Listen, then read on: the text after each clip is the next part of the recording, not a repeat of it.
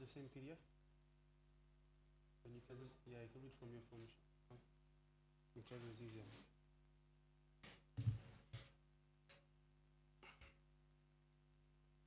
Huh? 2 minutes, inshallah.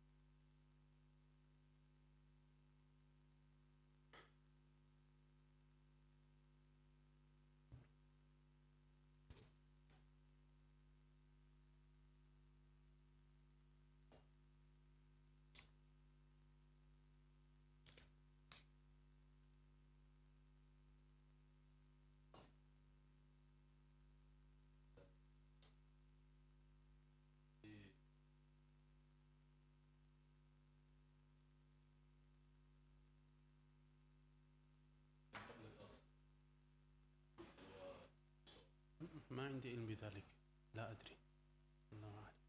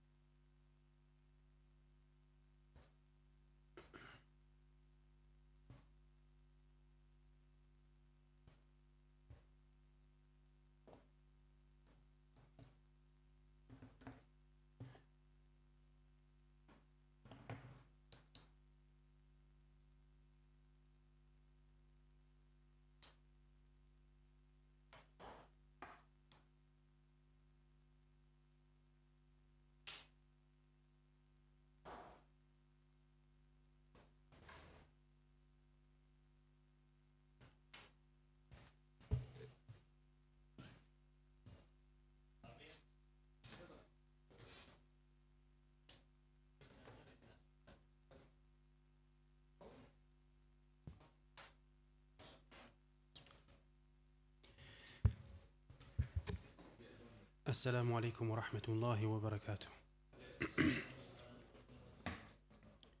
الحمد لله والصلاة والسلام على رسول الله.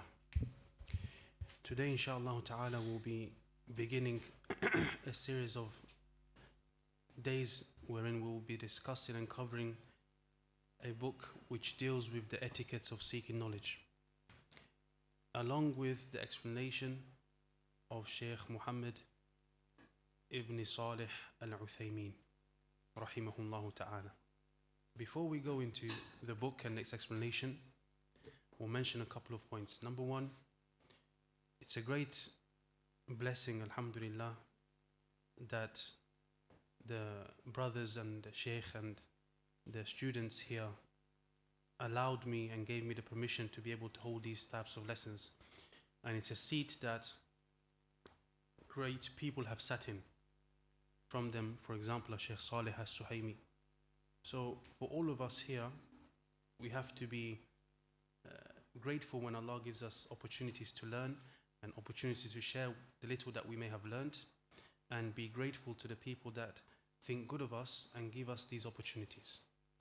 Second point is that this book here, and I mean the explanation of Sheikh Muhammad ibn Salih al-Uthaymeen, is a book which is very, very important for the person who wants to seek knowledge, especially in a place where knowledge and Islam itself hasn't been part of the life and culture of the people. And that is because, as you will see, Sheikh Muhammad rahimahullah ta'ala would not only answer and explain things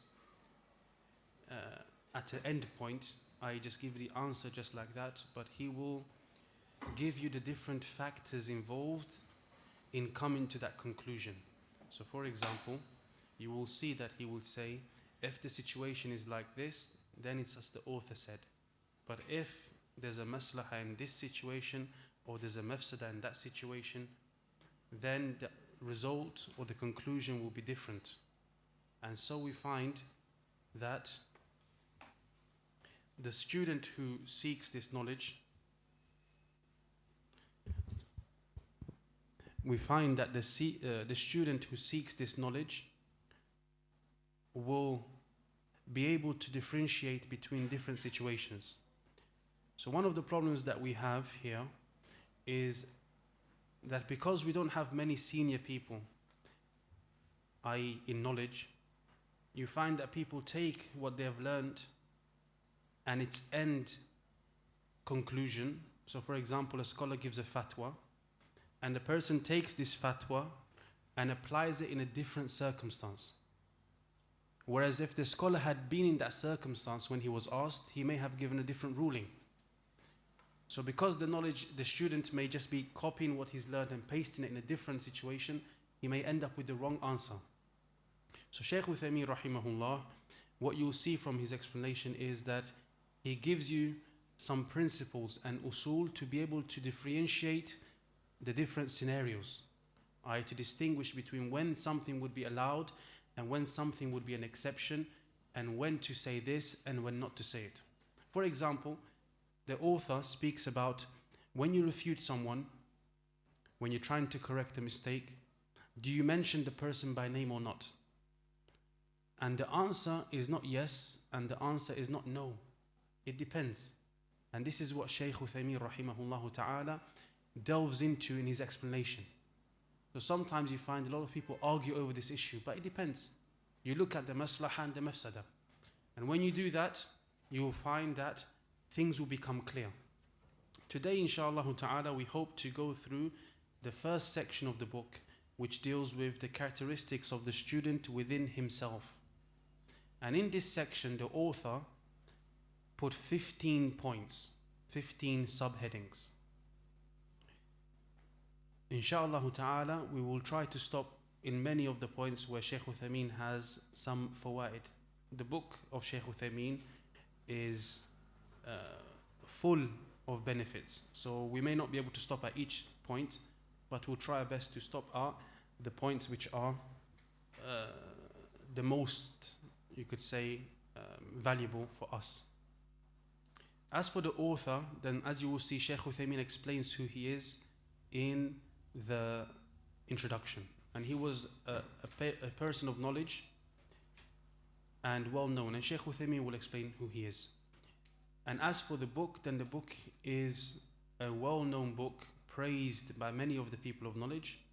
And from the praise of it is the fact that Shaykh Uthaymeen is one of the few books, if not the only, or one of the rare books that Shaykh Uthaymeen rahimahullah explained that was written within his lifetime.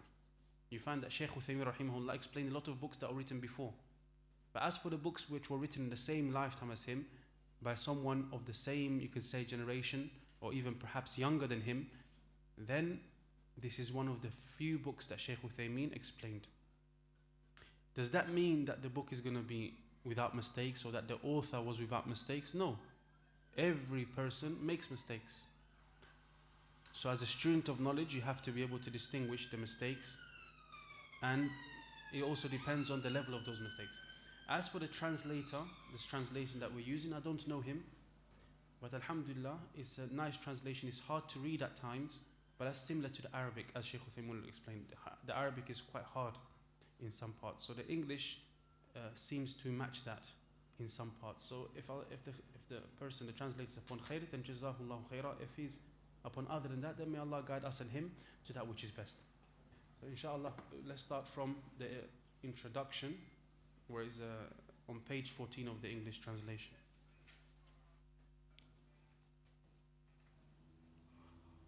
Page 14.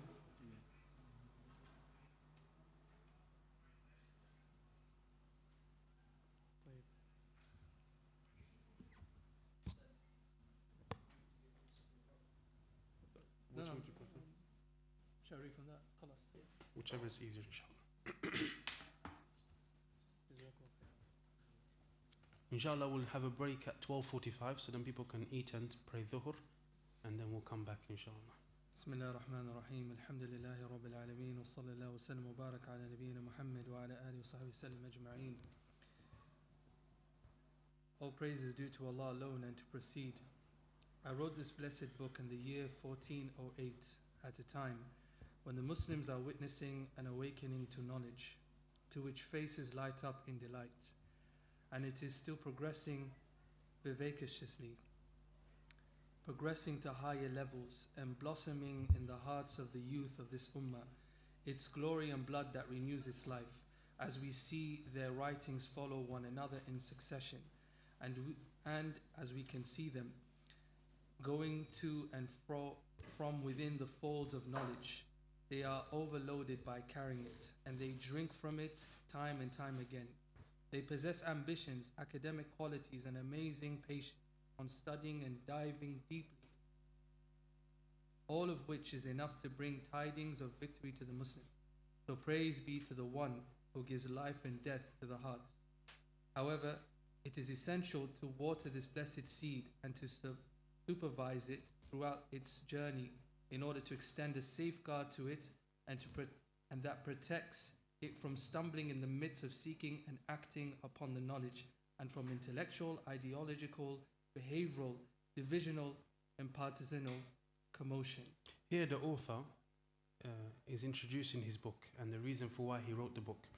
And he mentions the first thing that we can say in summarizing this introduction is that he has seen a revival, you could say, in the enthusiasm of the youth for seeking Islamic knowledge.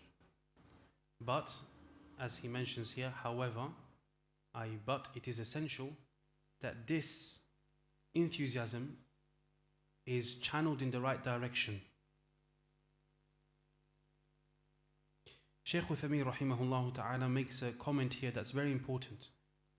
He says, لأن كل شيء إذا زاد عن حده فسوف يرجع إلى جذره إذا لم يضبط ويكبح فيكون دمارا في المجتمع وعلى قلب صاحبه. أرأيتم الخوارج. So he's saying here, because everything, i.e. this enthusiasm that we're seeing, people want to seek knowledge, they have a passion. But everything that goes beyond its level, beyond the limits that is supposed to be in place, if it goes beyond that, it will have a bad effect. He goes on to say, أَرَأَيْتُمُ الْخَوَارِجِ. Have you seen the Khawarij? And the print that we're using, Shaykh Uthaymin's print, this is on page 10. He says, have you seen the Khawarij? عندهم من الإيمان بمحبة أن يكون المسلمون على الحق ما لا يوجد في غيرهم. They have, from an aspect of Iman and love, that the Muslims will be upon the truth.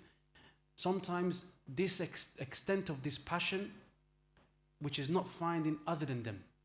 They have a passion for wanting the people to follow Islam, and they're very excessive in that. لكن هذا قد زاد حتى كفر المسلمين. But this passion and this enthusiasm that they had, the Khawarij, and those that follow them from our times, this has gone beyond the limits. It increased to the extent that they made takfir of the Muslims. They ended up saying the Muslims are not Muslims anymore. Why? Because they wanted them to follow Islam so much, and when they didn't follow Islam in some things, they said, no, you're not Muslim anymore. حتى كفروا المسلمين وأئمة المسلمين, and the leaders of the Muslims. وخرجوا عليهم, and they went out and rebelled against them. Shaykh Uthaymeen gives the advice. Then he says, take hold of your heart, put principles in place. So here the author, this is the second point the author makes in his introduction. So the author means Shaykh Bakr, and the explainer, when I say explainer, means Shaykh Uthaymeen. So here the author has made 2 points so far. Number one, there's a great passion, revival amongst the young people that he sees. And number two, that this passion has to be channeled in the right direction. Go ahead. I had put at their disposal a letter on ta'allum, finding knowledge. So here, there's a book, Ta'alum. He had written a book previously. Shaykh Uthaymeen says, يشير المؤلف إلى أنه ألف الكتاب وألف هذا الكتاب بعد أي حلية. He wrote حلية after having written his book At-Ta'alum. At-Ta'alum is feigning knowledge, pretending to have knowledge. Because there were some people that did not study properly, had not attained knowledge, but they seemed to the normal people as if they had knowledge. So maybe they dressed in a certain way, maybe they spoke in a certain way, but they were not firmly grounded in knowledge. So he wrote that book, the author, to highlight these type of issues.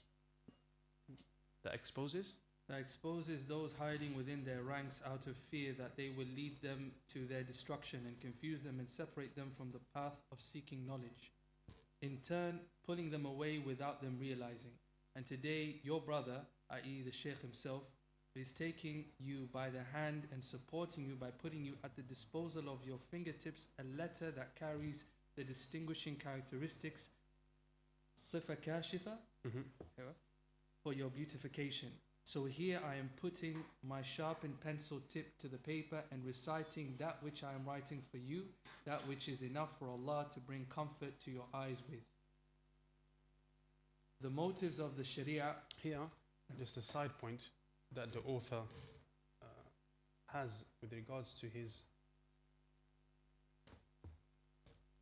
writing style. Shaykh Uthaymeen mentions here فيها الالتفات من الغيبة إلى الحضور وهذا ليس معتادا عند العلماء في مؤلفاتهم العلمية فالشيخ يعتمد على البلاغات اللغوية كما نبهنا في المقدمة. So here he's saying that the author, we skipped Shaykh Uthaymeen's introduction of one, but the author, as you can see even in the English, he says, he goes from third person to second person and so forth. He says, and today your brother, and he's speaking about himself. Why am I highlighting this? Because what the Shaykh Uthaymeen is saying is that the author at times is going to use language which is hard. Yeah, it's part of eloquence in the Arabic language. So it's a good book to read in Arabic as well. And even Shaykh Uthaymeen's explanation highlights certain points from here. Let's quickly just mention some things that I've highlighted from Shaykh Uthaymeen's introduction. In his introduction he says, فقد قررنا شرح كتاب حلية طالب العلم بعد مشاورة واقتراح الطلبة لدينا في الجامع. We have chosen to read and explain this book, حلية طالب العلم, this Shaykh Uthaymeen speaking, after having consulted and it being recommended or put forward, suggested by some of the students in the masjid. وذلك لأن طالب العلم إذا لم يتحل بالأخلاق الفاضلة فإن طلبه للعلم لا فائدة فيه. And that is because the student of knowledge, if he does not adorn himself with righteous or virtuous characteristics, then his seeking of knowledge will have no benefit therein. لكن يجب على الإنسان كلما علم شيئا من الفضائل أو العبادات أن يقوم به. But rather it is upon the student of knowledge that whenever he learns something, he comes to know of something from the virtuous actions or from the righteous worship or from worship, that he acts upon it. فإذا لم يفعل فهو والجاهل سواء. If he does not act upon it, then him and the ignorant person are similar. The ignorant person doesn't do the action because he doesn't know. Shaykh Uthaymeen says, rather, بل الجاهل أحسن حالا منه. Rather, the ignorant person that does not know the action, does not know that virtue, is better than him. Why? لأنه ترك الفضل عن عمد. Because the student of knowledge left the action knowingly, purposefully. He knows it and he still didn't do it. بخلاف الجاهل. in opposition or in difference to the ignorant person. The ignorant person maybe didn't do it because he didn't know. لأن الجاهل ربما ينتفع إذا علم. Because the person who is ignorant, i.e. he's just a general Muslim, he may not know of a certain virtue. He left the action without knowing. If he had heard about it, he may have done it. بخلاف من علم ولم ينتفع. In opposition or in difference to the one who knows and did not act upon it. He also goes on to mention أما مؤلف هذا الحلية. As for the author of this book, فهو أخونا الشيخ بكر أبو زيد. Then he is our brother, the Sheikh Bakr Abu Zayd. وهو من أكابر العلماء. And he is from the senior people of knowledge. ومن المعروفين بالحزم والضبط والنزاهة لأنه تولى مناصب كثيرة. And he goes on to mention some things with regards to his history. And he is from the well-known people that are serious and precise and have gained knowledge and have had positions of responsibility.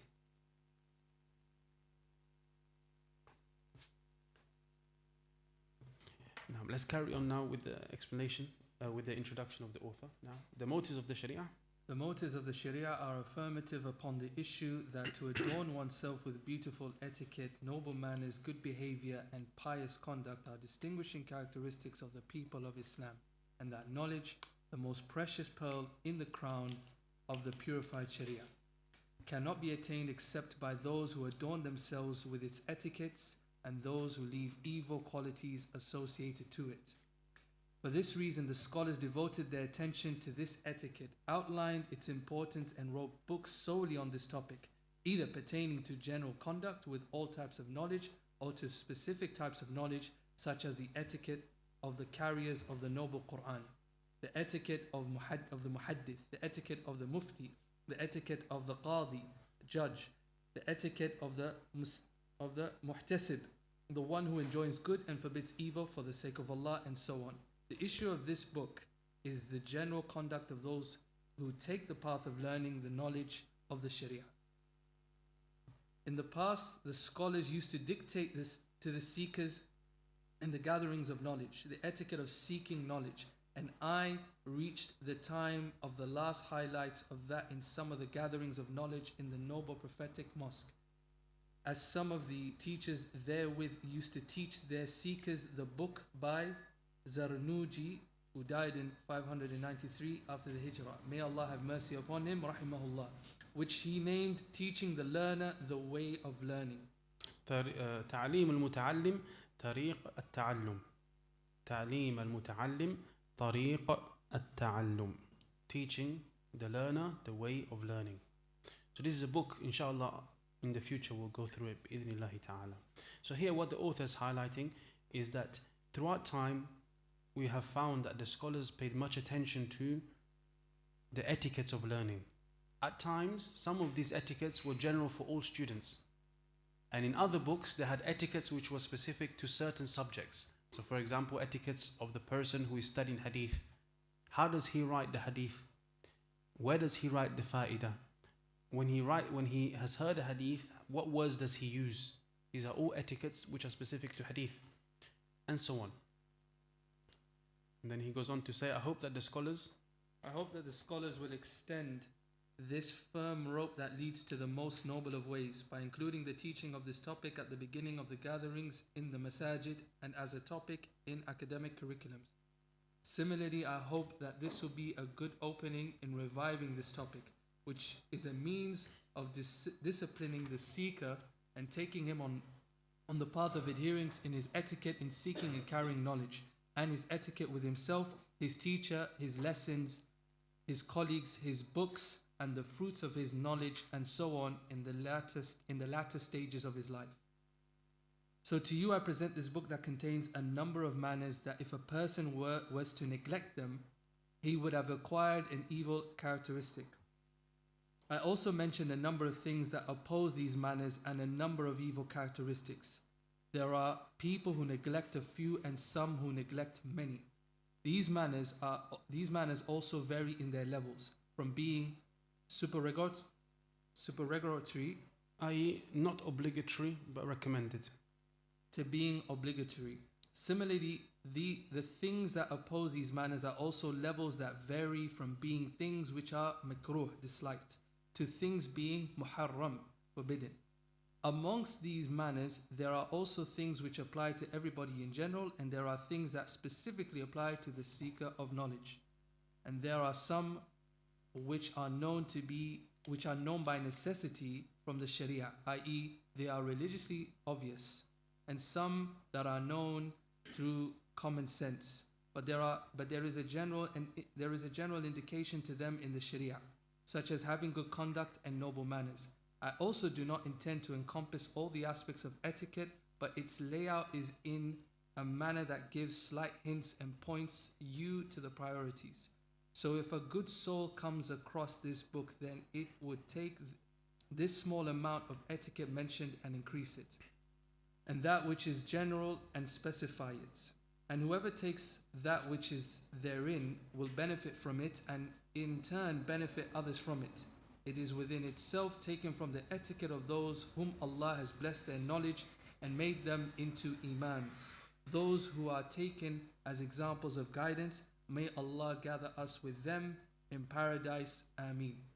Ameen. So here, even the person translating mentions a number of books. So you have from them, for example, Al-Jami' لأخلاق الراوي وآداب السامع by Al-Baghdadi, Al-Faqih wal-Mutafaqih, also by Al-Baghdadi, جامع بيان العلم وفضله by Ibn Abdul Barr, تعليم المتعلم طريق التعلم, which was quoted by the author here. You have تذكرة السامع والمتكلم في آداب العالم والمتعلم لابن جماعة.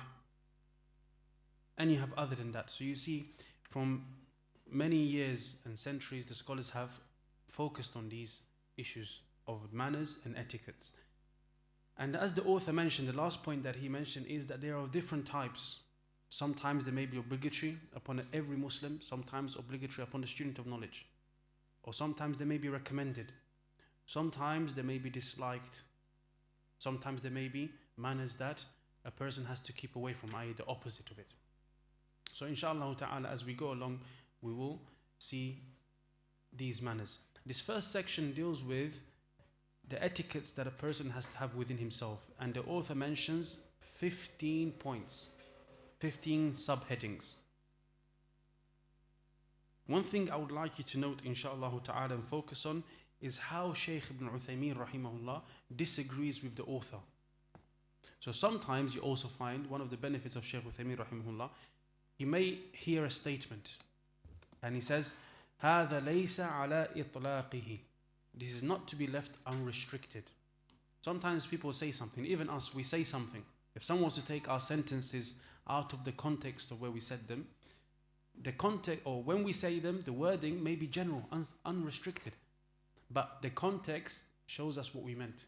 So sometimes you may have some statements of scholars or statements from the people before us from the time of the Salaf, which were for there was a specific context. So to leave them unrestricted out of that context may cause a misunderstanding. And this is one of the things that you're going to notice Shaykh Uthaymeen rahimahullah say. And it's very important for a student of knowledge, because when you come across statements, especially statements of your brothers, people that you know are generally upon good. They're generally upon good. You know them for 10 years, 20 years, and you know nothing but good in terms of their beliefs and their religion. And then you come across a statement, you hear someone quoting that person as having said something. So you have to think, what would the context be? What could he have meant by that? You interpret it according to what you know of the person. And this is something that you see Shaykh Uthaymeen mentions. And the last point in this section is with regards to at-tathabbut wa-thabat, wa-thabat wa-tathabbut, being steadfast and affirming or verifying things that you hear. So it's a very important point that comes at the end of this section. So the first point is that knowledge is a worship. Al-ilmu, i.e. seeking knowledge, ibadah, is an act of worship. Naam. The etiquette of the seeker's inner self. Number 1, knowledge is worship. The principle of all principles mentioned in this book, as well as the principle of every required action, is in your understanding that knowledge is worship. Some scholars said knowledge is a secretive prayer and the worship of the heart. Therefore, the condition of worship is One firstly, second, yeah. Sorry. Here Shaykh Uthaymeen mentions العلم عبادة بلا شك بل هو من أجل العبادات وأفضلها. Knowledge, seeking knowledge, is an act of worship without any doubt.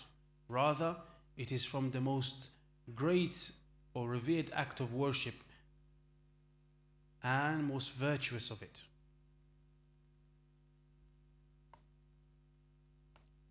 firstly, To the extent that Allah subhanahu wa ta'ala حتى إن الله تعالى جعله في كتابه قسيما للجهاد في سبيل الله. To the extent that Allah made seeking knowledge a partner, or to this category, next category to fighting or jihad in the sake of Allah, where Allah subhanahu wa ta'ala mentioned وَمَا كَانَ لِلْمُؤْمِنِينَ لِيُنْفِرُوا كَافَّةً.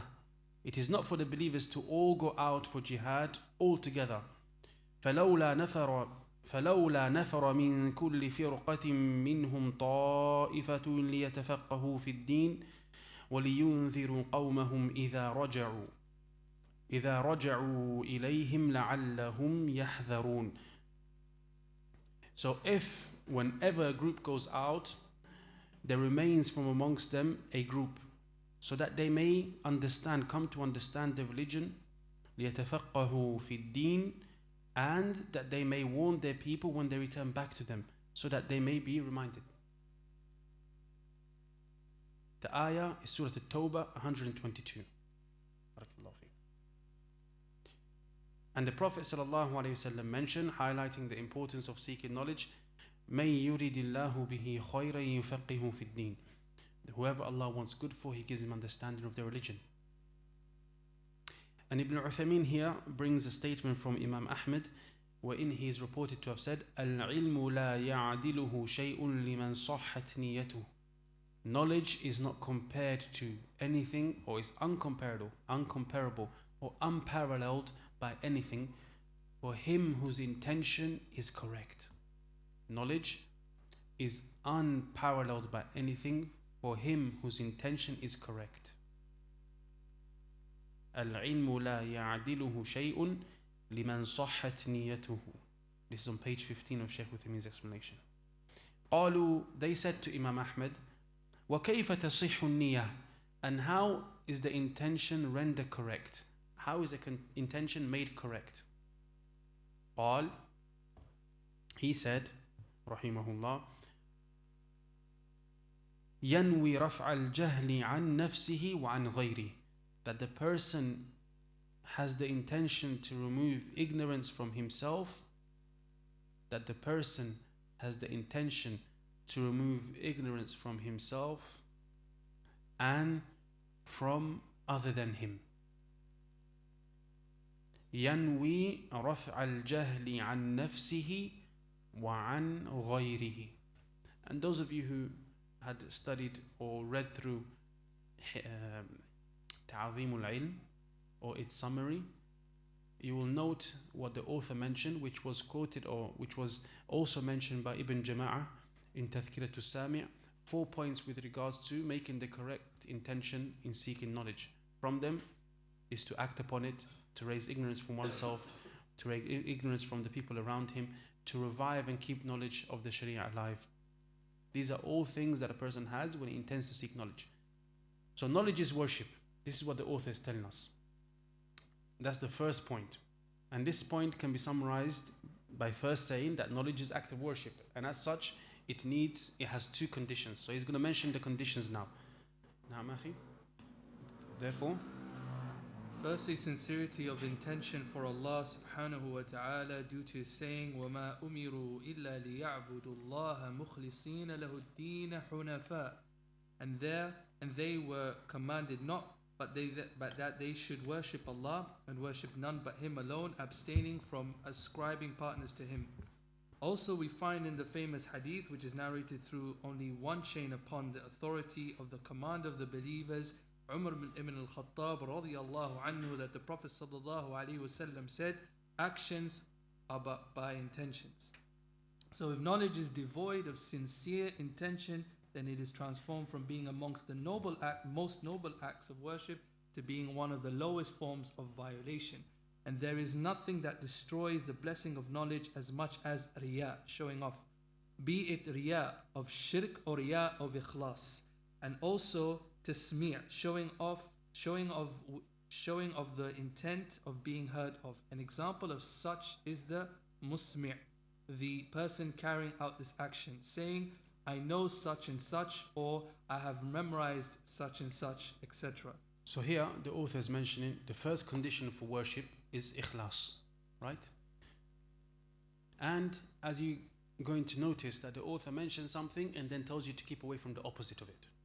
So he mentions you have to be sincere to Allah, and then he says, so if you don't have this sincerity, so if seeking knowledge is not accompanied by this sincerity, then it is transformed. It is transformed from being amongst the most noble acts of worship to being one of the lowest forms of violation. And he tells us what to stay away from. Stay away from riya, showing off. And one form of riya, which he also mentions, is tasmi'. Tasmi' means that you say stuff in order to be heard. I memorized such and such. I stayed up last night revising such and such, doing such and such. So riya includes tasmi' if it's not mentioned, but it's to do with being seen. Okay?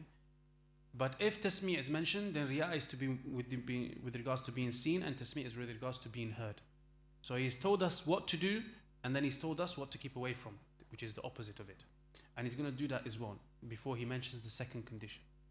He says, therefore adhere to freeing yourself from everything that blemishes your intention of seeking knowledge, such as love of standing out and rising above your colleagues and turning them into objects of achieving hidden objectives and attaining worldly pleasures, such as seeking wealth, glory, fame, by way of hearsay, praiseworthiness, or intending to turn people's faces in your direction. For these and other similar things that are such that if they blemish one's intention, they will corrupt it, and the blessing from knowledge will be lost. For this reason, it is incumbent upon you to protect your intention from all the traces of seeking with your knowledge the pleasure of others besides Allah, the Most High. Yet is it incumbent to beware of the things which lead to these evil qualities. So here the author is mentioning some of the things that people show off for. And in reality, part of pushing oneself away from showing off is reminding oneself that in the end nothing can help you other than Allah. There's no benefit that can come to you. There is no harm that can be averted from you except through Allah subhanahu wa ta'ala.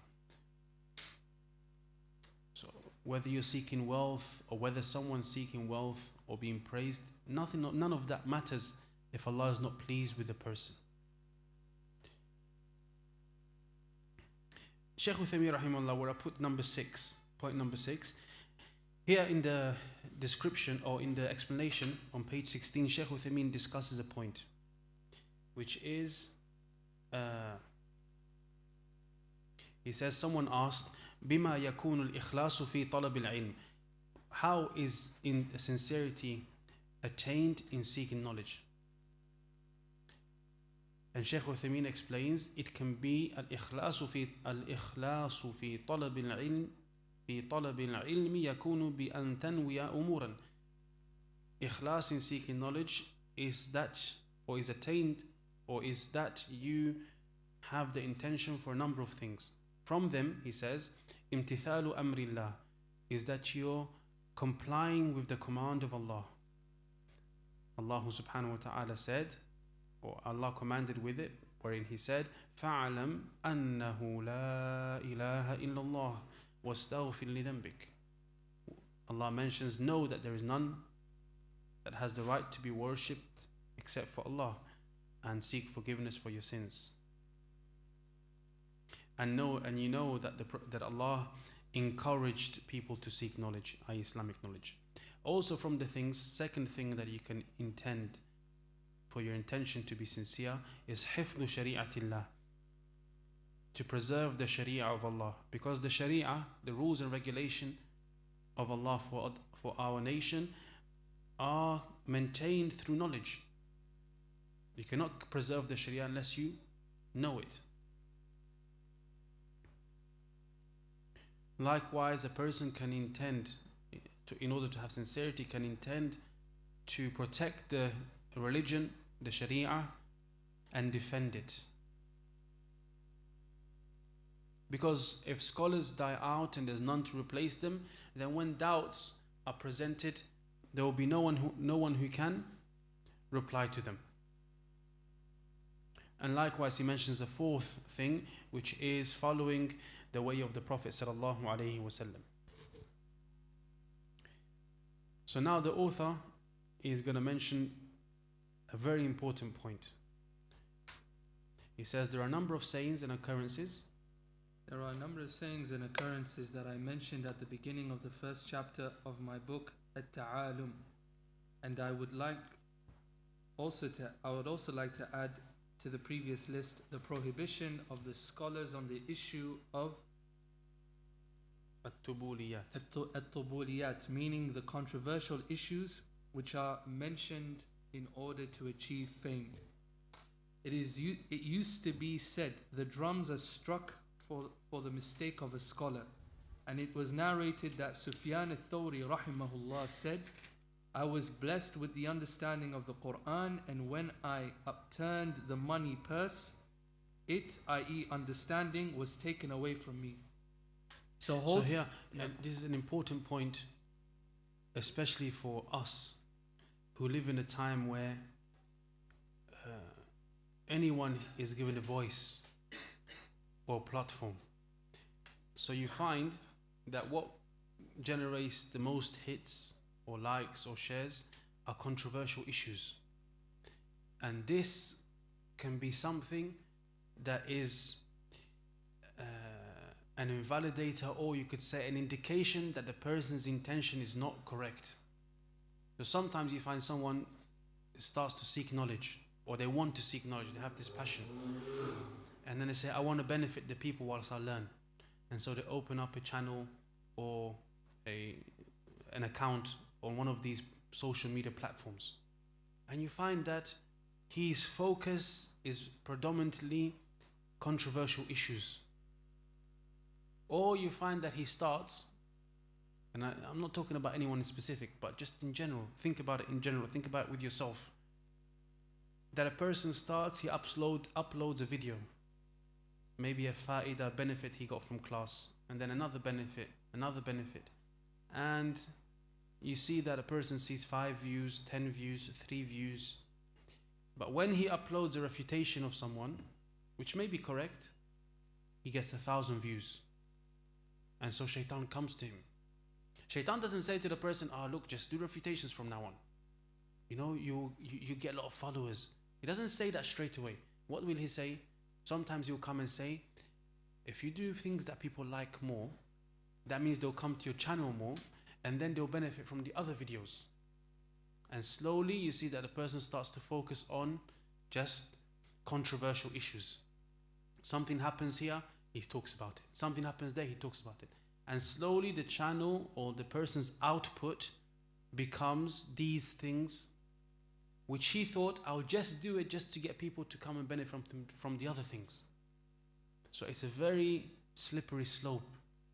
And if you notice, especially if you start to check in Arabic, sometimes you find professors, scholars who have studied for many years uploading videos daily. These are professors that teach in universities.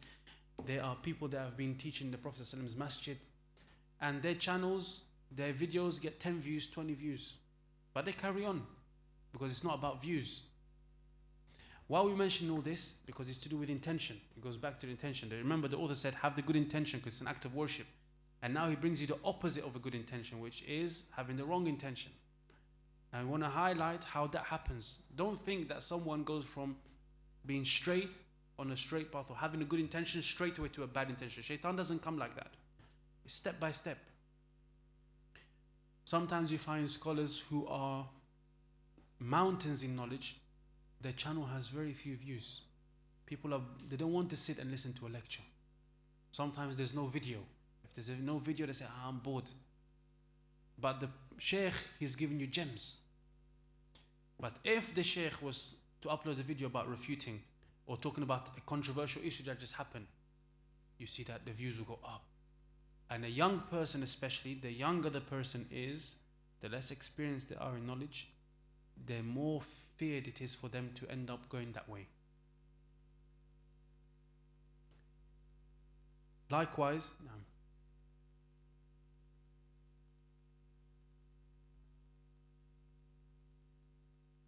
the one Shaykh Uthaymeen mentioned, he said the third point was protecting, if I'm not mistaken, he says protecting the Sharia of Allah and defending it. So it's important for the person to always check his intention and to not get caught up, especially at the beginning stages, in just doing things that get views or are controversial matters. As he says here, the drums are struck for the mistake of a scholar. If a scholar makes a mistake, person of knowledge, and someone is the one that corrects him, he thinks, I corrected him, I'm going to end up elevating. That's incorrect. It's incorrect. We have to be very careful. Then the author goes on to say, hold on fast. So hold fast. So hold fast. May Allah shower His mercy upon you to the most trustworthy handhold sincerity that will save you from these fatal blemishes by becoming, along with exerting yourself in becoming sincere, very fearful of anything that nullifies its sincerity, and displaying great poverty to Allah subhanahu wa ta'ala, along with turning to Him sincerely. It was narrated that Sufyan ibn Sa'id al-Thawri said, I did not treat anything more difficult than my sincerity. It was narrated that Umar ibn Dharr said to his father, O my father, why is it when you preach to people they are taken by their weeping, and when others preach to them they do not cry? So he replied, O my son, the bereaved woman who cries is not the same as the woman who is hired to cry over the dead. May Allah grant you prosperity in achieving the right guidance. A couple of points here. Here, the statement of Sufyan al-Thawri, I did not treat anything more difficult than my sincerity. ما عالجت نفسي على شيء أشد من معالجتها على الإخلاص. And this is what has been reported by some of the Salaf.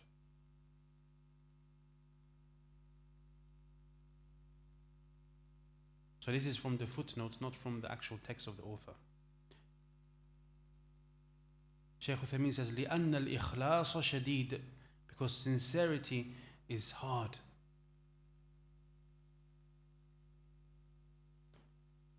There are many times that shaitan will come to a person when he's seeking knowledge, when he is revising knowledge, when people are asking him about knowledge, and will try to make the person feel a certain way, either to show off or to feel proud, to feel arrogant. So the person has to continuously renew that intention, remind himself that any good that he has is a blessing from Allah. It's not something that he himself is worthy of. It's something that Allah has blessed the person with. Now here, the statement, O my father, why is it that when you preach to the people, they are taken by weeping, i.e. they cry? When you give them a reminder, when you preach, they cry. And he says, but when other people preach to them, they do not cry. So the person replied, O my son, the bereaved woman who cries is not the same as the woman who is hired to cry. Is that statement clear or not? The bereaved, what does it mean? She lost someone, could be, yes, husband or child.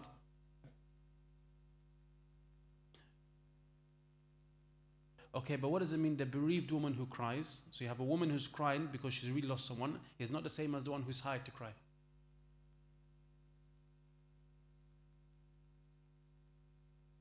Okay. Same. Good.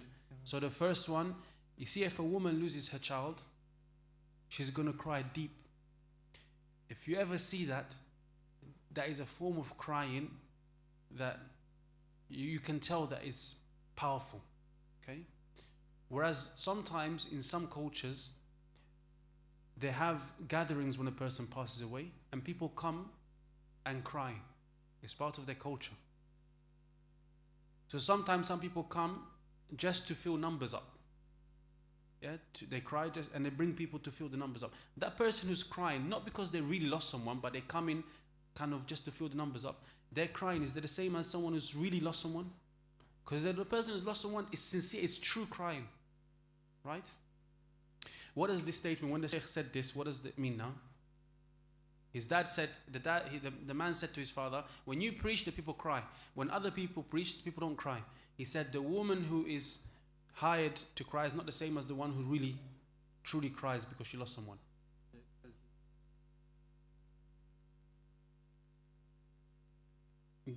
Good. So the person who is sincere when they preach will have an effect. I.e., when you hear someone preaching and you can feel some sort of sincerity from them, it affects you more than someone who you think is just doing it just to do their job. Even someone who teaches you, sometimes even at university or whatever the case may be, you may have a professor who's just teaching you for teaching you. It doesn't feel the same as someone who's really passionate about it. Now the question is, he's saying, now he's answering his son, the person who preaches sincerely is not the same as the one who is hired to preach. So what does that mean? He's saying, people cry when I preach because I'm sincere. To say that you're sincere, is it praising yourself? It is. So how do we understand that? Is the person praising himself? This is why I want you to read Shaykh Uthaymeen's explanation. Yes. He says, وَلَيْسَ مِثْلَ this is on page 21. وَلَيْسَ مِثْلَ هَذَا الْكَلَامِ الَّذِي يَرِدُ عَنِ السَّلَفِ يُقْصَدُ بِهِ مَدْحُ أَنفُسِهِمْ or مَدْحُ أَنفُسَهُمْ. And it is not this type of speech which comes from the Salaf is not intended by it that they are praising themselves. بَلْ يَجِبُ أَن نُحْسِنَ الظَّنَّ بِهِمْ. Rather, it is upon us that we think good of them. وَأَنَّهُمْ لَا يُرِيدُونَ بِذَلِكَ مَدْحَ أَنفُسِهِمْ. And that they do not want, through this type of speech, to praise themselves. Their intention is not to praise themselves. وَإِنَّمَا يُرِيدُونَ بِذَلِكَ. But rather, through this speech, they want حَثَّ النَّاسِ عَلَى إِخْلَاصِ النِّيَّةِ. To encourage people to have a pure and sincere intention. وَالْبُعْدُ عَنِ الرِّيَاءِ. And to be far away from showing off. Page 22. وَمَا أَشْبَهَ ذَلِكَ. And what is similar to that? وَإِلَّا. Had this not been the case, had we not thought good of the Salaf, لَكَانَ هَذَا تَزْكِيَةُ النَّفْسِ وَاضِحَةً. تَزْكِيَةٌ لِلنَّفْسِ وَاضِحَةً. This type of statement would have been a praise of the self clearly. والله تعالى قال, and Allah Azza wa Jal said, يقول فلا تزكوا أنفسكم هو أعلم بمن اتقى. And Allah said, do not praise yourselves, He is most aware of those who have taqwa.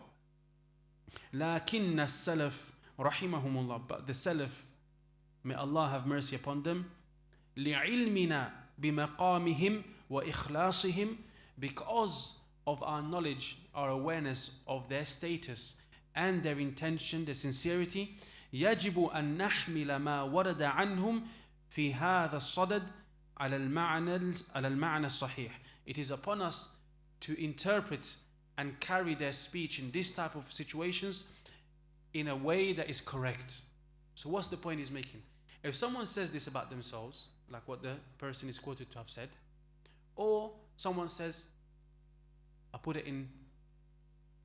someone says something similar to this, you interpret it in a good way because of what you know of that person. So what we know of the Salaf is that the Prophet ﷺ praised the righteous 3 generations. So if they mention something which could be understood, it could be either that he is praising himself, or it could be that he's trying to encourage his son to have sincerity. So that's why he says it. We are going to interpret now in a positive way because we know positive from them. Okay, why is this important? Sometimes you may come across some people, students of knowledge sometimes, or teachers. They praise their books, their own books, or they praise their courses. They say, this is the best course you're going to come across. Or this book, nothing has been written like it. Okay? If you know from that person that he's normally sincere, i.e. from what you can tell, Allah knows best the insides of people, but what you can tell is that he's normally sincere, normally he's humble, but he says this, then what do you understand? You understand it that he's trying to encourage people to benefit. So if he says, for example, this book, this course is going to be really good. I don't think anything similar has been done in the English language. If we know good from the person, we interpret it in a good way. Even though, personally, I might not like this type of statement.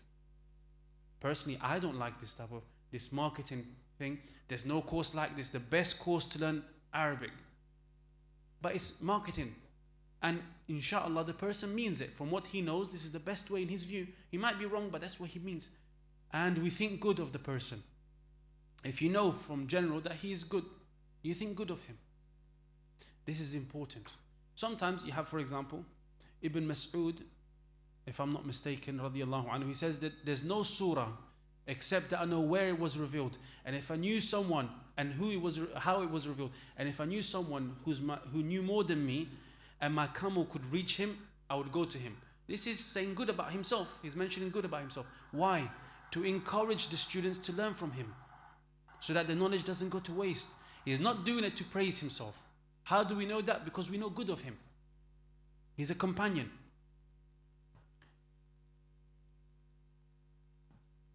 So it's important. Sometimes you may come across a student of knowledge similar to yourself. And jealousy runs between people. Don't pretend that you're never going to be jealous. Most likely, shaitan will try to put jealousy. Even if you don't like the person as a person, your personality may not be the same. Be careful that you warn against somebody just because of your jealousy. Because you're stopping khair from happening. This is a very delicate subject. We have to be sincere. And this is why it's coming under sincerity. We have to be sincere in how we act and also how we talk about other people. If there's a way to interpret something good and the person is generally good, then do so. Unless it's clear that they've done something wrong in that issue. They made a mistake.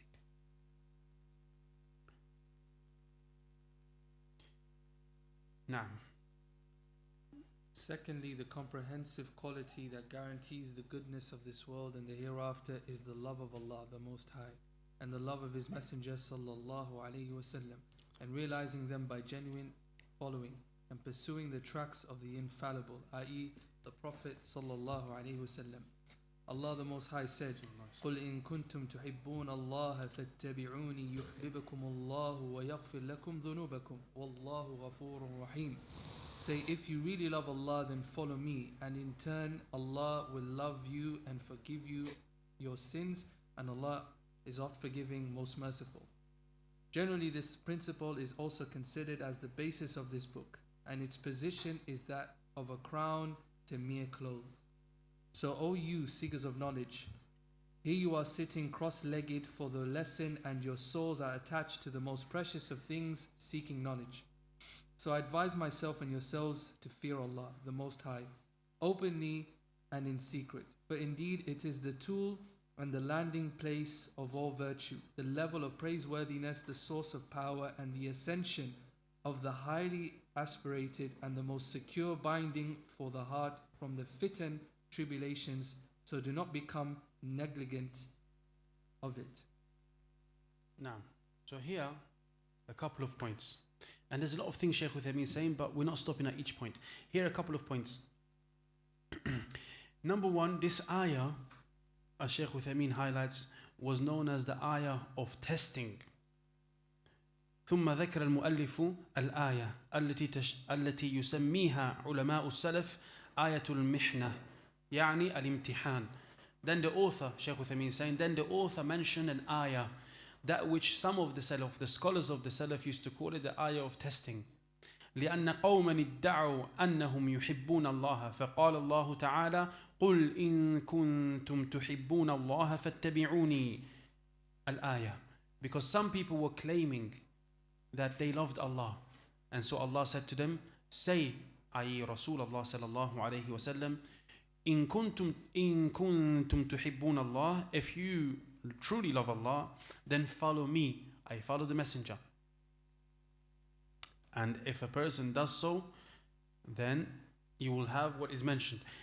And the Shaykh says, فَاتَّبِعُونِي يُحْبِبُكُمُ اللَّهِ إِشَارَةً إِلَىٰ أَنَّ الشَّأْنَ كُلَّ الشَّأْنِ أَن يُحِبَّكَ اللَّهِ, pointing to the fact that the important or the most important of all affairs is that Allah loves you. How many people say that we love Allah? Many people from different religions say we love Allah, or whatever names they may call Allah subhanahu wa ta'ala. But the point is not that you claim to love Allah. The point is that Allah subhanahu wa ta'ala loves you back, or that Allah subhanahu wa ta'ala loves you. And so the author concludes this first point, which was what? What was the first point? No. Knowledge is worship. Knowledge is worship. And because it's worship, it has two conditions. Number one, sincerity. And number two, following the way of the Prophet sallallahu alaihi wasallam. And when he spoke about sincerity, he also spoke about things that nullify it. Okay? So he closes this point by mentioning that this principle, that knowledge is worship, and that it requires these two conditions at minimum, is, you could say, the bedrock of the etiquette of the student. That all that will come after that is connected to this, i.e. that knowledge is worship. Here the Shaykh Uthaymeen rahimahullah ta'ala goes on to mention. He says that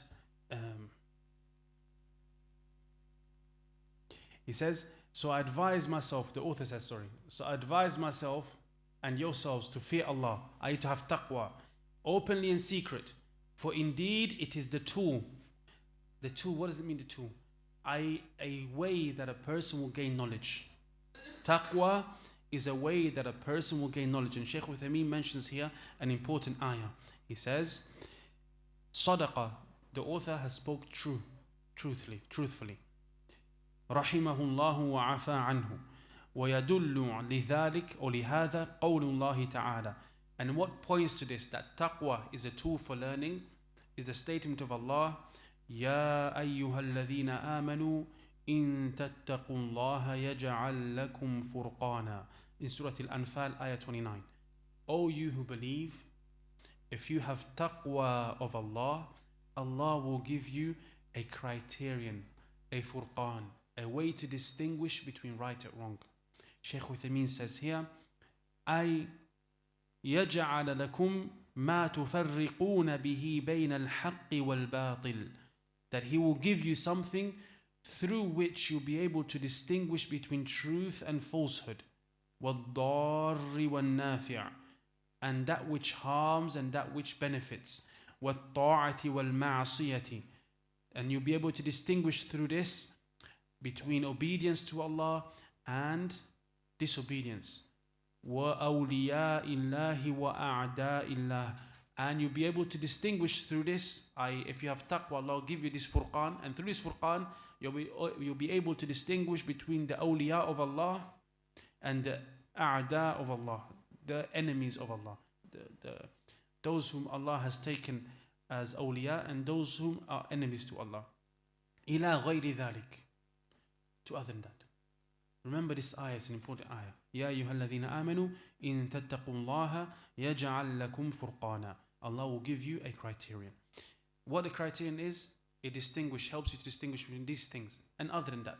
And then Shaykh Uthaymeen says, and this is very beautiful, وَتَارَةً, at times, يَحْصُلُ هَذَا الْفُرْقَانِ بِوَسِيلَةِ الْعِلْمِ. Sometimes it may be that Allah, when you have taqwa, Allah will give you knowledge.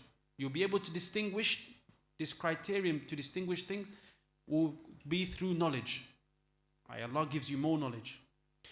وَتَارَةً or rather he says, فَيَفْتَحُ اللَّهُ عَلَى الْإِنسَانِ مِنَ الْعُلُومِ وَيُيَسِّرُ لَهُ تَحْصِيلَهَا أَكْثَرَ مِمَّنْ لَا يَتَّقِ اللَّهِ. So that a person will be able to understand different sciences, different knowledges, and he'll open him up in a way that he'll be able to learn more than the person who does not have taqwa or has less taqwa. That's one way that a person gains more knowledge. The second way, he says, وَتَارَةً يَحْصُلُ, and at times this will occur, i.e. this criterion where you can distinguish will come بِمَا يُلْقِيهِ اللَّهُ تَعَالَى فِي قَلْبِهِ مِنَ الْفِرَاسَةِ, through something that Allah puts in his heart of firasa, intuition. So a person may have taqwa and Allah will give him a furqan, a way to know right and wrong. How? Through an intuition that he is given. Such that Allah subhanahu wa ta'ala يجعل لمن اتقاه فراسة يتفرس بها فتكون موافقة للصواب. That Allah gives him a sort of intuition through which a person is guided to the right view. So these are two important aspects. Taqwa is very important for the student of knowledge. It doesn't mean you're going to be an angel. You're not going to be infallible. But you're increasing in your taqwa. Day to day, you're getting better. You're more aware of Allah. You're more conscious of Allah. When you sin and you're going to sin, you return back to Allah quicker. You make less mistakes and less sin than previously. You're generally becoming a better person. Maybe you started at -7 when you started practicing. You're really bad. But slowly you're becoming better. If you compare yourself to someone who was practicing his whole life, maybe you're not as good as them, but you're getting better. So this increase of taqwa is going to have a positive effect in your seeking knowledge.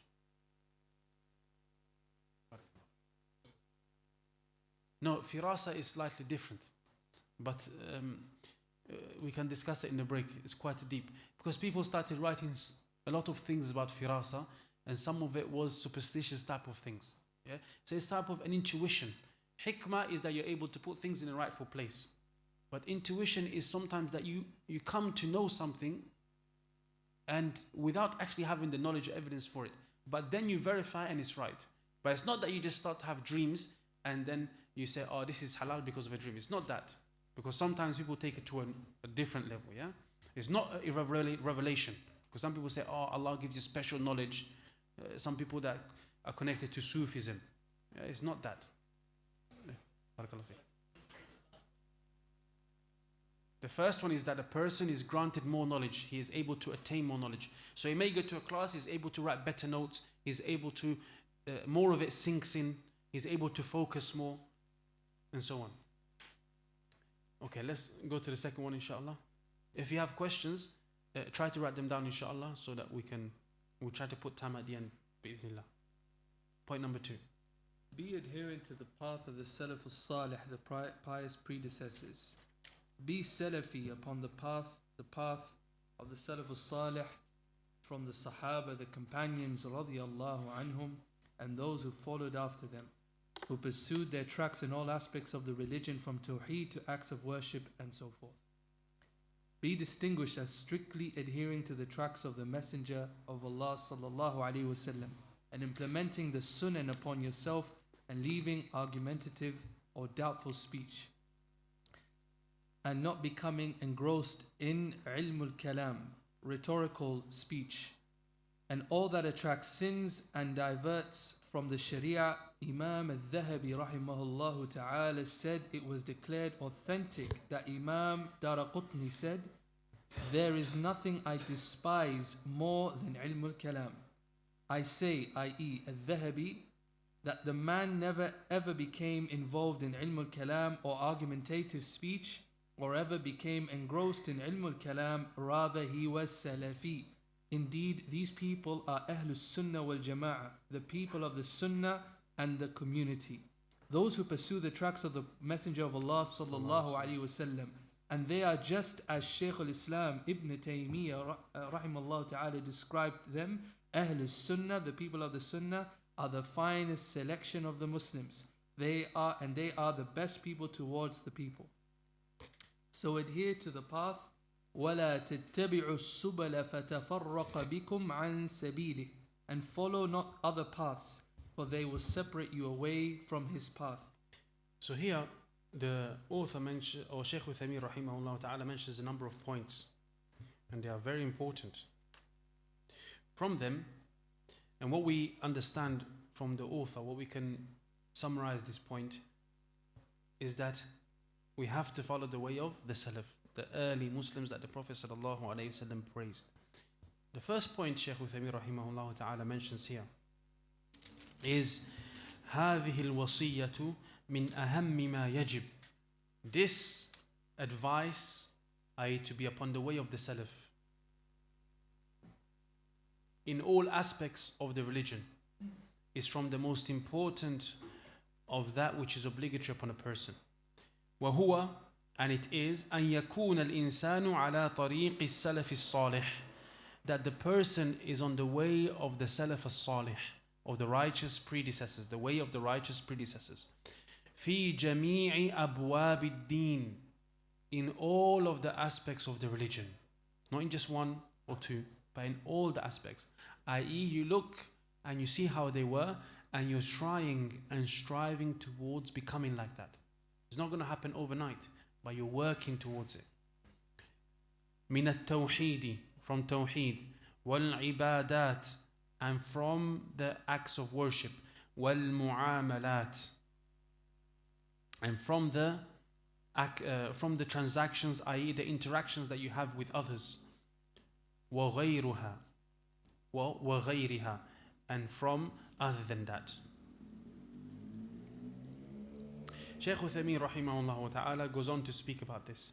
He says, كذلك عليك أيها الطالب أن تترك الجدال والمراء لأن الجدال والمراء هو الباب الذي يغلق طريق الصواب. It's upon you to leave the path of, or the way of, arguing and disputation, because these such things, debating and arguing and so forth, are from the things that will close the path to that which is correct.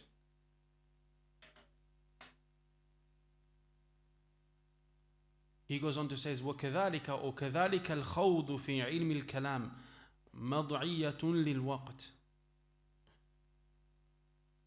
لأنه متعلق بأشياء هي من أوضح الأشياء. Because this, sometimes delving into these type of topics and philosophical arguments and so forth, at times can be a big waste of time, as a person has to spend time disputing and debating something that is very clear.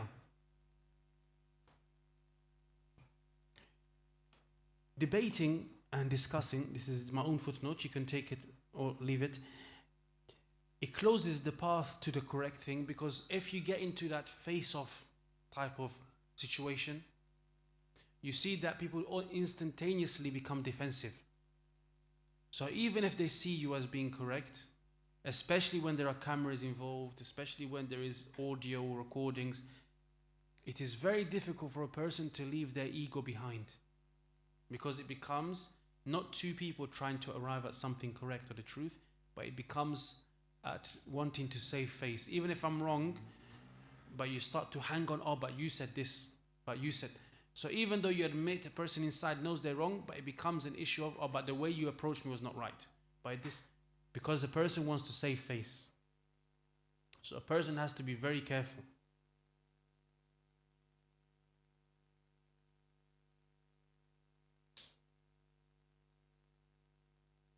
Shaykh Uthaymeen speaks and goes on to discuss where he says, where the author mentions the quote from Ad-Daraqutni and then the statement of Al-Dhahabi. He says, part of what he says, وَلِهَذَا شَيْء وَلِهَذَا لَيْسَ شَيْءٌ فِي مَا أَرَى, and for this reason there is nothing, because it makes a person doubt. You know, when you start to have these presumptions and you start to put this has to, if this means this, then it means this, and this means this, these principles that are not from the deen, it makes a person have to have doubt first, and then enter into, okay, this is speculative and this is this is that. It makes a person have to have this doubt. So he says, وَلِهَذَا لَيْسَ شَيْءٌ فِيمَا أَرَى أَضَرَّ عَلَى الْمُسْلِمِينَ فِي عَقَائِدِهِم مِّنْ عِلْمِ الْكَلَامِ وَالْمَنْطِقِ. That's why, in my view, from what I see, there is nothing which can be more disruptive or harmful to the general Muslim or to the Muslims in their beliefs from علم الكلام والمنطق. وكثير من علماء الكلام الكبار أقروا في آخر حياتهم بأنهم يتمنون الموت على دين العجائز ورجعوا إلى الفطرة الأولى.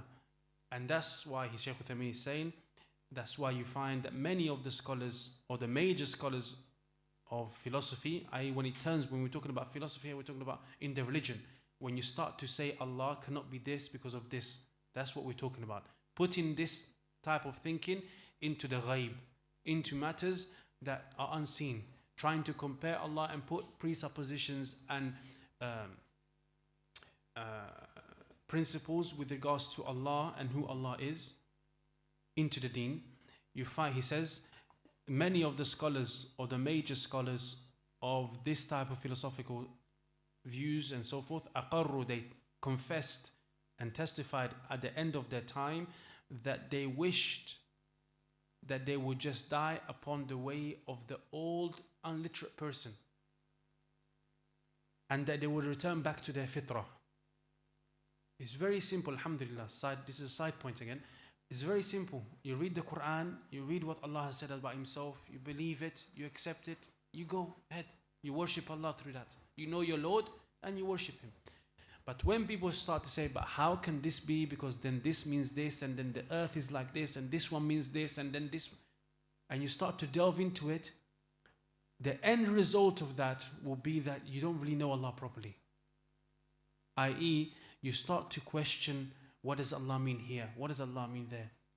And you start to discuss all these ayat and ahadith that mention who Allah is, your Lord. It starts to become just, it doesn't really mean this, but it means something else. Whereas the general Muslim, when he just reads it, his fitrah is there, he understands. When he makes dua, when he wants to turn to Allah, he naturally turns up. He knows his Lord is above him. He doesn't have to think and try to reason and ration and burden himself in a way that it becomes difficult for him. Shaykh Uthaymeen quotes Shaykh al-Islam Ibn Taymiyyah. He says, وَأَكْثَرُ مَنْ يُخَافُ عَلَيْهِ الضَّلَالِ هُمُ الْمُتَوَسِّطُونَ مِنْ عُلَمَاءِ الْكَلَامِ. And the most upon whom we fear misguidance are those who are in the middle, have transversed the path of the kalam, ilmul kalam, or ilmul kalam, and they're in the middle. The beginner, he's yet to get into it. So you don't hope that, inshallah, he will not get misguided because he hasn't gone into it yet. And the one who reaches the end, Shaykh Uthaymeen has highlighted, he tends to return. He wants to go back to wishing he hadn't learned this type of stuff. But the one who is in the middle, he's still learning, this is the one that is, the misguidance is feared for. لِأَنَّ مَنْ لَمْ يَدْخُلْ فِيهِ فَهُوَ فِي عَافِيَةٍ مِّنْهُ. Because the person who has yet to learn ilmul kalam, he hasn't gone into it, he is safe from it, he is free from it, he's not learnt yet. وَمَنْ دَخَلَ فِيهِ وَبَلَغَ غَايَتَهُ فَقَدْ عَرَفَ فَسَادَهُ وَبُطْلَانَهُ وَرَجَعَ. Shaykh al-Islam is saying, and the one who has reached the end of this subject, he's gone deep into ilmul kalam, he's seen what different scholars have said, he's gone through the darkness and he's reached the end of it, he has understood, he will come to understand the invalidity of this subject, the falsehood of it, the fact that it doesn't have benefit at the end. So he will leave it because he has reached the end. But the one who is in the middle, and he says, Shaykh Uthaymeen says, وَصَدَقَ, and Shaykh al-Islam has told the truth. And he goes on to quote him, فَهَذَا هُوَ الَّذِي يُخَافُ على في كل علم. Rather this, Shaykh Uthaymeen is saying, rather this person, the one who is in the middle, who hasn't yet learnt it properly, this is the one that we worry about in every science. Why? نخاف أو يخاف من المتوسطين الذين هم في عرض الطريق لأنهم يرون أنهم دخلوا في العلم فلا يتركونه لغيرهم وهم في الحقيقة لم يبلغ غاية العلم والرسوخ فيه فيضلون ويضلون. Because they will get in the middle and they think that they have achieved something. They're not going to leave it for anyone else, but really they haven't firmly grasped the knowledge. This is similar to something that will come later on in the book, which is a statement that people, when they learn, they go through different stages. The first stage, and there's an English term for it in psychology which escapes me at the moment, but it's something effect. It starts with D. It's an effect where when a person first starts learning, they think they know it all. So the first stage is that a person becomes arrogant or they think they know it all. And if a person keeps learning, then they go to a second stage. The scholars are explaining, this is not a hadith, but they're just explaining what they've observed.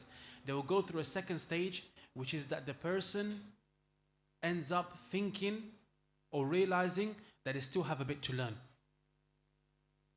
And then the third stage that some of the scholars mention is that the person realizes that what they will learn and what they have learned and what they're going to learn is only a small amount compared to what's left. And then some of them add a fourth stage where they say that they realize that no one is going to learn the knowledge, i.e. all of it, except the Prophet. Or they say that only Allah knows. So there are 4 stages. In the book, he's only going to mention 3, depending on which quote you take from which scholar. But it's true. So for example, sometimes a person may learn tajweed. You learn, okay, if after nun sakina comes this letter, you have to do idgham bi ghunna. If this one comes out, then you have to do idgham without ghunna. If this one, and then you start praying behind the imam. They always used to pray. You used to like his recitation. Now you say, this imam doesn't know anything because he doesn't make idgham bi ghunna here. He doesn't, and you start to think, or you learn a bit of Arabic grammar. And then you learn lesson 4, Medina book, min al-bayti. After min is kasra. And then you go to the khutbah of the imam that you used to listen to all the time, you used to like him. Or the teacher, your favorite teacher, used to seek knowledge with him. And you notice that sometimes he says min al-baytu when he's reading. He makes a mistake. And you start to think, I don't think I should sit with the teacher. He doesn't really know grammar. Shaitan comes to you and say he doesn't really know. You start to look down upon him. Shaitan comes to you. That's that first stage of knowledge. Or sometimes you hear khutbah and you say, I could give a better khutbah than that. Because you learnt a little bit. But doing it and sitting on the sideline and criticizing or analyzing is different. Sometimes you think, I'll give you an example and you can all relate to it. Bidinillah. Sometimes you're practicing your page or your homework of Quran at home. And you think you're imam. And then you go sit in front of the teacher and you start stuttering. You say, teacher, wallahi, when I was in the room, I knew it. When I came in front of you, it went. This is the same when you teach, when you give a khutbah, when you lead salah. When you lead salah, especially if you watch someone new leading salah, you're going to see their legs shaking. You think, it's easy surah. But when you go to do it, you start Qul huwa Allahu ahad and you start shaking. You say, I don't know what's next. So don't, when you go through these stages of learning, don't underestimate or look down upon anyone. Especially if you don't have an option to learn from somewhere else. Because shaitan, a student of knowledge, maybe graduated recently, and he's teaching you good things. If you stop learning with him, maybe you will stop for a year, you don't learn anything. So when you learn something, don't let shaitan come to you and say, look, he doesn't even know how to read Quran properly. How can I go and sit with him? And the Salaf, they said you should learn Quran first. And look, he doesn't learn. Okay, where are you going to go? If you got an option that you're going to learn more, okay. But if you're just going to say, we're going to sit by ourselves and read the books of the scholars. The reality is you're going to sit, as we've seen it. People, they stop going to lessons. They say, I'm going to study this on, follow this series on YouTube. I'm going to do this. And after a month, after 3 weeks, they stop. There's no one to push them. So knowledge is not taken from the depths of books, but is taken from the mouths of men. Then the author goes on to mention the third point. So just being aware of time, inshallah, let's move the third point and then we see the fourth point. Inshallah, because the points get smaller. They're not all going to be this long. Now, the third point, committing to the fear of Allah. Committing to fearing Allah the Most High, beautify yourself by filling your outer and inner self with the fear of Allah the Most High, by observing the apparent characteristics of Islam and manifesting the Sunnah and spreading it by implementing it and calling towards it, leading the way to Allah with your knowledge, manners and actions, and adorning yourself with masculinity, lenience and pious conduct. The basis of all the previous characteristics is the fear of Allah. بالرجولة, when it says masculinity, i.e. with a dignified conduct. With a dignified conduct. Yeah? So obviously, for a man, that is to have masculine characteristics. I.e. to be an adult, to act like an adult, the way you walk, the way you stand, the way you talk, the way you interact with people.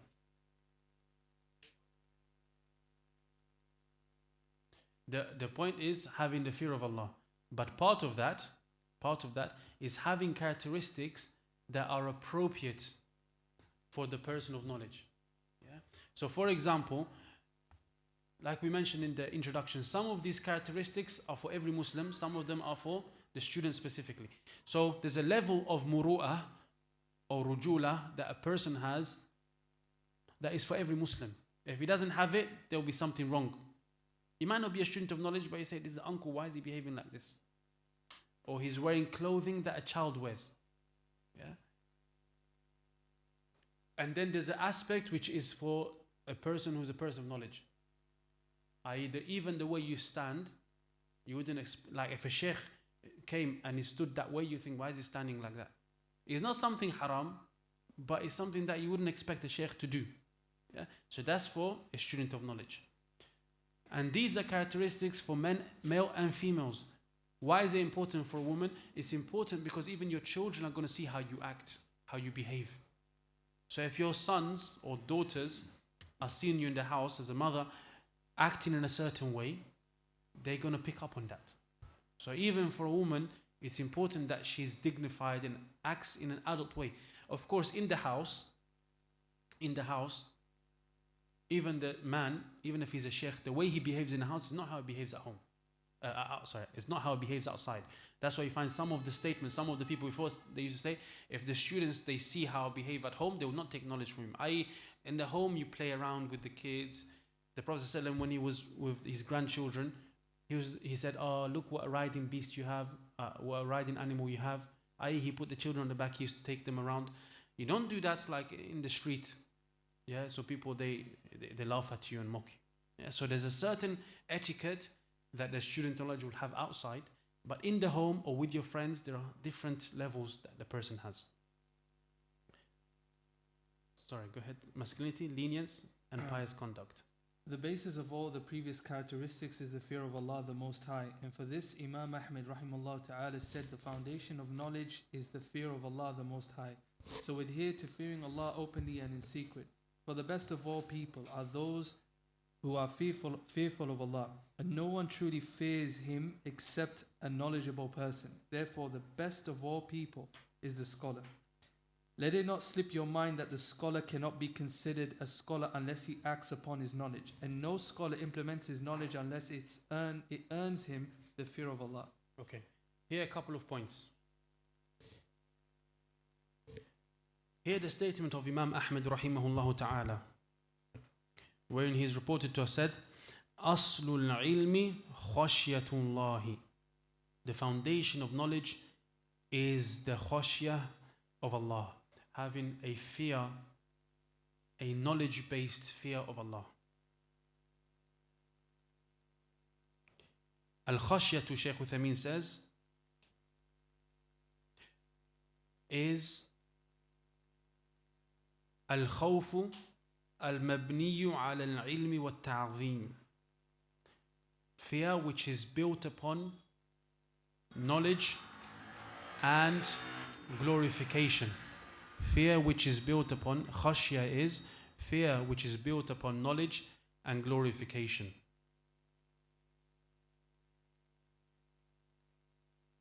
ولهذا قال الله تعالى إنما يخشى الله من عباده العلماء.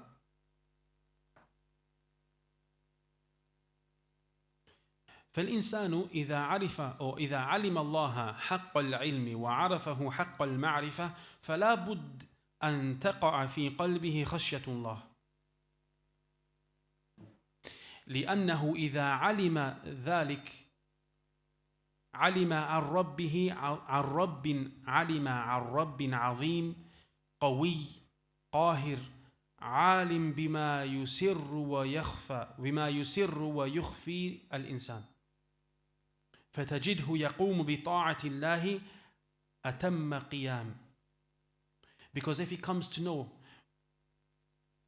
of Allah in a true way and he is aware of Allah with a true awareness, then there is no doubt that there will occur in him a khashya, a reverential fear of Allah, because he will come to know of a Lord who is powerful and able over all things, a Lord that is aware of that which him as a human is hiding and keeping as a secret.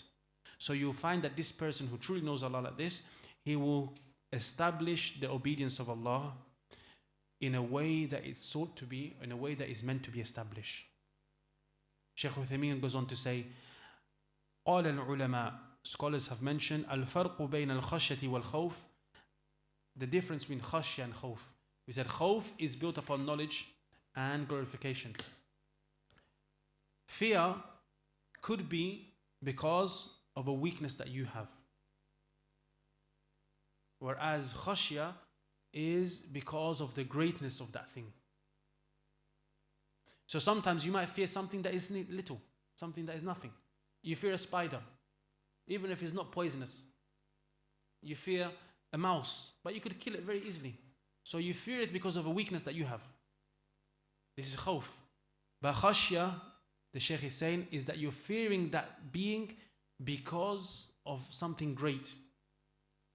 He said, أن الخشية تكون من عظم المخشي. Is khashya occurs due to the greatness of that which is being feared, that you have khashya. وأن الخوف من ضعف الخائف. And khawf is occurring due to the weakness of the person who's having fear. So you are weak, so you have fear of that thing. It may not be that that thing is very strong. So a child who is 6 years old, he may fear a child who is 10. It's not because the 10-year-old is super strong, but just bigger than the 6-year-old. And this is Shaykh Uthaymeen is here on page 21 or 31 and 32.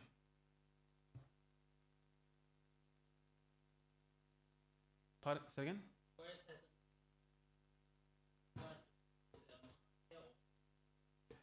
Unless it earns him the fear of Allah.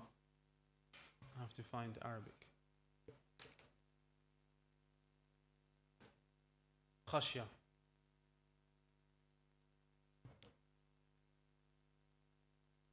Here, the author also goes on to mention point number 18. Or let's conclude what he says. فالحاصل, he concludes point number 17 that I've put here as 17. He concludes it, which is on page 32. فالحاصل أن الخشية أعظم من الخوف. Khashya is greater than khawf. ولكن قد يقال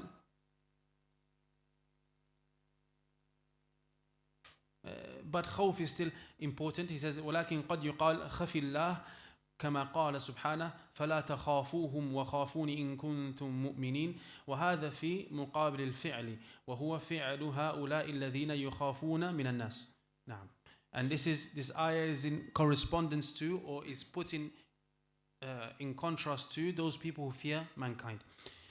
The next point is where it says ولا يعد عالما. A person is not considered a scholar unless he acts upon knowledge. Shaykh Uthaymeen makes a good point here. He says يعني عالما ربانيا, i.e. he is not considered a Rabbani scholar, a cultivating scholar. أما كونه عالما ضد الجاهل فهذا صحيح. But rather, as for him being a scholar, i.e. the opposite of someone who is ignorant, then this is correct. He would be considered a scholar. So a person who does not act upon his knowledge, he's a scholar in the sense that he knows, but he's not a scholar in a good sense, in an Islamic sense. فَالَّذِي أَلَّفَ كِتَابَ الْمُنْجِدْ رَجَلٌ نَصْرَانِيٌّ. The person who wrote the book, and he quotes a certain book, I don't have awareness of this book. He says this is a Christian person. وَفِيهِ الشَّيْءُ الْكَثِيرُ مِنْ مَعْرِفَةِ اللُّغَةِ الْعَرَبِيَّةِ. And in this book, there is a lot of things with regards to the Arabic language. وَإِنْ كَانَ فِيهِ أَخْطَاءٌ كَثِيرًا. Even though there are in this book many mistakes. وَأَشْيَاءٌ تُؤْخَذُ عَلَيْهِ مِنَ النَّاحِيَةِ الدِّينِيَّةِ. And many things which are, he should be taken into account or are against him from the angle of religion. لكن العالم الذي يعمل بعلمه هو العالم الرباني لأنه يربي نفسه أولا ثم يربي غيره ثانيا. But rather, the person, the scholar who acts upon his knowledge, then this is a scholar Rabbani. So there is a scholar, someone who might be called a scholar. So you have ulama as-su, scholars which are scholars of evil or of bad. So they are considered scholars in the sense they have knowledge, but they're not scholars Rabbaniyin. Because the one who acts upon his knowledge, he is cultivating himself and cultivating those around him. So what does that mean for students of knowledge who are beginners? That means that you need to try, or we need to try to act upon what we learn. And as you grow, you act more. Don't despair. You learn something today, you try to act upon it. Maybe you do it, you stop, you start, you stop. It's normal. But don't stop. When you don't act upon something that you learn, hold yourself to account. Say, SubhanAllah, look what I'm doing. I'm not even acting upon what I learned. Why? But don't stop. Don't say, oh, I'm not acting upon what I learned, so I'm not going to stop. I'm going to stop going class. That's shaitan. Shaitan is capitalizing on that mistake that you made, or the mistake that a person makes. But the person has to fix himself, slowly cultivating. You're not going to grow, or a person is not going to grow overnight. It's going to take time. And he brings the famous line of poetry, وَعَالِمٌ بِعِلْمِهِ لَمْ يَعْمَلًا مُعَذَّبٌ مِنْ قَبْلِ عُبَّادِ الْوَثَنِ.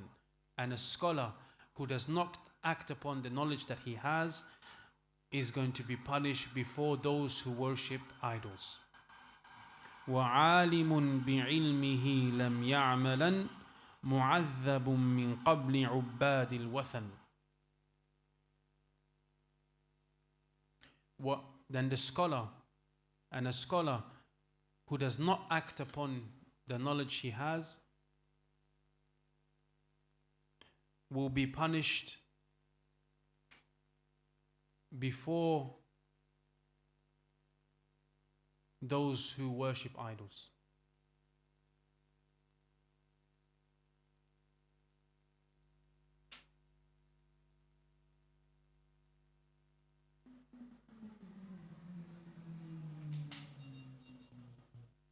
It's on page 33. And Shaykh Uthaymeen's mentioned a lot of good points here, ayat, and at times at hadith. We'll try to return to the text. Inshallah, today, the idea is we want to cover the first section. And then in the next sitting, i.e. maybe the next time there's some sort of break in the school terms and so forth, we want to do next sections and so forth. And by the end of the academic year, we want to finish the book with the sharh. So what you should do, what I'd advise you to do if you can, is buy the book, or I will try to order it if you want to buy it, or at least get the PDF in the meantime. And before the next sitting, make sure you read Shaykh Uthaymeen's PDF. And if you don't understand anything in the PDF, send a message, ask, research. This is something, as a book that you should keep for the rest of your life, because it's got a lot of benefit. And it's better to read one book many times and benefit a lot from it than to read 20 books and you don't remember anything. So from now, that's why I mentioned the page numbers, so you can go and reference and check, inshallah. So you'll be able to digest what is there. If you don't understand Arabic, don't worry, try your best. And one of the benefits, I don't think I mentioned at the start, but I normally mention, one of the benefits of Shaykh Ibn Uthaymeen's books is that many of them were taken from audio. So you can actually listen to him saying this, and you practice your listening skills and your reading skills. Sometimes you don't have the harakat, but you can listen. And there are some, I think, YouTube channels where they have put these lectures into parts, so you can see the parts that correspond.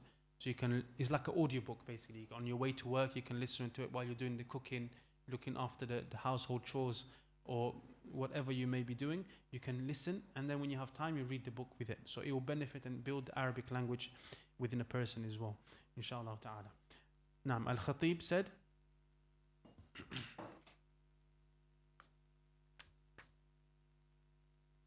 Al-Khatib narrated through a chain of narrators which has a subtle point due to it being narrated through 9 forefathers.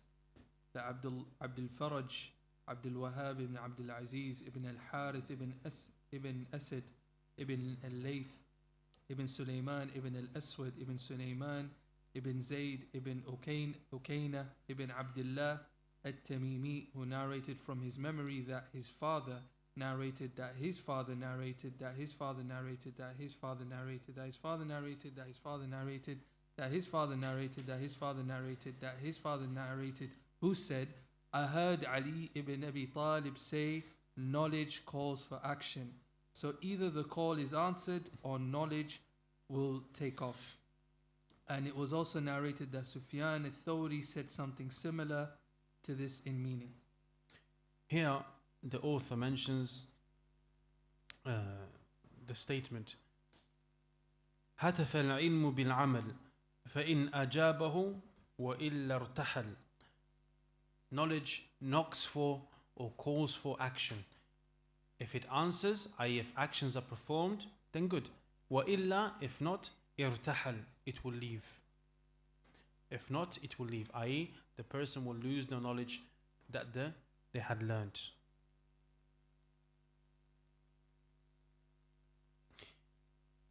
And this has 2 aspects to it. You could say a spiritual aspect and a practical aspect. No, this is a side point. Allah subhanahu wa ta'ala mentioned, فَبِمَا نَقْضِهِمْ مِيثَاقَهُمْ لَعَنَّاهُمْ وَجَعَلْنَا قُلُوبَهُمْ قَاسِيَةً يحرفون الكلم عن مواضعه ونسوا حظا مما ذكروا به. And because of their transgressing or breaking the covenant, we cursed them and made their hearts hard. They changed the words from their rightful places, and they forgot a portion of that which they knew.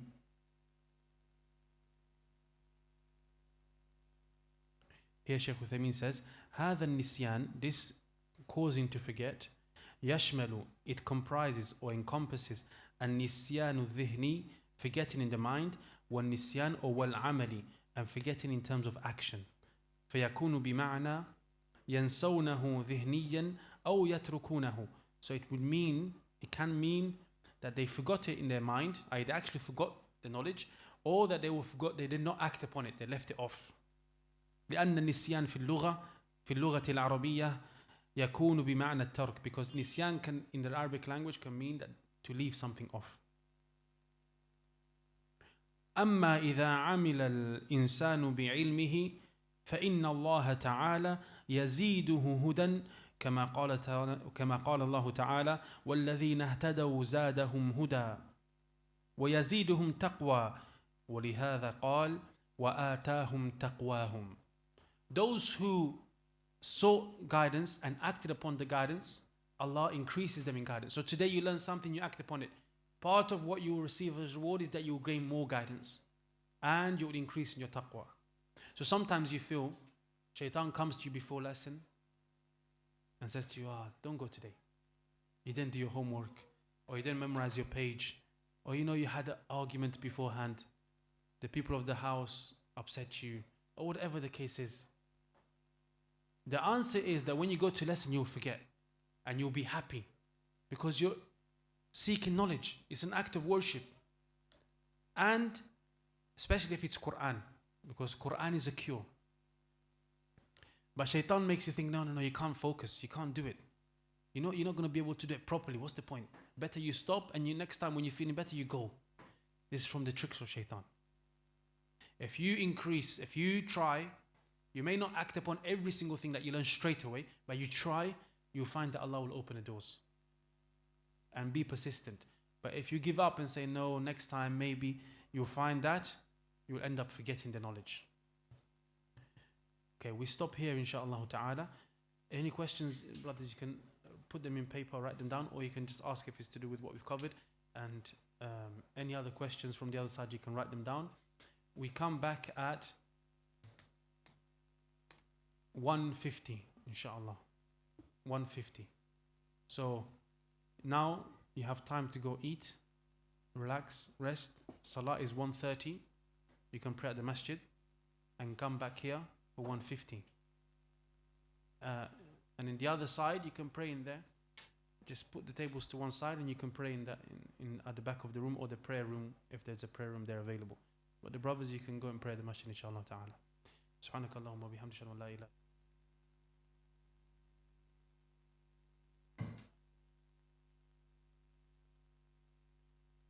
So you're free to go. You don't have to wait for the question answers because it's part of your break. Just make sure you don't come late. 1:50, that means you need to be 1:45 back in the place. We're talking about etiquettes of learning. So from the etiquettes, you sit before the teacher sits. So carry on with the questions, inshallah. But if the rest of you can go, feel free. There's no problem. Now, sorry. Sorry, Akhi.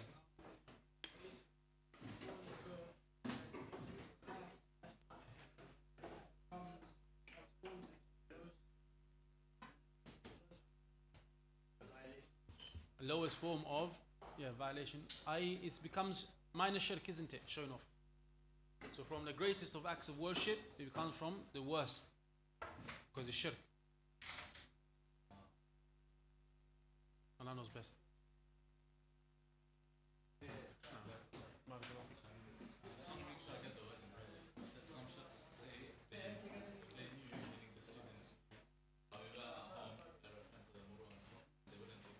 Yeah, I'll check.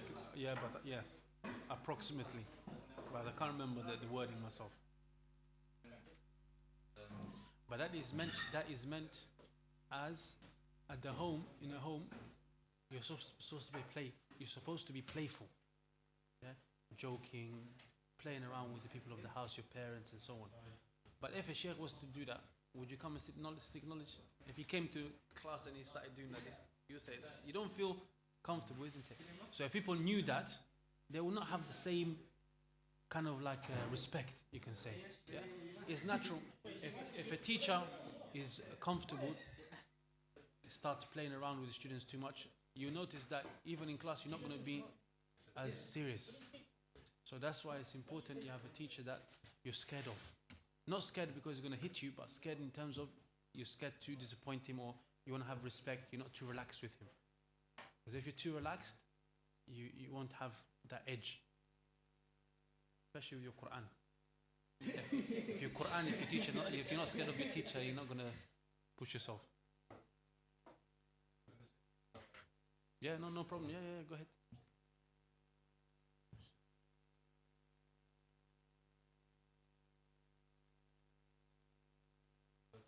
Barakallahu feek. Barakallahu. Go ahead, inshallah.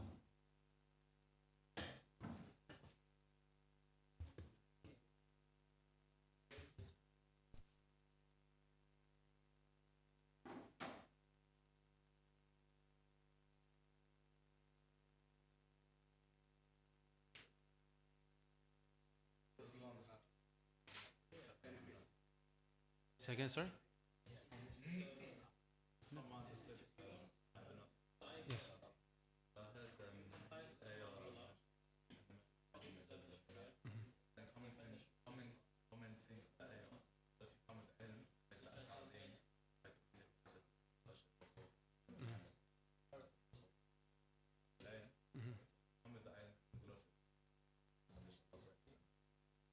Yes.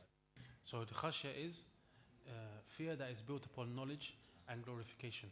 So if you come with the second two parts of like the sentence, you come with those. Yes, that's essentially what khashya is. So it will be khashya, you could say.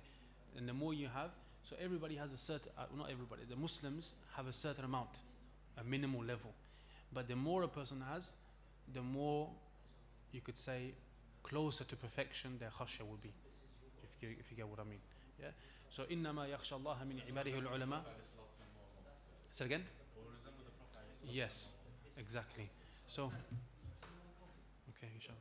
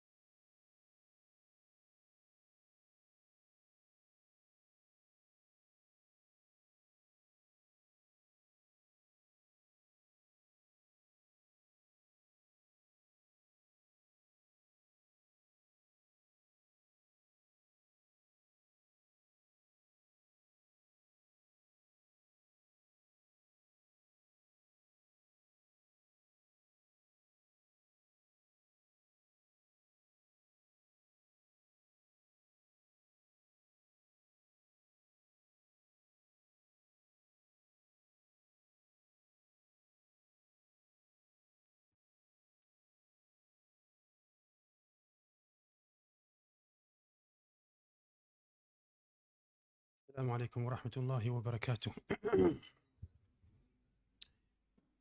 Alhamdulillah wa salatu wa salamu ala rasulillah. So in the second sitting, and we had previously finished or stopped at the end of the third point and the start of the fourth point in the first section of the explanation of Hilya Talib al-Ilm.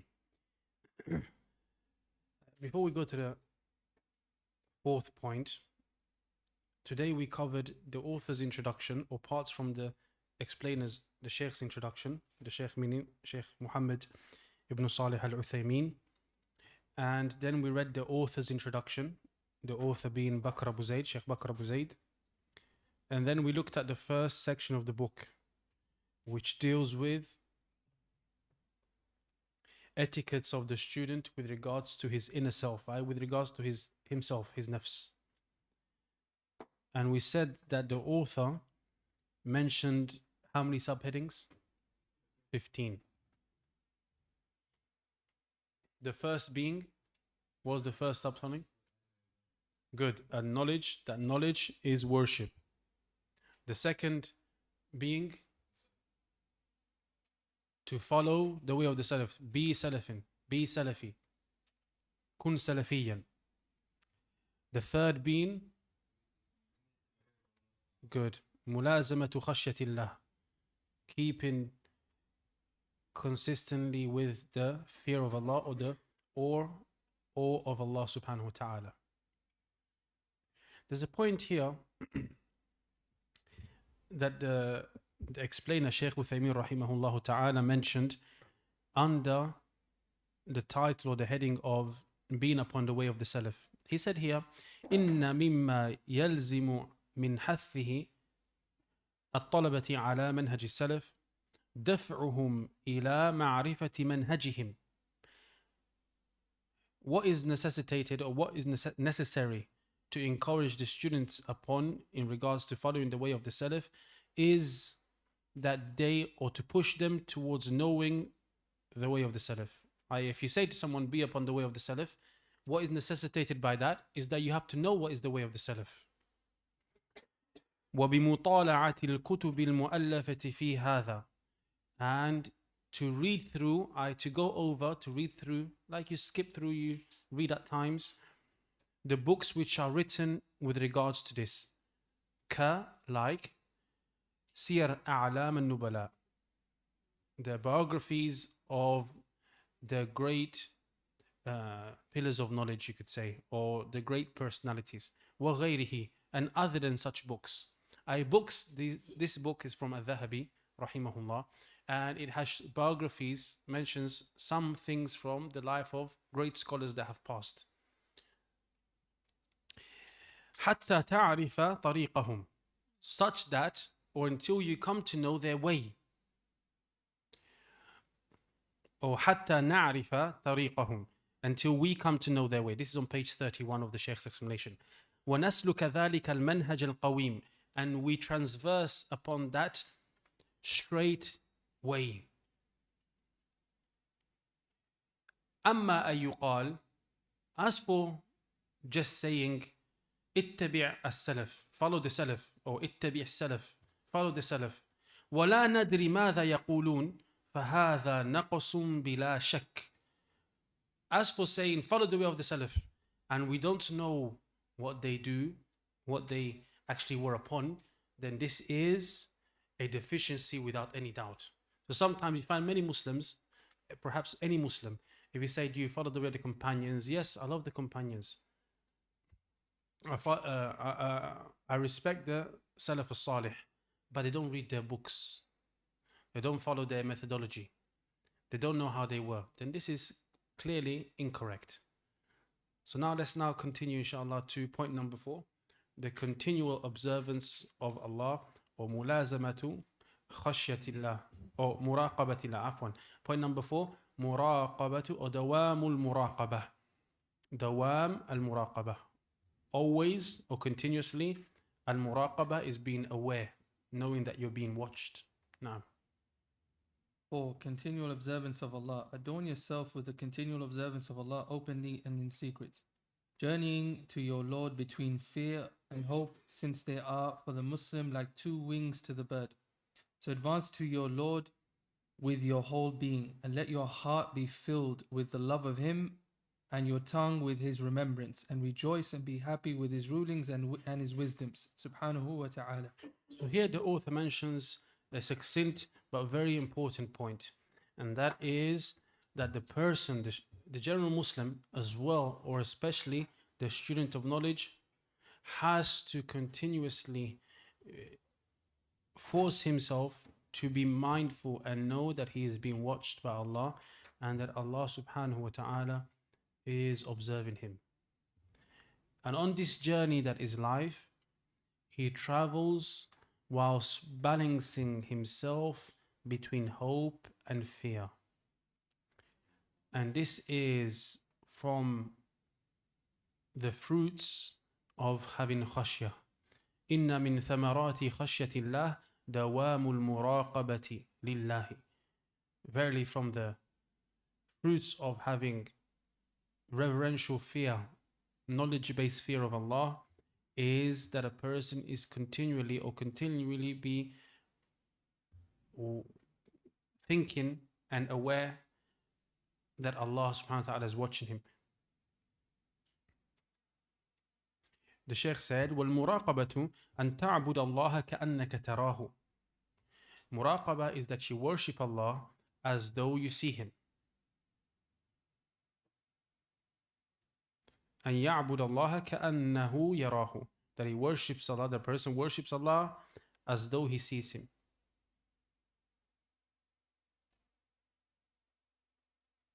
And the author said, journeying towards your Lord between fear and hope, since they are for the Muslim like the two wings to a bird. Shaykh Uthaymeen rahimahullah ta'ala here goes on to discuss this. Should a person throughout his whole life be between hope and fear, or should fear outweigh hope at certain times, and at other times hope outweigh fear? And that's a discussion that he has on page 34 and 35.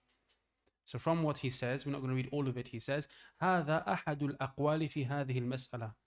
This is one of the opinions with regards to this point, i.e. that a person should always be between hope and fear. والمسألة هي, and the issue or the point is, هل الأولى للإنسان أن يسير إلى الله بين الخوف والرجاء أو يغلب جانب الخوف أو يغلب جانب الرجاء. The masala is it more appropriate that the person will always, on his journey towards Allah, will always be between hope and fear, or should he give fear more of an prominence? Fear should outweigh hope, or should he give hope should hope outweigh fear? What's your view? Okay, in his life, so he has both, but they just balance. When do they balance? When is one more than the other?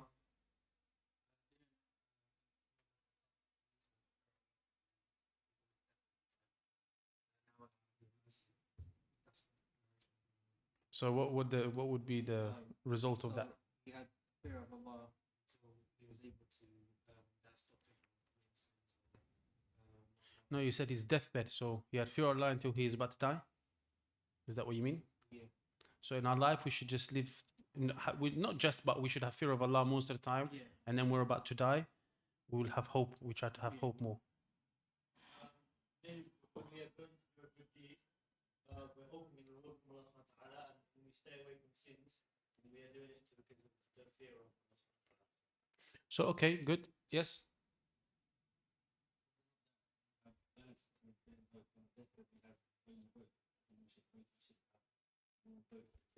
Okay.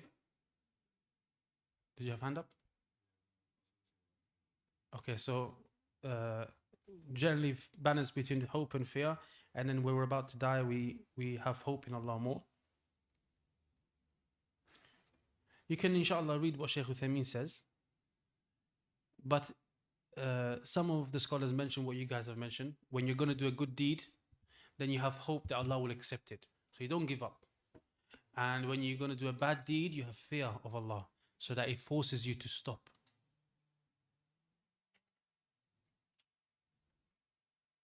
And some of them say it depends. Depends when you're sick and when you're healthy. So when you're sick, even if you're not going to die, if it's not your deathbed necessarily, but you're sick, you have hope. And when you're healthy, you have fear, so that it pushes you to do actions.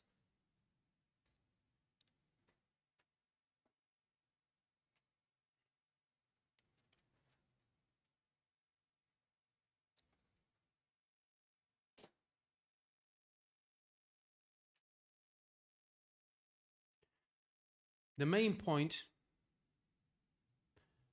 Shaykh Uthaymeen concludes by saying, وَأَحْسَنُ مَا أَرَاهُ فِي هَذِهِ الْمَسْأَلَةِ الْخَطِيرَةِ الْعَظِيمَةِ أن يعامل الإنسان حاله بما تقتضيه الحال. And what I see with regards to this issue, which is great and dangerous, is that a person deals with himself or his situation with that which the situation necessitates. وأن أقرب الأقوال في ذلك, and the closest of the statements or the views with regards to that, أنه إذا عمل خيرا فليغلب جانب الرجاء, is that if he has done a good deed, then let his hope outweigh the fear. وإذا هم بسيء فليغلب جانب الخوف, and if he has an inspiration, he has an inkling towards something bad, then let his fear overcome his hope, so that it stops it.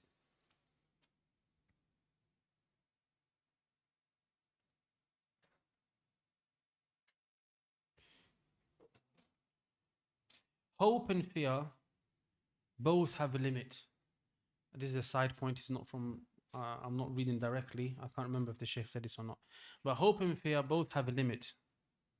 So the hope in Allah's mercy and hope in Allah is praiseworthy as long as it does not lead a person to leave off good deeds or to become negligent with bad deeds. And the fear of Allah is praiseworthy as long as it does not lead a person to give up hope, i.e. that he stops doing good, because he says there's no point, I've done so much sin, there's no point to do. So he fears Allah so much that he says no, I can't, there's no point for me to do good. Rather, the person needs to be balanced. So they are described like the two wings on a bird. A bird cannot fly with only one wing. And love, as the scholars mentioned, true love of Allah has no limit. So hope and fear has limit, or both have a limit, or have limits. Whereas love of Allah, true love of Allah, has no limit. You can never love Allah too much.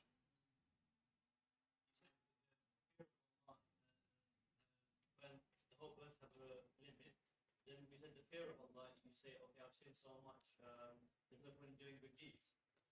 But that was the same thing for the whole. No, so hope is if a person, for example, he has so much hope, he says, Allah is Rahman, I don't have to pray. Or Allah is Rahman, even if I do this sin, it's okay. Fear is the opposite side. It has the similar result in a person might not worship Allah, but why? Because he says, I've done so much bad, there's no point for me to do good. He gives up, yeah. So he fears Allah so much that he gives up hope. He gives up hope, yeah. And love has no, true love of Allah has no limit. And the example that some of them give is that the love of Allah is like the heart or the head of the bird. So if love and if hope and fear are the two wings, then love would be like the heart or the head, i.e. the driving force, that which drives the person to worship Allah. The author then goes on to mention point number 5. Naam. Lower your wing and put arrogance and pride behind you. Adorn yourself with personal etiquette such as abstinence, forbearance, patience, humbleness to the truth, and tranquility by displaying awe, self-possession, lowering one's wing, bearing the humility of learning for the glory of knowledge, and showing humility in the face of the truth. Therefore beware of all evil qualities that oppose... So here, the author mentions a number of positive qualities under the title of lowering your wing, and this is a wording which means be humble. This lowering your wing, i.e. be humble. So he begins by mentioning a number of qualities, a number of positive qualities. Adorn yourself with the personal etiquette such as abstinence. Abstinence means zuhud. Zuhud. And we're going to discuss that later on, inshallah ta'ala. He has a separate subsection on that. And he says here, bearing the humility of learning for the glory of knowledge and showing humility in the face of truth. Shaykh ibn Uthaymeen rahimahullah ta'ala mentions here. Pardon? What I was just reading from there. It says, so here, it says, bearing the humility of learning for the glory of knowledge and showing the humility in the face of truth. Shaykh Uthaymeen rahimahullah ta'ala mentions a number of points here. Number one, he says, at-tawadu', humility. Lil-haqqi wa kadhalika lil-khalqi. Humility is with regards to the truth, lil-haqq, wa kadhalika lil-khalq, and likewise to the creation. فالتواضع للحق بمعنى, so being humble towards the truth is with the meaning, this page 36, أنه متى بان له الحق خضع له ولم يبغ سواه بديلا, is that whenever the truth becomes apparent to the person, he submits to it or he lowers himself to it. And he does not wish other than that truth as a substitute. So whenever a piece of information comes to you that is truth with regards to something, you accept, you submit to it. And you don't try to look for something different. That is humility towards the truth. And then he says, وَكَذَلِكَ لِلْخَلْقِ, likewise with regards to the creation. I being humble towards the creation. He says, فَكَمْ مِنْ طَالِبٍ فتح على معلمه أبوابا ليست على بال منه فلا تحقرن شيئا. For how many students opened up for their teacher a gate of knowledge, i.e. an issue which the teacher had not even thought about. So do not belittle anyone. It's easy now when we are students to think, say, yeah, it's true, maybe I'm going to open up something for my teacher, because whenever something is a haqq for us, we say, yeah, it's true. But remember these words if you ever teach someone. No matter how old they are. Sometimes a child may come to you, you teach in a madrasa, and he may say something, or he may pull you up, not in a rude way, but he may say, how come you done this? I thought it's wrong. Be careful. These words apply to you. فَكَمْ مِنْ طَالِبٍ فَتَحَ عَلَى مُعَلِّمِهِ أَبْوَابًا لَيْسَتْ عَلَى بَالٍ مِّنْهُ. So a person, it's easy to say when you're a student, to say, yeah, it's true. But when you're a teacher, you have to remember these words. So you don't put anyone down. A person has to be careful. And then, so this was with regards to patience or humbleness to the truth. Shaykh Uthaymeen said also humbleness towards the creation. And he says, with regards to the next part of the word, having tranquility, waqar, and lowering one's wing. Here it's in brackets. I don't know why the Shaykh put it or the translator put it in brackets. Displaying awe, self-possession, i.e. the person's actions are normal. He's not doing extravagance, being flamboyant. Lowering one's wing. He says, Shaykh Uthaymeen says here, هذه آداب فينبغي لطالب العلم أن يبتعد عن الخفة سواء أكانت في مشيته أو في تعامله مع الناس وألا يكثر من القهقهة التي تميت القلوب وتذهب الوقار بل يكون خافضا للجناح متأدبا بالآداب التي تليق بطالب العلم. So Shaykh Uthaymeen is mentioning now that this is how a person should be. He should have a sense of calmness and still, a tranquility, especially in front of his students or with the students. And as a student with your teachers. So you don't laugh too much, you don't laugh loud in front of the teacher, or if a teacher in front of his students. Shaykh Uthaymeen says, as for the statement of the author, where he says, bearing difficulty or bearing humility, humility means humiliated,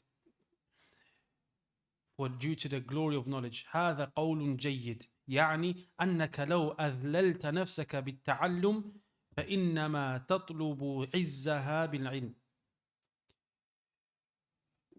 فيكون تذليلها بالتعلم لأنه ينتج ثمرة طيبة. At times you may have to be humble. Your teacher may talk to you in a way that is not nice. Maybe your teacher will be upset and he might say something to you. You have to be patient. It doesn't mean that you allow your teacher to just abuse you, curse you. But sometimes there may be difficulties that you have to be patient on. And this is part of seeking knowledge. Then he goes on to say, the author will go on to say, what to abstain from, i.e. things that go against what he's just mentioned. Therefore beware all evil, the evil qualities that oppose these qualities, since they are blameworthy. And if you do not, you are erecting against yourself a witness that there is a defect in your mind. And it is also a sign that you have been prevented from benefiting from your knowledge and from practicing it. So beware of haughtiness. For it is hypocrisy and pride, and the Salaf were very wary of it. Amongst the things that Imam al-Dhahabi narrated in the biography of Amr ibn al-Aswad al-Ansi, who died in the Khilafah of Abdul Malik ibn Marwan, rahimahullah, is that when he was leaving the masjid, he took his left hand with his right. So when he was asked about this, he replied, out of fear that my hand will make a gesture of hypocrisy. I say, i.e. al-Dhahabi says, he held it out of fear that his hand would swing. He held his hand, yeah. He held it out of fear that his hand would swing in a manner that indicates pride. For such an action is considered haughtiness. And this reaction from Al-Ansi rahimahullah happened unconsciously. Even the way that they used to walk, the way they used to talk, they didn't want to do something that would show or be an indication of pride. So Shaykh Uthaymeen says, Al-Khuyala, which is I think translated here as haughtiness or pride, is al-i'jabu bin nafs ma'a dhuhuri dhalika ala hay'ati al-badan. Al-i'jabu bin nafs ma'a dhuhuri dhalika ala hay'ati al-badan. Al-i'jabu bin nafsi ma'a dhuhuri dhalika ala hay'ati al-badan is a sense of being amazed at oneself, whilst at the same time combining that with showing that upon the body, showing that upon the way the body is, hay'atil badan, the way the body is. He says, كما جاء في الحديث من جر ثوبه خيلاء لم ينظر الله إليه يوم القيامة فالإعجاب يكون بالقلب فقط. So being self-amazed is in the heart only. It's in the heart. فإن ظهرت آثاره فهو خيلاء. If this self-amazement becomes apparent on the body, then this is the haughtiness or the pride. خيلاء. خيلاء.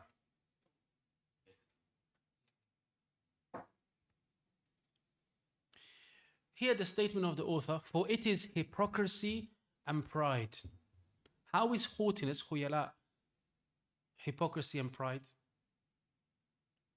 Pride is clear. When you're haughty, you have pride in your heart and you're showing on your body. But how is it hypocrisy? How is it nifaq?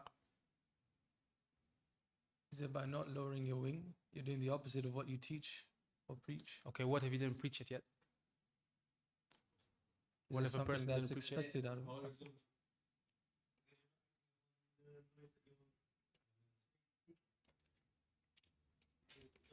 Okay. Because you're not acting upon knowledge. What if you haven't learned that yet?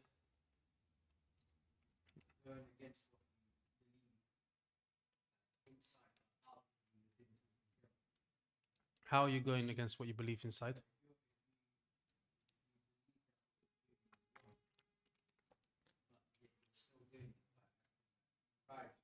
What if he believes he really believes that he's amazing? He's amazing. hmm But you're close. Bad answer. It's a bad Yeah, if question. it's bad, if you already know it's a bad answer. That's it. Yeah, okay. The purpose was good. Like it kind of resembles the Kuffar, like the Munafiqeen, Okay. because it resembles them.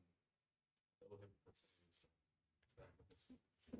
Okay, you resemble the hypocrites. The person will resemble the hypocrites. Okay, so we said khuyala is what? Pride that is displayed on the body. Yeah, in the way the body acts or the clothing or whatever the case is. Yeah, so khuyala is a haughtiness, is pride. Pride is in the heart. I'jabun nafs, that a person is amazed at himself, and it acts upon the body. Shaykh Uthaymeen rahimahullah ta'ala mentions, أما كونه كبرياء فواضح. As for it being pride, then it's clear. وأما كونه نفاقا, as for it being hypocrisy, فلأن الإنسان يظهر بمظهر أكبر من حجمه الحقيقي وهكذا المنافق يظهر بمظهر المخلص الناصح وهو ليس كذلك. Because a person is showing something that is not true in his reality. Whether he believes it or not, it may be that he doesn't believe it, but he's amazed at himself when he shouldn't be. There's nothing to be amazed at. Why are you amazed? So there's a essence of hypocrisy there. Just like the munafiq, he gives out the appearance that he believes, whilst inside he doesn't believe. The person gives out this haughtiness, this pride, and he displays it on his body, even though there's nothing that he should be proud of. So there's an aspect of hypocrisy within there. So khuyala is kibr, which has displayed on the body. Yeah? Then the Shaykh mentions here, after he says that the person grabbed his own hand, he says, Allahu Akbar, هذا صحيح. ومعنى يخطر بيده يحركها تحريكا معينا يدل على الكبرياء والخيلاء فيقبض بيمينه على شماله لئلا تتحرك مخافة أن يقع في هذا المحذر. Then the Shaykh Uthaymeen rahimahullah ta'ala goes on to mention احذر داء الجبابرة وهو الكبر. Be careful of the illness of the oppressors or those who see themselves as big, which is pride. وقد فسره النبي صلى الله عليه وسلم بأجمع تفسير وأبينه وأوضحه. The Prophet صلى الله عليه وسلم has explained it and clarified it and made it clear in the best of ways. الكبر بطر الحق وغمط الناس. Kibr, pride, is to reject the truth. أي رد الحق, as Shaykh Uthaymeen explains. وغمط الناس is احتقارهم وازدراءهم, is to look down and belittle people.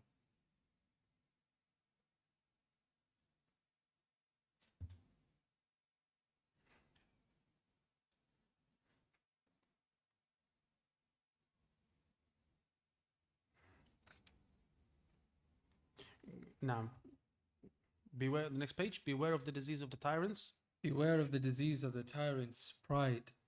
For indeed pride, greed and jealousy are the first sins that Allah was disobeyed with.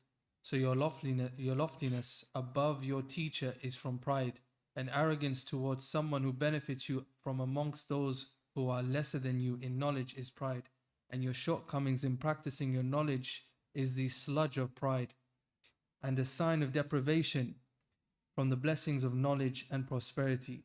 Knowledge wars. Here, No. the Sheikh says, the author says, the author says, beware of the disease of the tyrants, which we just mentioned, which is pride, greed, and jealousy are the first sins that Allah was disobeyed with.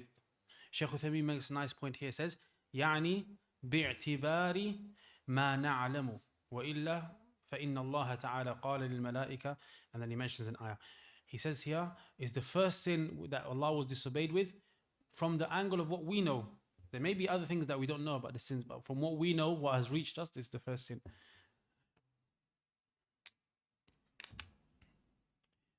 And he says here, he says التطاول يكون باللسان ويكون أيضا بالانفعال فقد يمشي مع معلمه وهو يتبختر يقول فعلت كذا وفعلت كذا. i.e. the person may come and start boasting in a way, but not boasting in how can you say, start displaying his good deeds to his teacher. Maybe he's trying to impress him, but he's doing it in a way that is not good, is not appropriate. So he says, for example, he goes on to mentions, as he says also, when someone benefits you from amongst those who are lesser than you, and you turn away from them, then this is also a sign of pride. He says here, for example, وَهَذَا, this is on page 39 and 40, going to 40. أيضا يقع من بعض الطلبة. This also occurs from some of the students. إذا أخبره أحد بشيء وهو دونه في العلم قد تجده استنكف ولم يقبل. If someone informs him of something and that person is less than him in knowledge, you see him, he turns away with it and he does not accept. Sometimes someone shares a benefit and inside the person is upset because this guy, he says, this guy just started learning yesterday and now he shared this on social media, it's got more likes than me. And you start to hate the other person. That's not right. No one knows. You haven't shown anyone, but your heart is feeling this. That means you need to treat the heart. Because if you don't treat it in that time, it will grow. Sometimes you see your friend, maybe he goes to the same class, but he's maybe not as knowledgeable as you. But people say, oh, so-and-so is so knowledgeable in front of you. And it hurts you. You have to cure your heart. You have to be happy for him. Be careful that you let that fester, because that will end up causing problems later on. You start telling people, no, don't go to his lesson, come to my lesson, don't do this. Slowly, and then jealousy comes, and then if the people don't fix it, you end up seeing people dividing. They follow the same books, the same teachers, the same lessons, but this one doesn't want to say nothing to this one, and this one doesn't want to say nothing to this one. If someone says, I'm going to study with so-and-so, they say, go somewhere. No, don't go. If it hurts you that much, keep quiet. But ideally, you should say, yeah, go. It's good for you, benefit. If you really believe it's going to benefit. But you have to be very careful. Sometimes it may be that Allah gives someone that's studying less than you something that you don't have. This is Allah's wisdom. If you're patient and you seek knowledge for the right reason, it doesn't matter about other people. Focus on yourself. Don't be jealous. Don't let it get to you. Don't have pride. وَمِنْهُ تَقْصِيرُكَ عَنِ الْعَمَلِ بِالْعِلْمِ. He's going to mention here. And from the sign of deprivation, or from it, is not practicing that which you learned. He says, نسأل الله السلامة والعافية لأن من أنواع الكبر ألا تعمل بالعلم. From the signs of pride is that a person does not act upon that which he learns. And then the author goes on to mention a couple of lines of poetry. العلم حرب للفتى المتعالي كالسيل حرب للمكان العالي. Knowledge wars against the lofty youth, just like the floods attack the high place. What does that mean? How does it mean the flood attacks the high place? High place is To bring what down? Yeah, because it's high. It's harder for the water to reach the place because it's high. When it rains, does it rain? Does it hit the bottom place first, or So, because the water's coming from the ground, right? If you're on the top floor, yeah, Mhm. right, the water is going to be it's harder to reach you because the water's all the way down here, right? I think he's using it as a metaphor to say the same way the knowledge is harder to reach to you, the same way that it's harder for that water to attack the high place, the same way. okay? I think he's trying to say that in terms of high place, in terms of arrogance, when you have more knowledge, you are more, I think you're more higher than other people in terms of knowledge and like it's before that when someone less than you comes with knowledge, teaching, you think your pride is high and you're arrogant. So you end up not learning. Listening Mhm. is up, you think I've got more like knowledge and information or experience than you, so I don't need to listen to you. Yes. So when someone has pride, the essence, the meaning behind it is yes. If someone has pride, they're not going to learn. Yeah, that's why they say that pride and shyness stop a person from learning. A person who's too proud, he will not be humble to sit in a class. He will not be humble to ask questions. He will not be humble to ask if he doesn't understand. So they will end up not learning. Likewise, a person who is too shy, they don't want to go to class because people will look at them, or they don't want to ask a question because they're scared people might laugh. If you're too shy, or they don't want to say to the teacher, I didn't understand this point because they're scared the teacher might get upset. If they're too shy, they're not going to learn. So that's the essence of what the Shaykh is saying. But what he means when he say the water, i.e. when it rains, when water comes down on a mountain, it doesn't stay at the top. It goes left or right. It goes down. So just like that, the water doesn't stay at a high place. Just like that, knowledge will not stay with a person who thinks himself as too high, too big. So Shaykh Uthaymeen mentions, هذا صحيح لأن المكان العالي ينفض عنه السيل يمينا وشمالا ولا يستقر عليه. Because the high place, the water, i.e. the rainwater will go down it will spread over the left and right of it. ولا, yeah, don't worry about the translation. And that's why you need to learn Arabic. ولا يستقر عليه, and it does not stay or remain upon it. That's why I asked. I said, what did we say at the start about the translation? It's hard, just like the Arabic is hard. Yeah, the Sheikh. But I'm not saying this line is hard in Arabic, but I'm just saying, just like the Sheikh in the Arabic, the author, he wrote it hard. Even the translation is hard in some places. That's why I was just checking if people got it, because when I read it many years ago, I didn't get it. العلم حرب للفتى المتعالي كالسيل حرب للمكان العالي. نعم. So adhere. So adhere, may Allah shower His mercy upon you, to sticking to the ground and pitying yourself. Sticking to the ground, i.e. being humble. That's what it means. And pitying yourself and swallowing your pride and controlling it when it leans towards haughtiness or arrogance or love of being noticed, and other evil qualities associated with knowledge that destroy it. Take away its reverential quality and extinguish its light. So the more knowledge you gain or the higher you become in status, the stricter your adherence becomes to this, and by this you will achieve the greatest happiness and a platform that people will envy you for. Upon the authority of Abdullah ibn al-Imam al-Hujjah, the son of the authoritative Imam and the abundant narrator in the 6 books, Bakr ibn Abdullah al-Muzani, rahimahullah ta'ala, said, I heard a person narrate that when my father was standing on Mount Arafah, he became soft-hearted and said, if I wasn't among them, i.e. one of the congregation, I would have said that they have been forgiven. Al-Dhahabi narrated that then, Al-Dhahabi narrated it, then said, I say in this way the slave of Allah should pity himself and swallow his pride. What is he saying? What does it mean? If I wasn't amongst them, I had a congregation, I would have said that they would have been forgiven. I.e., what does it mean?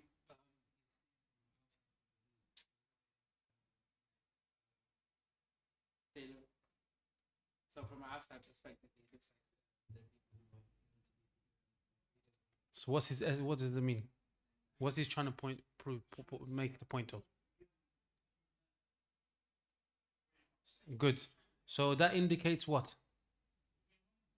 That he's been humble. He's seen himself in a low light. Yeah. This is important. There's some people that say these things and they don't mean it inside. Yeah. But there's some people that say it and they mean it. Those people, they're blessed. So here, Shaykh Uthaymeen makes a very important point.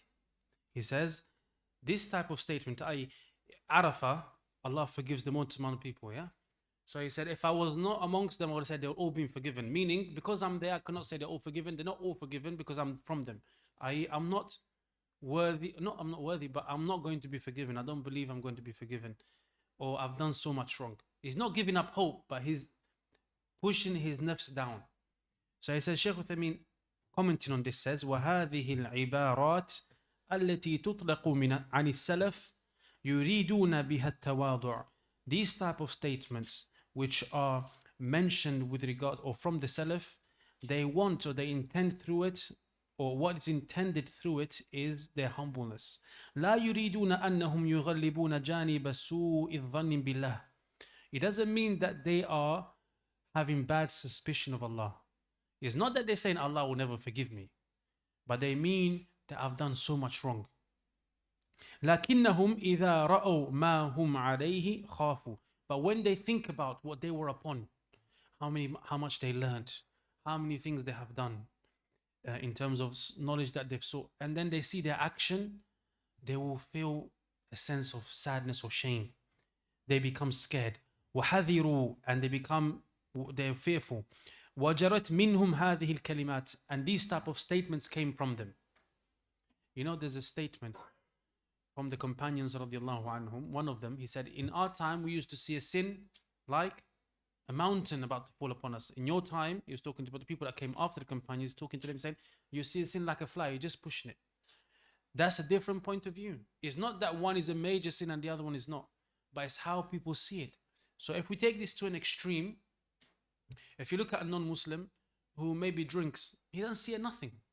But for a Muslim, even if he's not practicing that much, he sees it as something big, right? Okay. Now within the circles of Muslims, there are some people, especially the people that have knowledge of Allah, that even something which we may consider small, they will see as something big because they know the favor that Allah has given them. So we find that some of them would feel very sad, some of their shortcomings, and for us, we may think it's not even a sin. We might think, oh, we didn't pray Qiyamul Layl. It's okay, it's not obligatory. For them, they may not say it's a sin, but they feel a burden. Some of us, we read statements.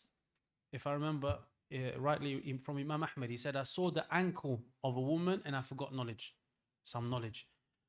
But for us, we walk and we see more than that on a daily basis. We become desensitized to it. So it's not because they were worse than us, but it's because we don't realize how low our situation is. So Shaykh Uthaymeen goes on to say, وَإِلَّا فَإِنَّ الْأَوْلَ لِلْإِنسَانِ أَن يُحْسِنَ الظَّنَّ بِاللَّهِ. Otherwise, he's saying these statements are to indicate, or these statements from the Salaf show that the sense of responsibility that they felt because of the great knowledge they had, and also the shortcomings they felt. They had high aspirations for themselves. He's saying these type of statements should be understood like that. Otherwise, or if it was not the case, then a person should not think bad of Allah. He should have good suspicion or good thoughts about Allah. وَلَا سِيَّمَا فِي مَقَامِ عَرَفَةٍ الَّذِي هُوَ مَقَامُ دُعَاءٍ وَتَضَرُّعٍ إِلَى اللَّهِ. Especially in places and times like the day of, or the place of Arafah, which is a time where a person should make dua and be hopeful in Allah's forgiveness. So don't go to the general Muslim and tell them, oh, look, you're not going to be forgotten. No. In those times, you encourage people to make dua. Allah forgives anything, whatever you've done, Allah can forgive, and so forth. And then he goes on to say, وَيَقُولْ مَثَلًا إِنَّ اللَّهَ يُيَسِّرُ لِلْوُصُولَ إِلَى هَذَا الْمَكَانِ إِنَّ اللَّهَ لَمْ يُيَسِّرْ لِي الْوُصُولَ إِلَى هَذَا الْمَكَانِ إِلَّا مِنْ أَجْلِ أَنْ يَغْفِرَ لِي لِأَنِّي أَسْأَلُهُ الْمَغْفِرَةِ. So for example, the Muslim would think in such situations, look, Allah made it easy for me. Allah did not make it easy for me to come all the way to Arafah except that He wants to forgive me. So I should make more dua, I should think good. look, Allah helped me to reach the month of Ramadan. This is an indication that Allah's given me a chance. So a person should always have this optimism, but at the same time be balanced. Don't say, oh Allah, let me go Hajj because you know I'm a great person. Nah. So it's important to have that balance. And when we read these statements from the early Muslims and so forth, even from some of the scholars or some of the pious people that you may come across, then you understand them in the context that they're meant to be understood. Then he mentions the 6th point. We're a bit behind, so questions, inshallah, write them down or afterwards, just so we don't end up running out of time because it's almost 3 o'clock. Naam. He says contentment. Al-qana'a was-zuhd or zuhad. Contentment and zuhud, asceticism. Adorn yourself with contentment and asceticism. And the reality of zuhud is in the haram, unlawful, and to distance yourself from its boundaries by abstaining from the shubuhat, the matters of halal and haram that are unclear, and wishing for what is in people's possession. It was narrated that Imam al-Shafi'i rahimahullah ta'ala said, if a person sincerely advised the wisest of people, he would encourage him to be amongst the ascetic people by becoming one of them. It was narrated that when Arabic here is Allahu A'lam, but the way I've understood the Arabic is totally different from that. If a person was to give a wasiyah,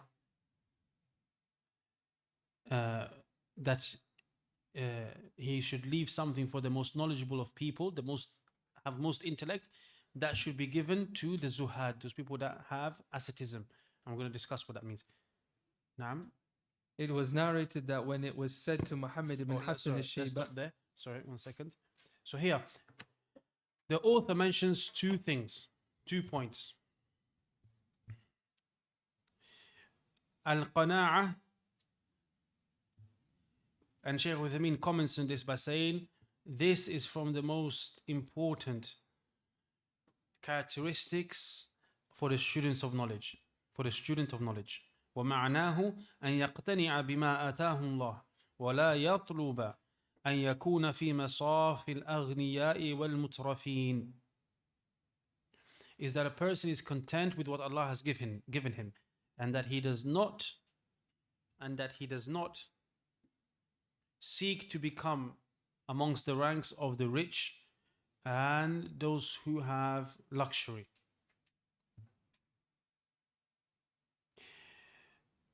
Okay, this is a side point now.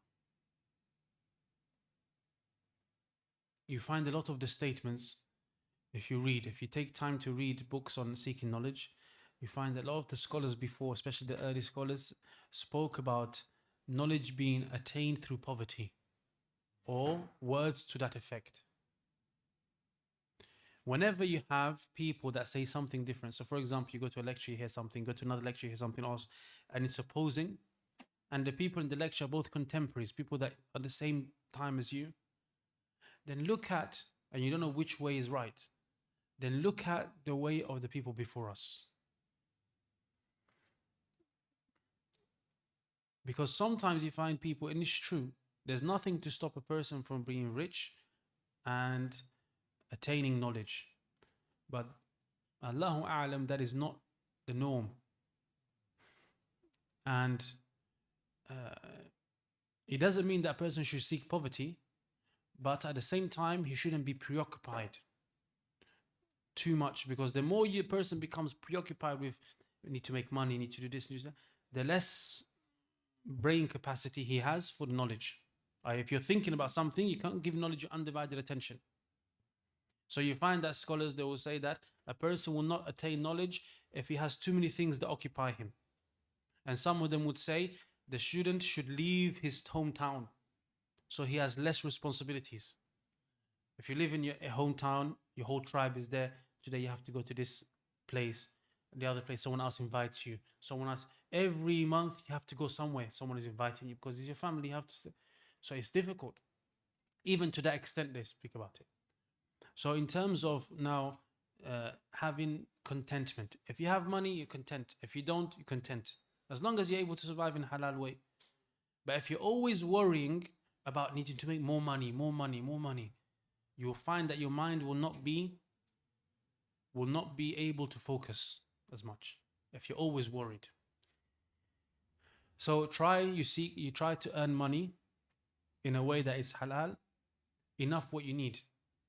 But if you're always trying to get the latest thing, the latest phone, the latest car, the latest this or that or the other, you'll find that unless you've already got the money, you inherited it and so forth, you'll find that you will struggle.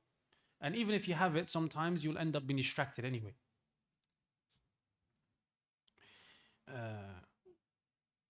Shaykh Uthaymeen says فيتكلف النفقات في المأكل والمشرب والملبس والمفرش ثم يثقل كاهلة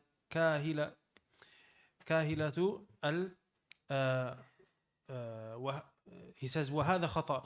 That person ends up having responsibility with regards to his spending, with regards to his food, drink, clothing, and so forth. And this is incorrect. Rather, upon him is to have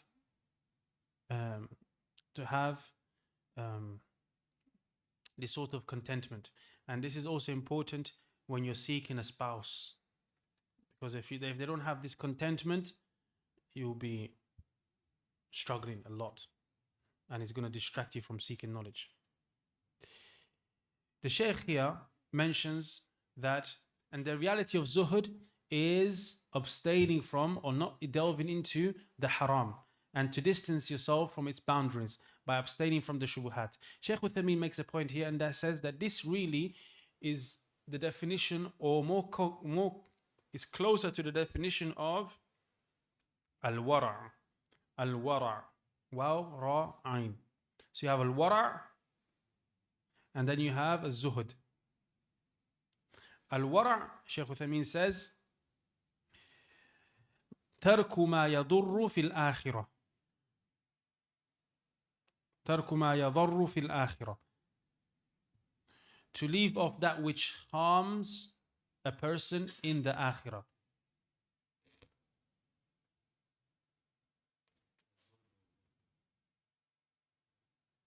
That's al-wara'. Al-wara' is to leave off that which harms the akhirah. So the person keeps away from the doubtful matters and so forth.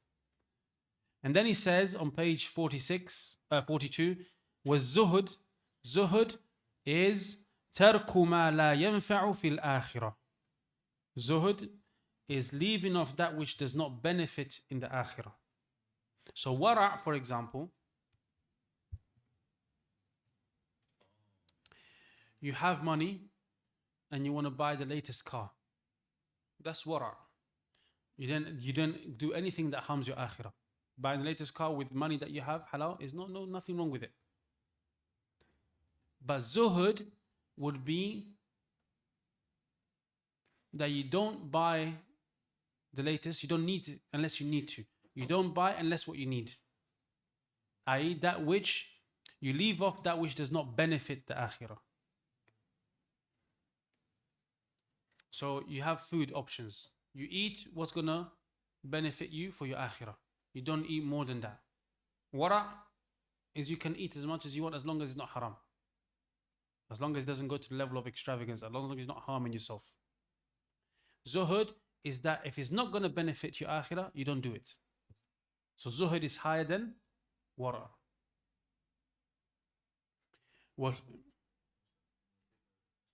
So al-wara' ترك ما يضر في الآخرة.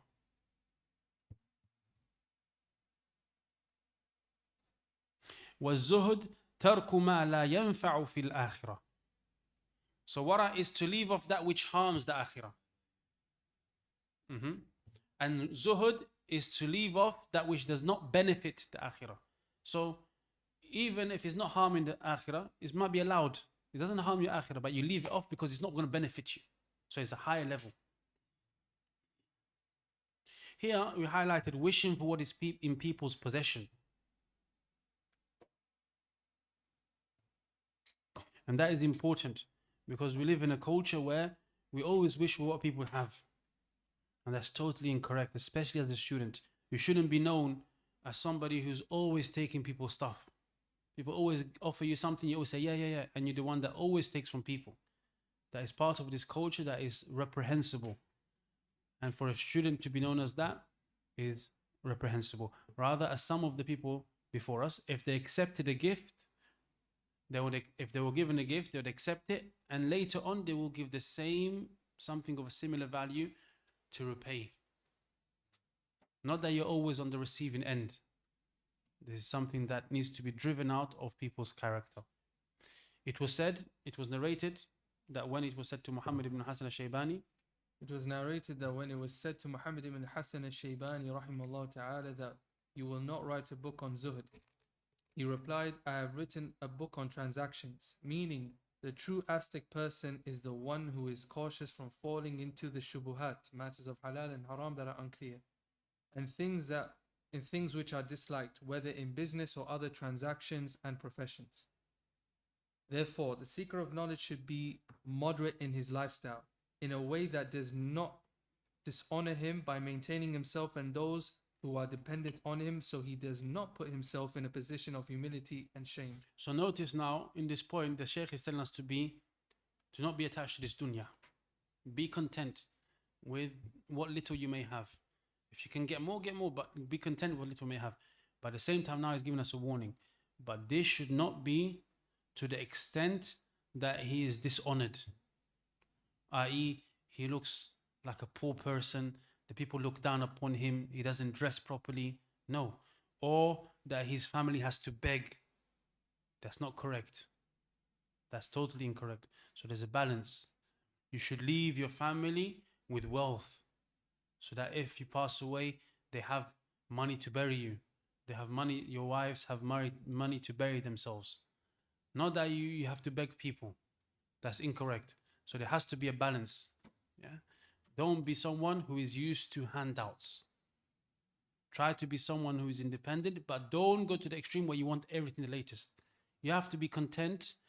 What you need, you get, and you work for. But realize that you're not going to be like other people. That you just, inshallah, we're gonna get to a part of the book about things to be aware of, and he says, beware of the Israeliyat al-Fikriyah. Israeliyat Fikriyah. What is Israeliyat when we talk about Islamic stuff? Do you know? Narrations from Bani Israel, from the people of the book. Yeah, the author says Israeliyat al-Fikriyah, ideological things that we have taken from the people of the book. From them, Shaykh Uthaymeen discusses some of them here. How we have as Muslims changed our worldview on certain things and adopted the worldview of non-Muslims. So part of that is even how we relax, how we say, oh, we have to go a holiday once a year. That was not something that was known, Allah knows best, to those before us. But we've taken and adopted it from different cultures, and now it has an impact. So realize something. The scholars were very clear, as I said to you. If I say something and you hear someone say something different, look to people before us. Don't just look at the people now. So they were very clear. Knowledge has dignity. Knowledge has dignity. It does not give you itself, any part of it, until you fully devote yourself to it. So if you don't fully devote yourself to seeking knowledge, don't expect to get any part of it. Al-ilm aziz or muta'azziz. La yu'tika ba'dahu hatta tu'tiyahu kullak. Does not give you part of itself until you fully devote yourself to it. Not you do as a hobby. If you do as a hobby, it's good. You'll be an educated general Muslim. That's good. There's nothing shameful in that. Being a general Muslim who's educated is good. But don't think you're a student of knowledge in a technical sense of the word. Now, our Shaykh Muhammad al-Amin al-Shanqiti, who died on 17/12/1393 Hijri rahimahullah ta'ala, took very little from this worldly life. And I used to see him, and he could not differentiate between the values of different notes within the same currency. And he once said to me, I came from my country Shanqit, i.e. Mauritania, and with me is a treasure that is very seldom found in the possession of anyone, and it is contentment. And if I wanted high status, I would have known the way to achieve it. But I chose not to exchange this worldly life for the hereafter, and I do not give my knowledge to attain worldly desires. very important quote. Now this is Sheikh Ash-Shanqiti rahimahullah ta'ala, Muhammad al-Amin Ash-Shanqiti, the famous scholar from the west of Africa. What does he mention about himself? What is he saying to his student? And the student is the author of the book. What is he saying about himself?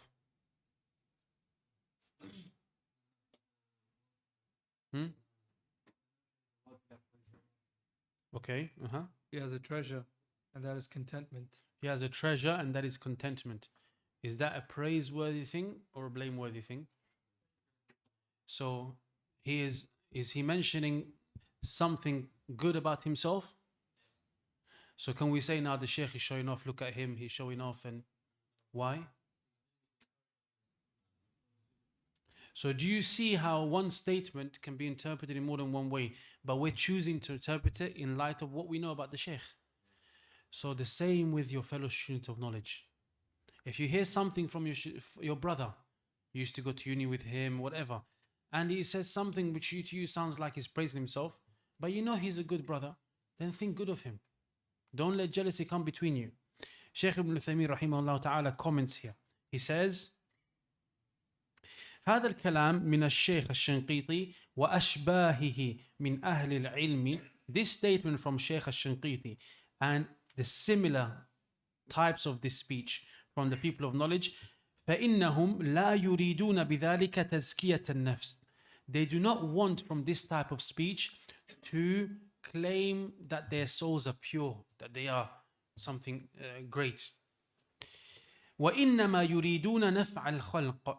But rather they want to benefit the people. So now this teacher, Shaykh al-Shanqiti, is saying to his student, which is the author, I came to this country and I had a treasure which many people don't have, i.e. contentment. If I wanted to get high status or I wanted money, I would know how to get it. He's teaching his student, don't think you see me, I'm not driving a nice car, I'm not doing this. Don't think I'm just a Quran teacher because I'm miskin, I didn't have any other jobs. I failed my GCSEs. He's not saying, don't think that. I have contentment. That's why I'm not chasing the dunya. If I wanted it to, I could have chased it. I would have known how to achieve it. He says, if I wanted status, I would have known a way to achieve it. He's intelligent. So don't think, because sometimes people think this person is just a student of knowledge because he became Muslim in prison and then he didn't have any other opportunity or option. So then he started just saying, I'm a student of knowledge and teaching people. Maybe there's some people like that, but I'm saying you shouldn't think like that of your teacher. If you think that of your teacher, then you shouldn't be studying with him because you're not going to benefit. Because if you have negative thoughts, you're not going to benefit. But he's saying something praiseworthy that Allah has blessed him with, and for sure, in his heart, he thought this is a blessing from Allah. He's not saying, this is from me. But he wants to teach his student that try to get this contentment because it's going to help you. And don't think I'm just doing this because I have nothing else. If I wanted to achieve other things, I would have done it.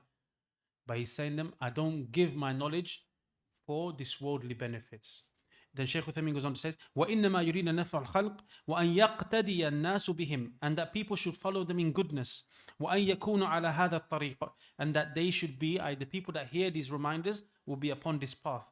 لِأَنَّنَا نَعْلَمُ أَنَّ هَذَا مِنْ أَحْوَالِهِمْ وَأَحْوَالِ الْعُلَمَاءِ وَأَنَّ لِأَنَّنَا نَعْلَمُ أَنَّ هَذَا مِنْ أَحْوَالِهِمْ وَأَحْوَالِ الْعُلَمَاءِ. Because we know this is from their state, the state of being, and from the state of being of the scholars.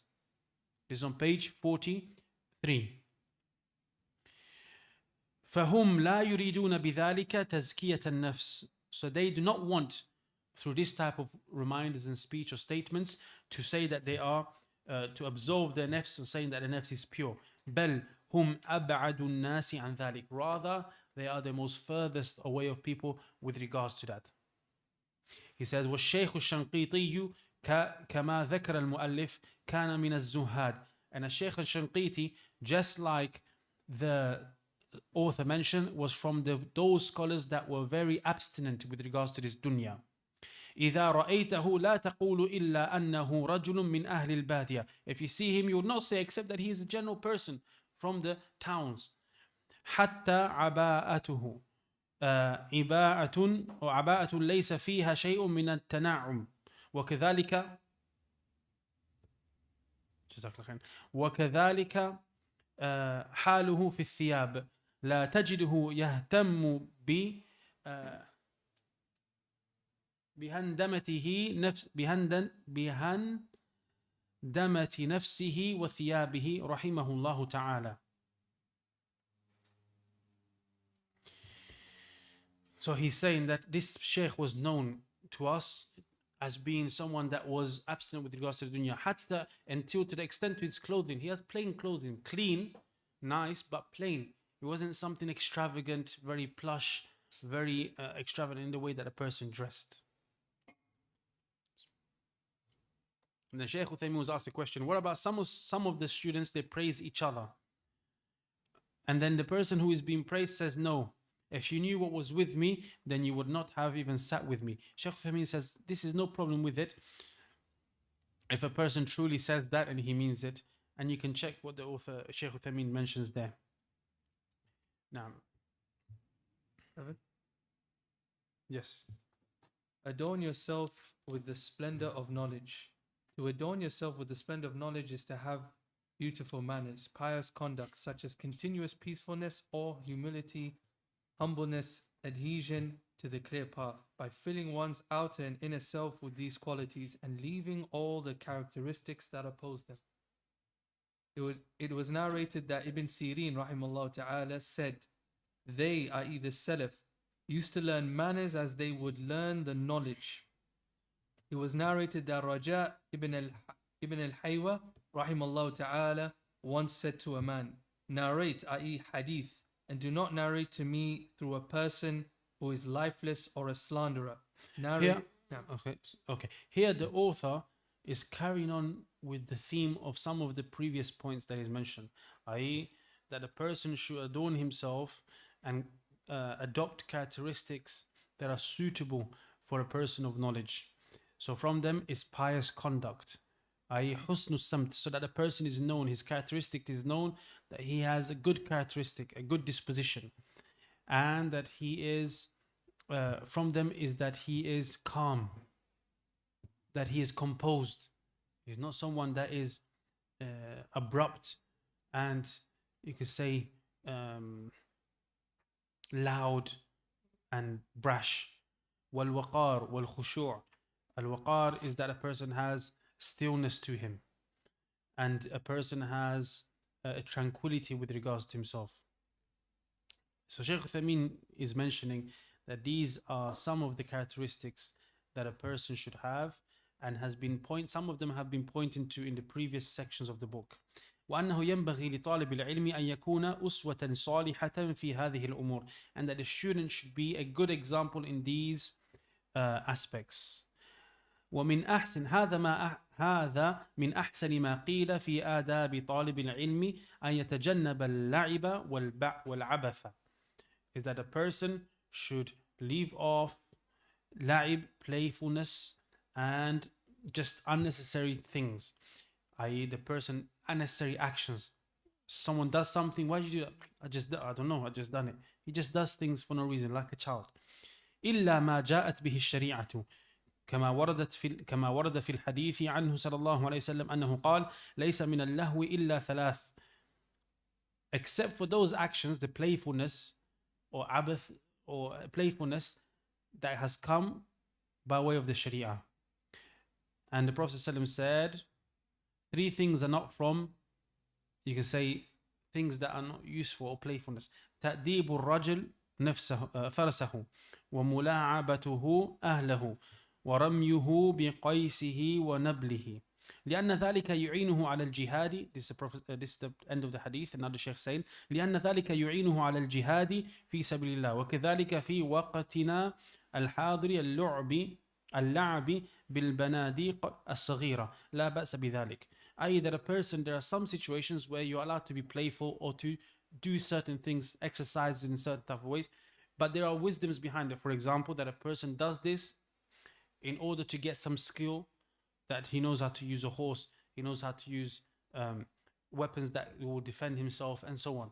Or a person, as we mentioned previously, like a person plays around with his family in the house, he's playful. That's different. But otherwise, he shouldn't just be someone that is doing stuff for no reason. And we'll come here when he says idle fiddling. And Shaykh Uthaymeen says العبث هو أن يفعل فعلا لا داعي له. العبث هو أن يفعل فعلا لا داعي له أو يقول قولا لا داعي له. Is that a person does an action which there's nothing calling for him to do it.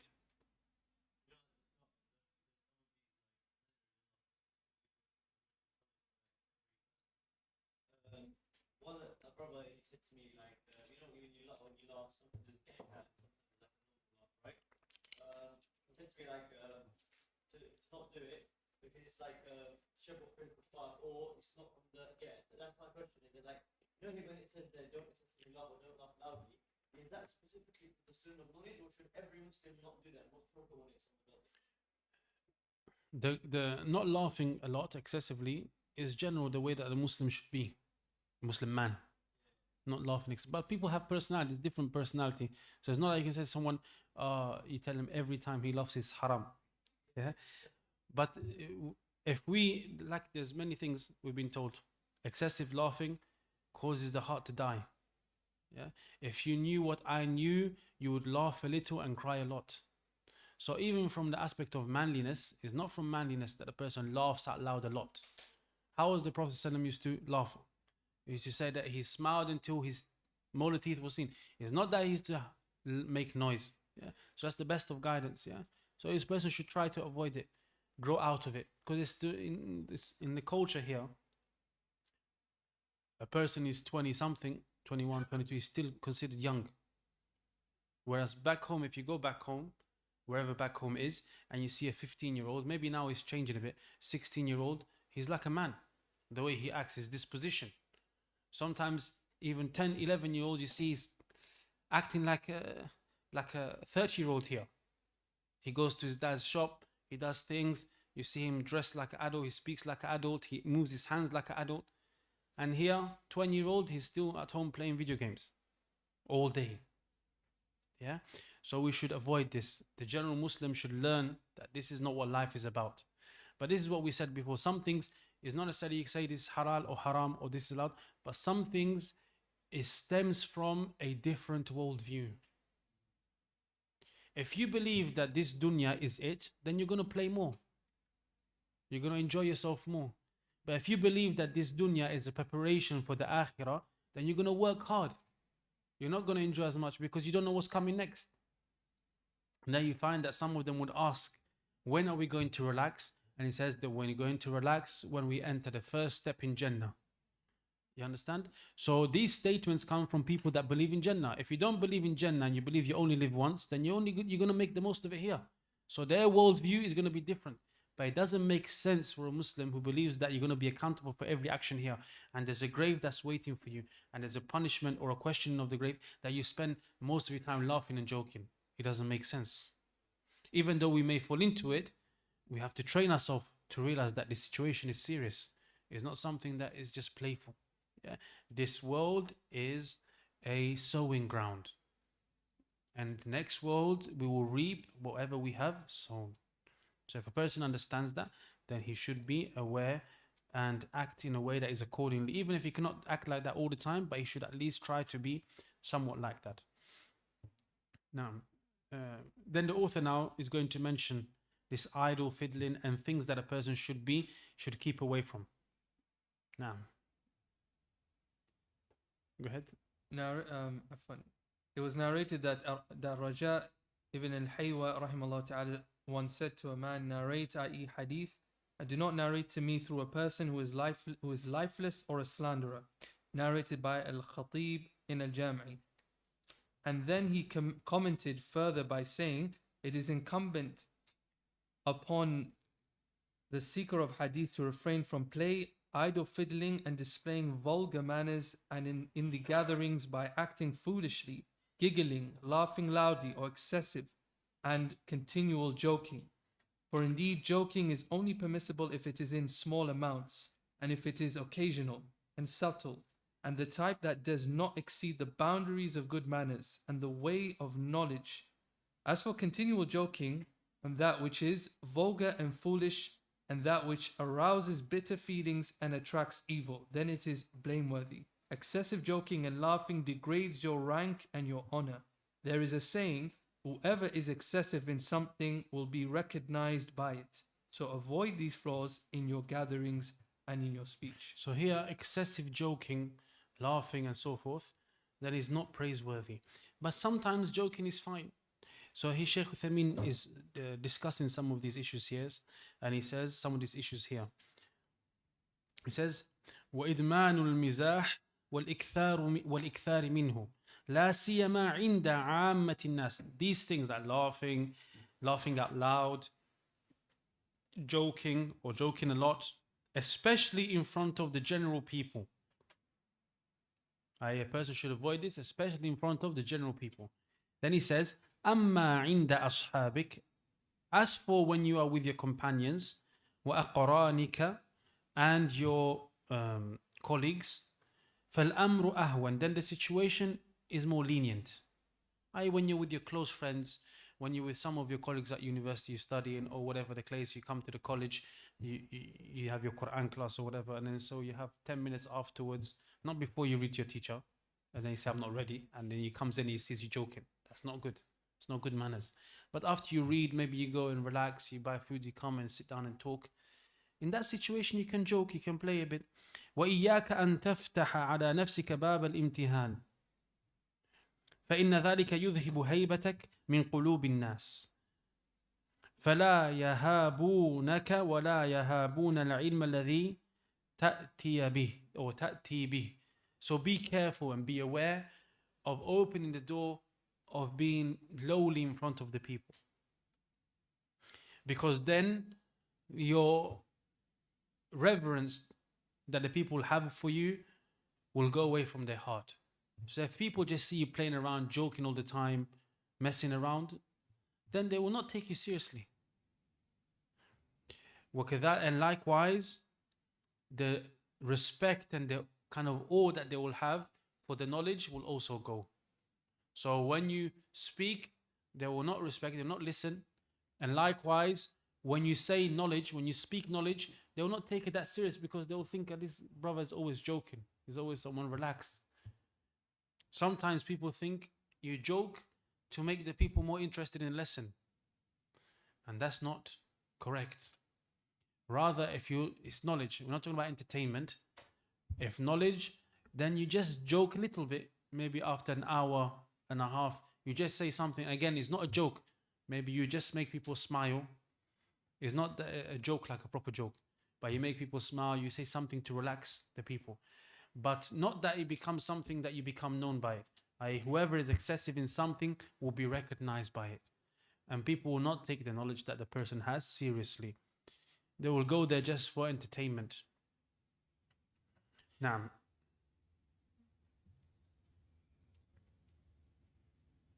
Is it amongst those, yeah? yeah, amongst those who are ignorant. Amongst those who are ignorant, there are some that think that there is relaxation in doing this excessively.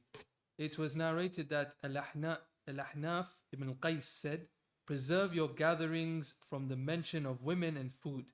For indeed I hate a man who describes his private parts and his stomach. And in the judicial book of the inspired speaker, the commander of the believers, Umar ibn al-Khattab said, and whoever adorns himself with other than that which he possesses, then Allah will disfigure him. Refer back to Ibn al-Qayyim's explanation. Okay. So there's a couple of points here.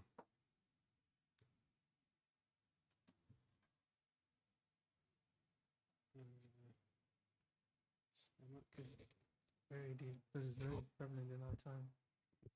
Here, there's a couple of points I want to mention. Okay, this is not something Shaykh Uthaymeen mentions directly, but something to keep in mind is that as a student, you should try to have friends that are students. Because there's a lot of people that you will have that go to classes and it's a hobby. It's not seeking, it's seeking knowledge in the sense that they're going to learn, but it's not dedicated or serious seeking knowledge. So when you go to class, you find that they talk about football, cricket, other things. Yes? So they're distracting you. That's not the best friends that you should have. You should have friends and try to hang around with people that are higher than you. So people that are always focused on the Quran or focused on their lessons that they are studying, memorizing what they are learning, reviewing it, because that will benefit you. There are always going to be subjects that people talk about. Men, they have certain subjects that they talk about. Women, there are certain subjects that they talk about. So when they say food and women, that's what men may talk about. I ate this food, yeah, have you tried this new restaurant and so forth. And women, they have food that, or women, they have topics that they talk about. Allahu alam, they talk about their own thing. But that category is both there. Don't hang around with such people because it's going to waste your time. It's going to waste your aspiration. It's going to make you, instead of seeking knowledge, it will become like a hobby. You go there, it's like a social club almost. That's not the way it should be. So, yes, if you're new practicing, you've been seeking knowledge for a little bit, okay, it's not harm. It's better than you being at the restaurant eating. At least you're somewhere seeking knowledge and eating. But it's not the aim. Try to have higher aspirations than that. But in the meantime, if that's all you can do, that's all you can do. But you need to be aware that that's not the aim.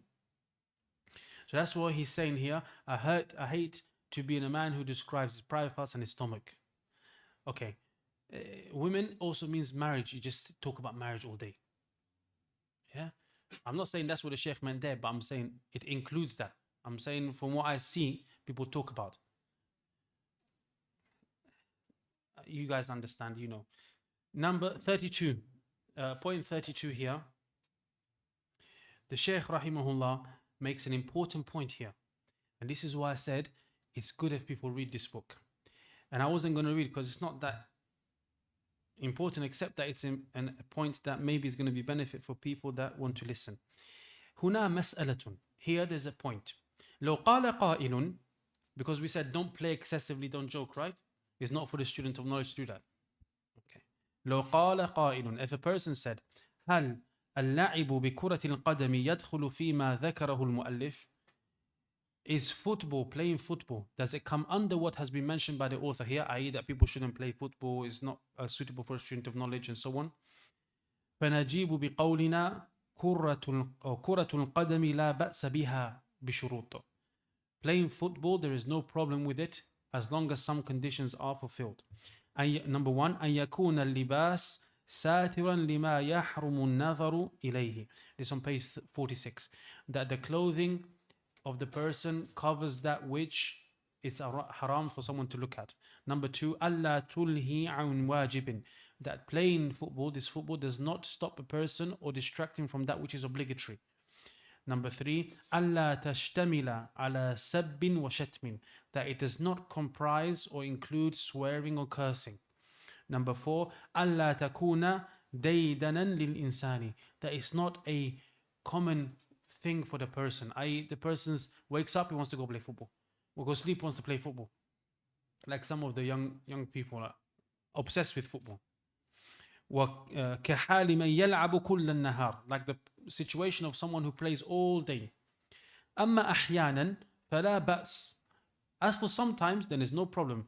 أن ترفه عن نفسك. That you enjoy or relax yourself. وكرة القدم لا شك أنها تنشط البدن وتقويه. And there is no doubt that playing football has a positive, it wakes the body up and makes it stronger. وليس معنى اللعب بالكرة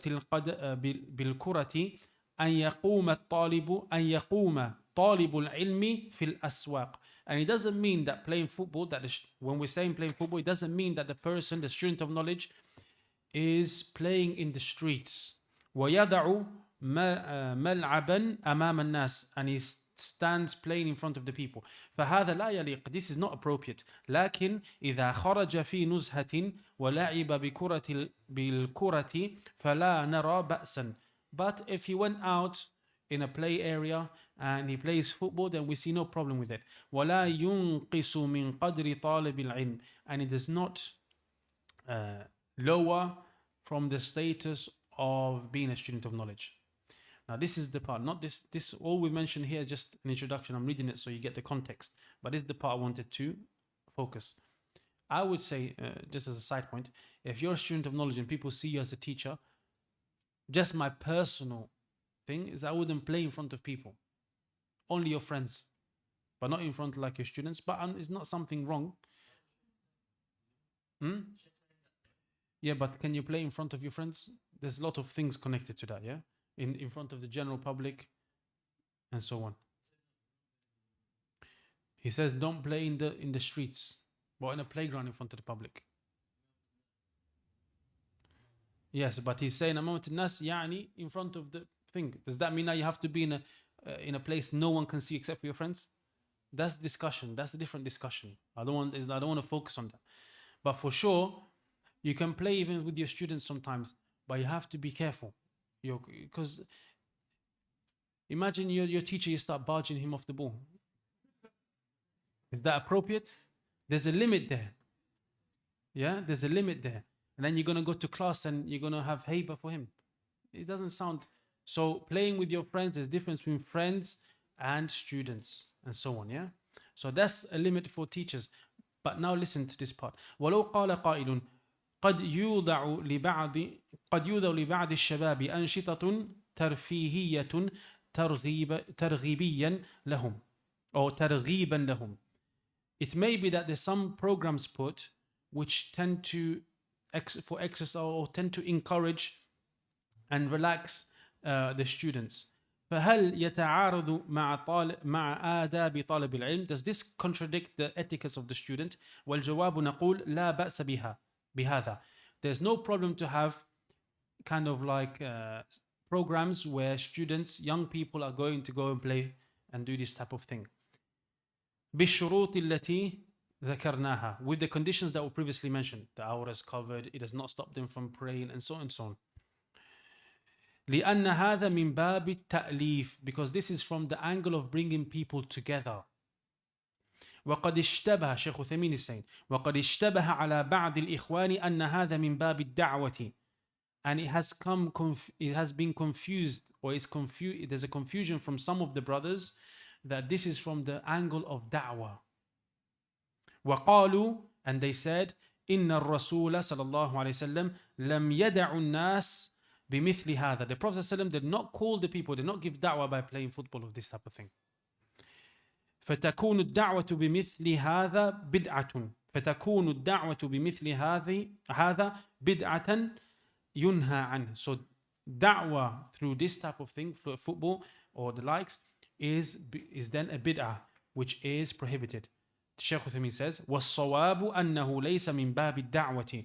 The correct view is that this type of programs, sometimes you have programs, okay, after class or whatever, or before class, people from the class will go play football, whatever. This is not from the angle of da'wah, calling to Allah. بَل مِنْ بَابِ التَّأْلِيفِ, is from the angle of bringing people together, i.e.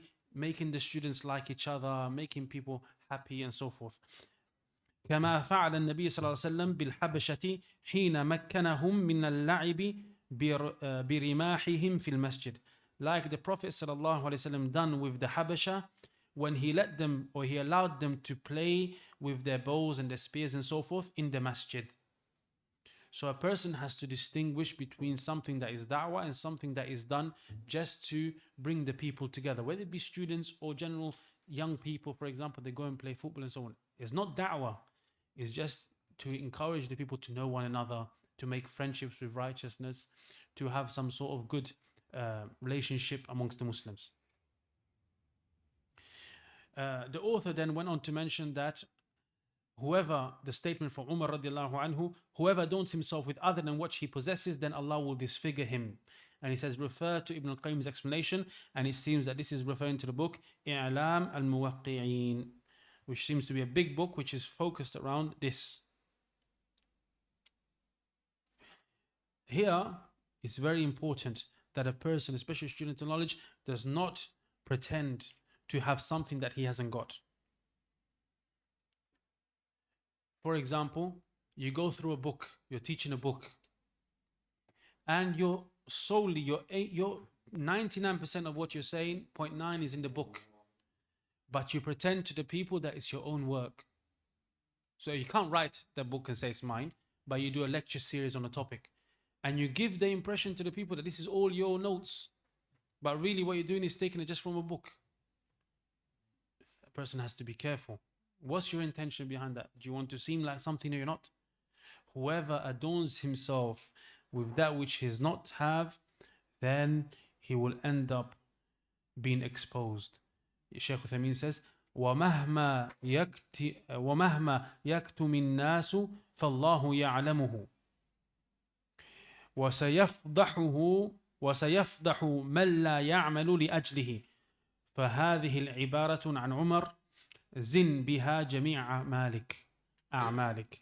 This statement, so Allah subhanahu wa ta'ala knows what you have and what you don't have of knowledge, or what you have or don't have with you. And Allah will show the people the one who does not act for his sake, i.e. for Allah's sake. This statement from Umar, and whoever adorns himself with other than that which he possesses, then Allah will disfigure him. He's the Shaykh saying, measure yourself and weigh yourself and all of your actions with this statement. No problem. So be careful of this, that you put stuff online and you pretend that it's a benefit. Some people say they put a quote online as if they research and found the quote. And they put Majmu' al-Fatawa. And they've never seen the book before. So how did you put that quote there? You got it from somewhere else. So quote where you got it from. Or say, I read in one of the books of the scholars, they quoted Ibn Taymiyyah say this. But as for you pretending that you read the book and you've never even seen it, you've never seen the PDF, you can't even read Arabic, and the book hasn't been translated. How did you come up with this? You're showing people something that you don't have. Be careful. It's better for you to say some of the scholars quote Ibn Taymiyyah saying this, or scholar so-and-so quotes Ibn Taymiyyah says this. If you don't want to mention the scholar because of a reason, then you can say a scholar mentioned this in one of his books. Say someone does this, like you said, they share like a quotation or something, but They share what? they share a quotation. Yes. That they haven't read or something, but their intention for sharing it is not that to show people something, that they're just sharing the statement. Would that fall under the same category? Why don't they quote it properly? Where did they get it from? So why don't they quote it? The brother, say one of the brothers shared in the Telegram group. Yeah, wallahu a'lam, why they did it. But No, I'm saying the point is they should. yeah, I agree with you. So what's the question? If in that moment, if their intention wasn't like what the brother saying, to show that they don't have, they want to benefit the people with that statement, would they still fall under that, like showing what they don't have? No, inshallah, they're not going to fall under showing that which they don't have. Yeah, showing what you don't have with the intention is different to what I'm mentioning here. I.e., it can be the same, but it may not have the same problem. But there are a lot of things that are not good for you. Imagine you keep sharing quotes. Then someone comes and asks you, "Did you read the book?" You say, "Actually, I didn't read it."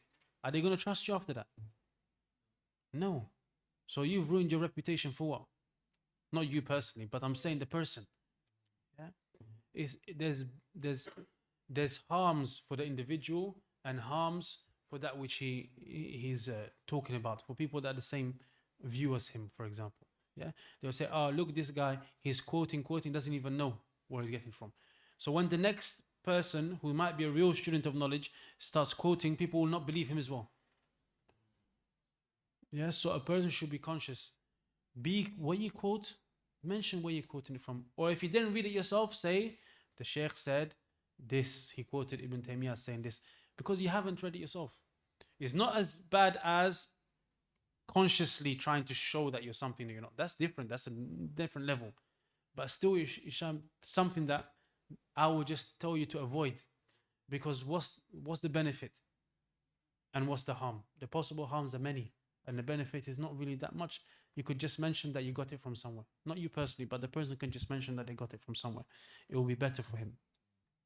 And if they don't want to mention who because of the issue that it may cause, then they can mention one of the scholars or in one of the books I read this, that they quoted so and so. But it's an amana, it's a trust. One person, academic trust. Number 8. Adorn yourself with honor. Adorn yourself with honor. Here, at-tahalli or tahalli bil-muru'ah. Al-muru'ah is translated here as honor. Adorn yourself with honor and that which leads to it, such as good manners, a cheerful face, spreading the salams, the salutation, showing forbearance, hating haughtiness, having self-esteem which is free from tyranny, and being gallant, but not for the sake of zealous partisanship, and being fanatic without being patriotic. Therefore, avoid the affairs that tarnish your honor, whether it be in your nature, speech, or actions, and also indulging in degrading actions or evil habits such as being conceited,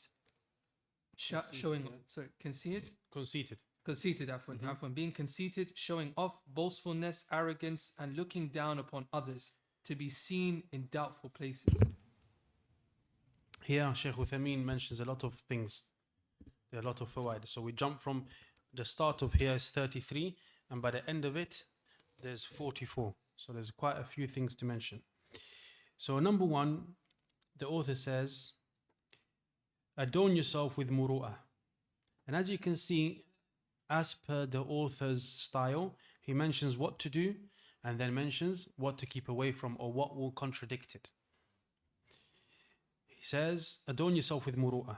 Shaykh Uthaymeen rahimahullah ta'ala explains what muru'ah is.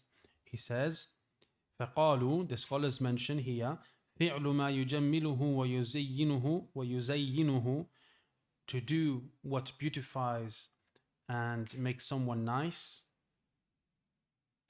واجتناب ما يدنسه ويشينه. فعل ما يجمله ويزينه. This is on page number 50 of the explanation.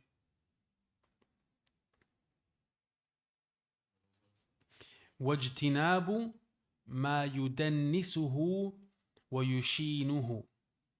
And abstaining from, keeping away from whatever defiles and blemishes it. Blemishes the person, defiles and blemishes the person. That is, what we're talking about is this word here, honor, muru'ah.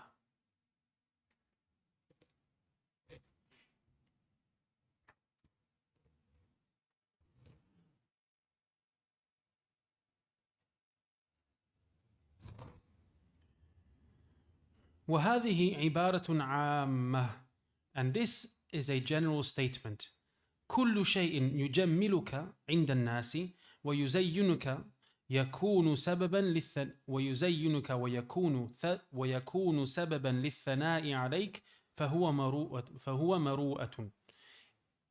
Anything or everything that beautifies you in front of the people or with the people, ويزينك, and it makes you splendid or is an adornment, يكون سببا ويكون, and is a reason for people to praise you. This is muru'ah. وإن لم يكن من العبادات, even if it is not from the acts of worship. وكل شيء عكس ذلك فهو خلاف المروءة, and everything which is in opposition to that, or everything which is the opposite side of that, the flip side of that, then it is from that which opposes muru'ah. Well, so it's a sort of dignity or a sort of honor.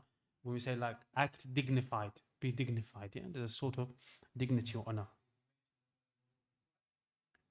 First, we should praise the general statement that we invite people to be which is, see the word after. Oh, فهو مروءة, yes. Yes. Then the author rahimahullah went on to mention some examples of what muru'ah entails. He says, min makarim al-akhlaq, from good manners.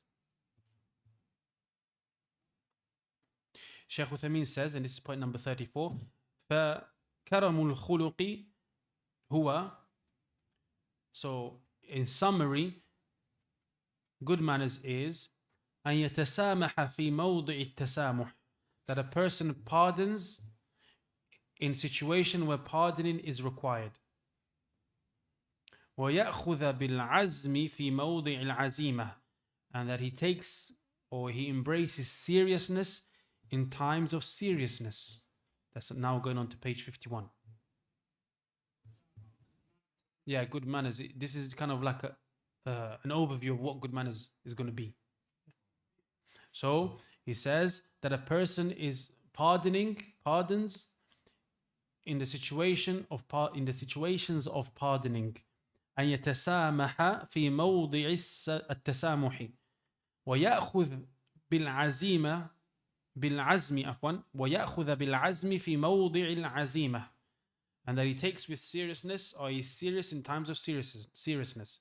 ولهذا جاء الدين الإسلامي وسطا بين التسامح الذي تضيع به الحقوق, and that's why Islam came balanced between pardoning, through which the rights are lost. So Islam is balanced between two extremes. There's an extreme of someone being too forgiving to the extent that the rights of people are lost. Someone takes money, says, don't worry. Someone does this, don't worry. So the people's wealth becomes lost. And the other extreme is وَبَيْنَ الْعَزِيمَةِ الَّتِي قَدْ تَحْمِلُ عَلَى الْجَوْرِ. And the other extreme is a seriousness or a strictness which could lead a person to become, you could say, oppressive or taking things without the right. So Islam came between those extremes. So good manners is being pardoning in the time and being open-chested, relaxed in time when that is good, in the times where that is appropriate, and being strict and serious in the times where that is appropriate. That is what good manners is. Good manners is not just being nice. It's a balance. Because if you don't have this balance, you end up with the rights of people being lost. If, for example, like we have here, to a certain degree, why do we have so many people stealing stuff? You know, some kids, alhamdulillah, most of you are older than this now, but when they were going to school, year 10, year 9, year 7, they would have to put their money in their socks. They would have to be careful of their phones. Why? Because people would steal it from them. And when the items were stolen from them, the person who stole will get a slap on the wrist. And so this carried on. It was a you could say a leniency that caused or encouraged crime. So Islam came between that. Neither too lenient, nor too harsh. You have to be balanced. At times, you have to be strict, and at times, you have to be balanced. And Shaykh Uthaymeen mentioned some more points with regards to that.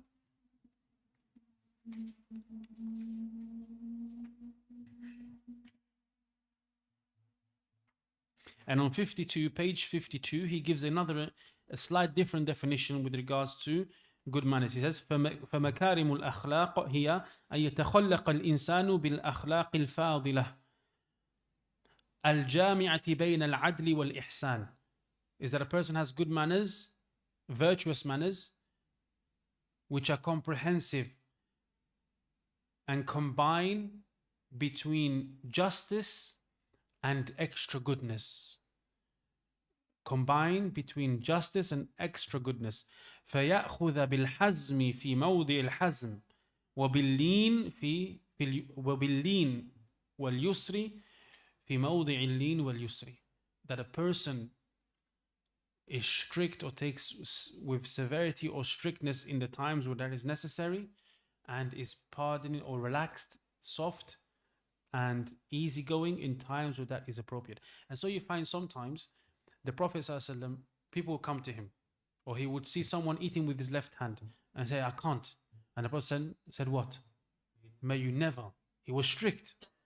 And at other times, someone would come to him and say, Oh Rasulullah, I have done everything with a woman except that a husband and wife do, except the thing that a husband and wife do.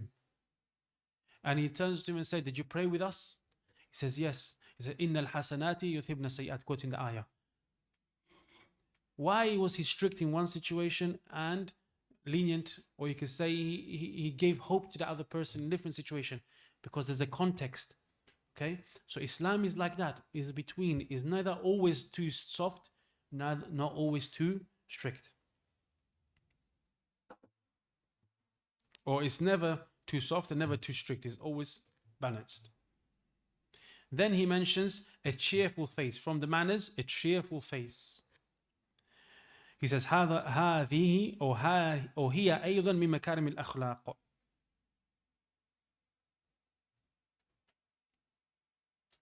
And he says, should a person, a question comes here, وهل يطلق الوجه لكل إنسان ولو كان من المجرمين? Is the face, a cheerful face, to be given to every person, even if it's from the criminals? Shaykh Uthaymeen now replies, فالجواب هو على حسب ما تقتضيه الحال. This is in accordance to what the situation entails. وَلْيَكُنْ سَمْتُكَ طَلَاقَةَ الْوَجْهِ. Let your conduct normally be, people know you as having a cheerful disposition. Be nice. That's what people know you as. فَهَذَا أَحْسَنُ شَيْءٍ تَجْذِبُ بِهِ النَّاسُ إِلَيْكَ فَيُحِبُّونَكَ وَيُفْضُوا إِلَيْكَ مِنْ أَسْرَارِهِمْ. Let this be a disposition, because this will be from the most, you can say, beneficial things which will bring people closer to you. And you'll find that they will love you and they will come to you and open themselves up to you. Especially if you're going to be a student. You want to be a student of knowledge, maybe people will come ask you questions. People will have problems in the house. Their kids, teenagers will be giving them issues at home. If people know you have a cheerful face, you're someone nice, you're not a judgmental person, they will be open to receive da'wah from you. They will feel comfortable to come and speak to you. They will call you and say, look, I'm going through something at home. Can you come and give advice to the family? So the people will benefit from you and from your knowledge. And then Shaykh Uthaymeen rahimahullah goes on to say, أما إذا كنت عبوسا هابك الناس ولم يستطيعوا أن يتكلموا معك. But if you're someone who is frown face, the people will be scared of you and no one will be able to talk to you ever. ولكن, I didn't say ever, ولم يستطيع أن يتكلموا معك, and they will not be able to talk to you. ولكن إذا قتضت الحال, so this is general, yeah. If you're someone who's grumpy and so forth, people they'll be scared to talk to you. They'll say, no, I don't want to talk to him. They will not be able to benefit from the knowledge that you have. But then Shaykh Uthaymeen mentioned exceptions.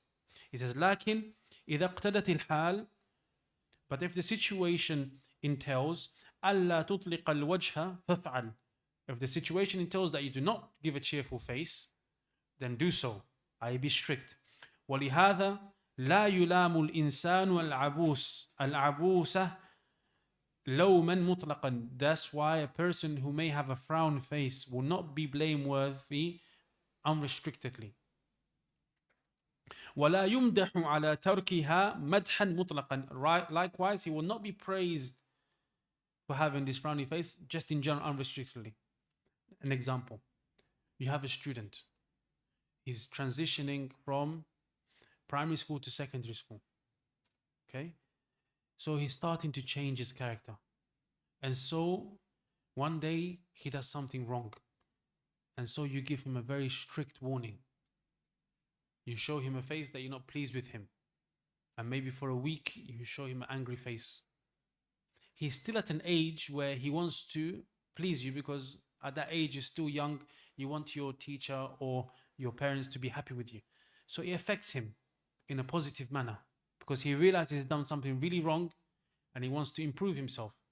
In that time, it will not be from hikmah as a teacher or a mentor for you to smile and say, don't worry, it's okay. Because he will end up thinking it's okay for him to keep doing the wrong thing. In that time, you be strict, even though inside it's hurting you.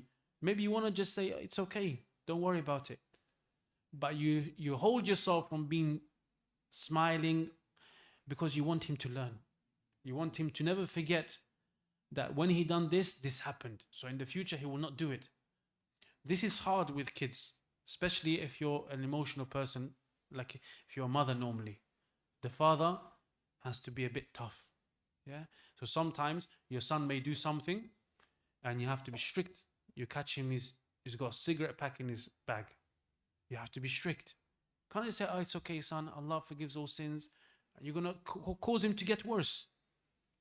So you have to deal with the person. So in that case, you don't have a cheerful face. You meet him with a cheerful face? No. It will be a wrongdoing for you to do that. It will be, you could say, a betrayal of the trust that you have as a teacher.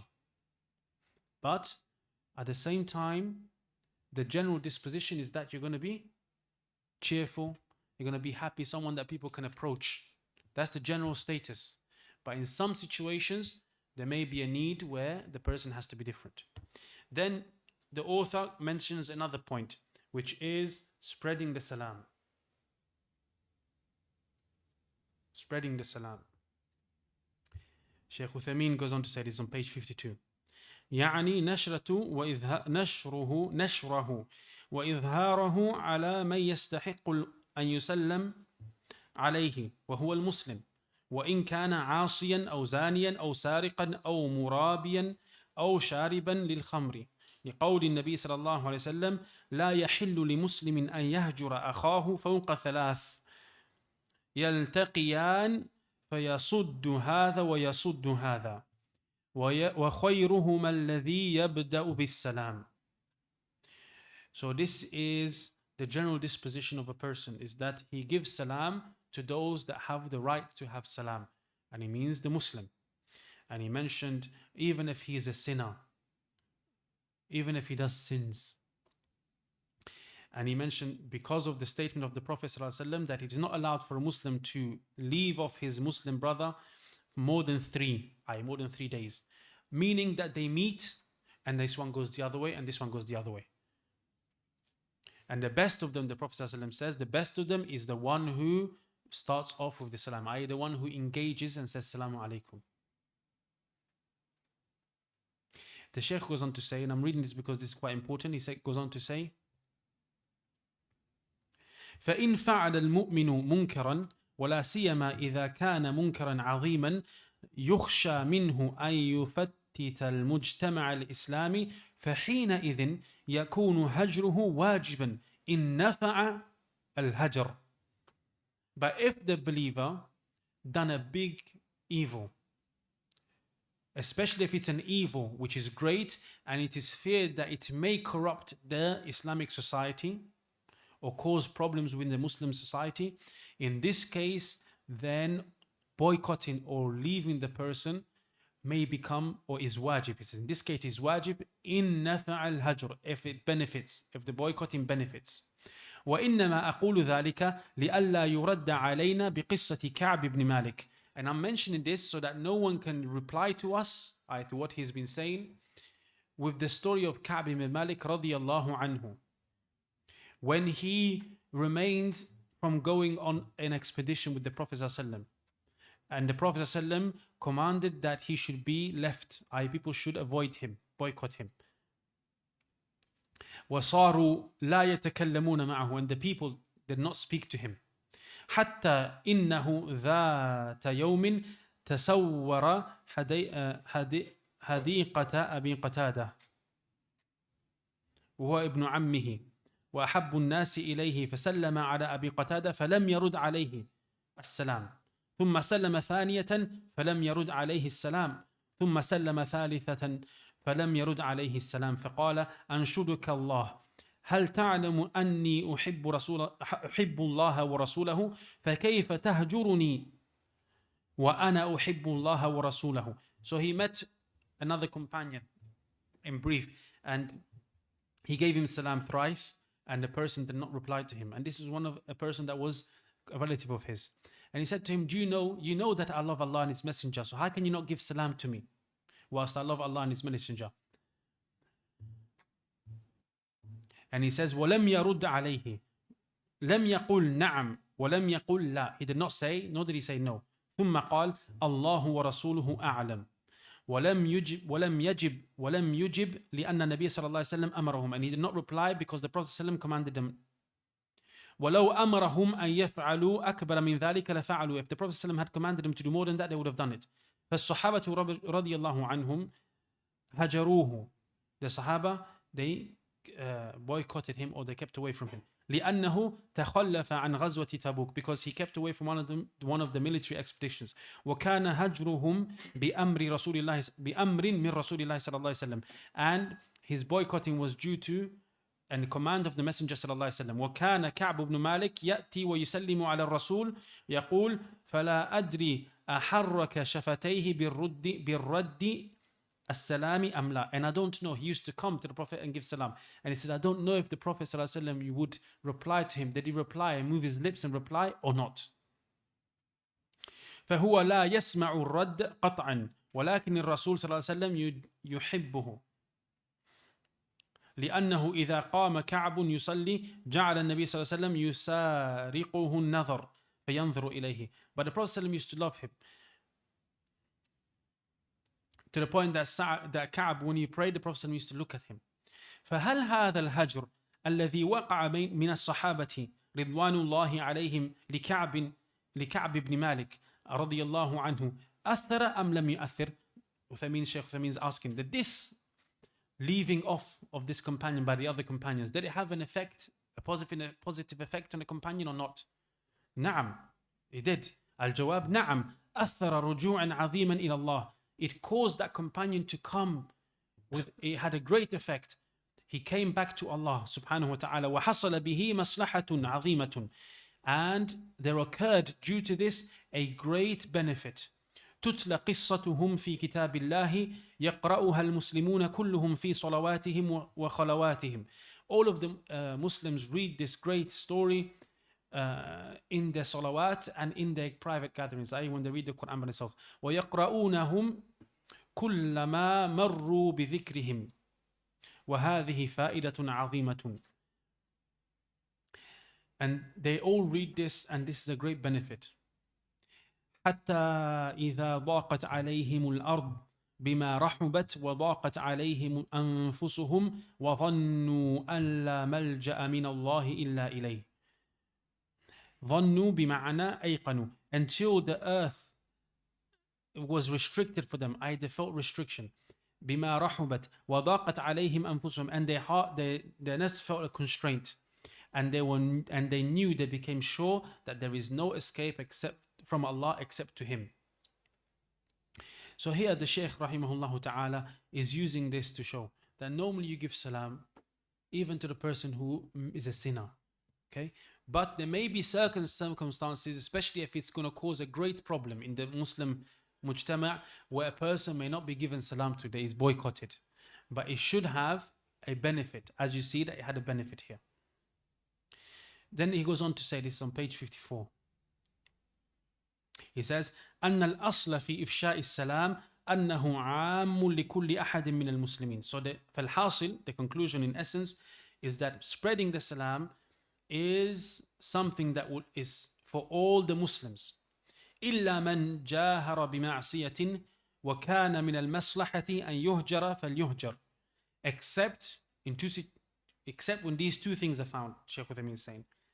When someone is open with his sin, and it is from the maslaha that the person be boycotted.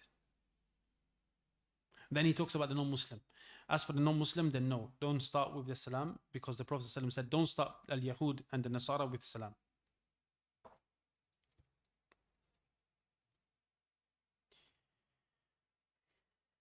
I encourage you all to read this. Even if you don't have the book, get the PDF and read in detail, ponder, ask questions about it. See what Shaykh Uthaymeen said. It's good to, in major things that affect people, to read different scholars what they said. Not just what they said in one situation, but in principles, in tools, in principles. Because remember what we said, if you only take the end result and then you take it and apply in other places, there may be different factors, and so you misapply what the scholars have said. But if you study the principles, like Shaykh Uthaymeen is saying, the asl is that you give salam unless there is this and this and this. This helps you to know in the next situation what to do. In another situation, in one situation, you may boycott. In another situation, you may not, because there are principles involved. It's not just left to people's desires. Another part, Shaykh Uthaymeen goes on to say,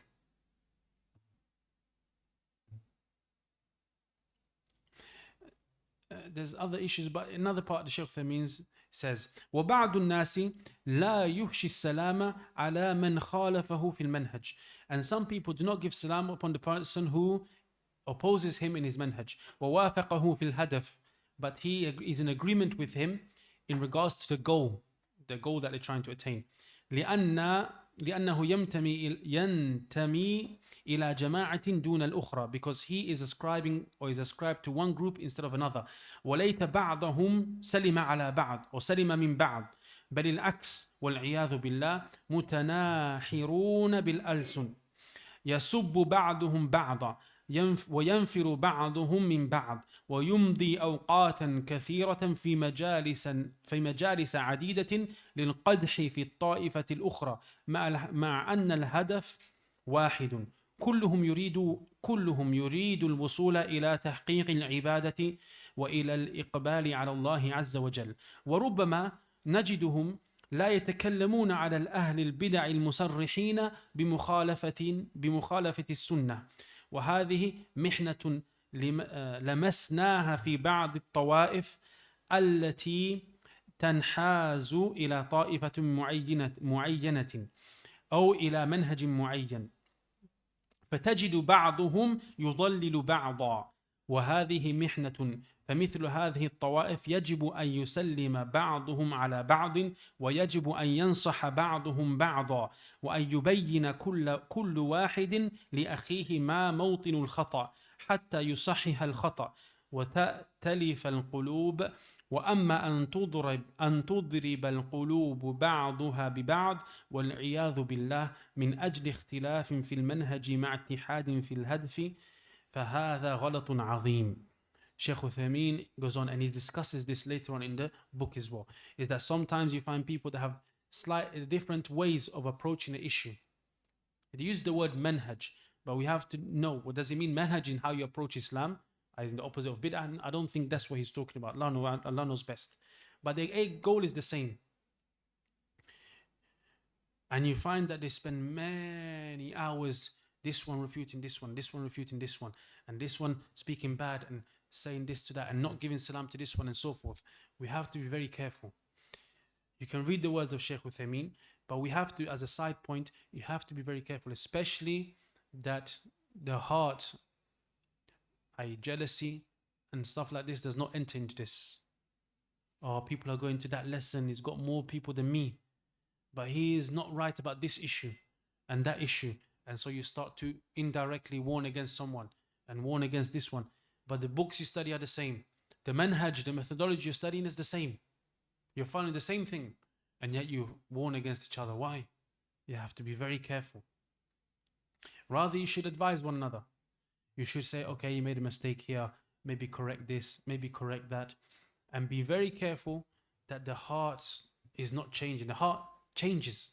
1 minute, you have a sincere intention. The next second, you don't know what the intention has changed to. You have to be very careful. Then Ibn Uthaymeen rahimahullah ta'ala goes on to mention another point. He says, with regards to what the author mentioned, point number 36, it said spreading the salam, then showing forbearance,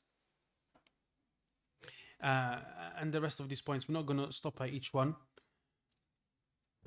But avoiding doubtful places, he's mentioned something here which is important, and he says that the person should try not to leave people to have doubt.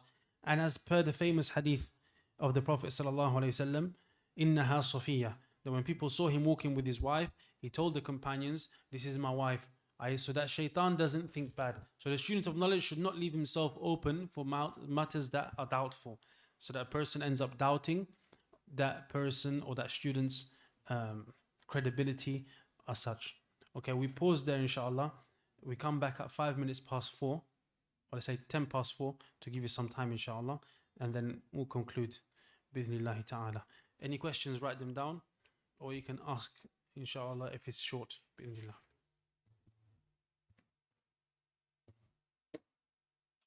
Sure.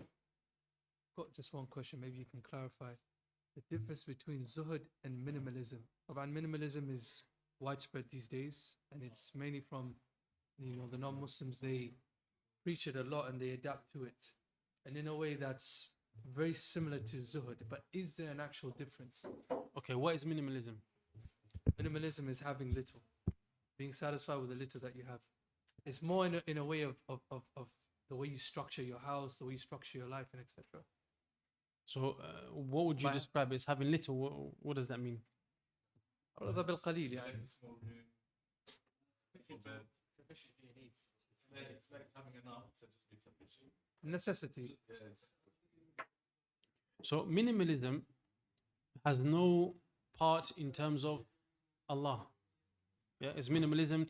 That is like, for example, someone says, "I'm going to use a dumb phone, not a smartphone. I'm going to use a phone that doesn't have apps." Does this? Why? To clear my mind, to not be tied down as much, not to be as materialistic and so forth, because they believe it has a health benefit or a peace of mind and so forth. Yeah. Whereas zuhud there's a religious aspect to it. Yeah. Zuhud is that you leave anything that does not benefit your hereafter. Minimalism, what I've come across of it, is for worldly benefit, normally speaking. And there's some aspects that do cross over to what we'd understand as zuhud. Yeah. So, for example, is that your heart does not become attached to these materialistic things. But zuhud, you could have 10 cars and still have nothing attached to your heart. No. So, from that aspect of not having stuff attached to your heart, you don't need to be a minimalist.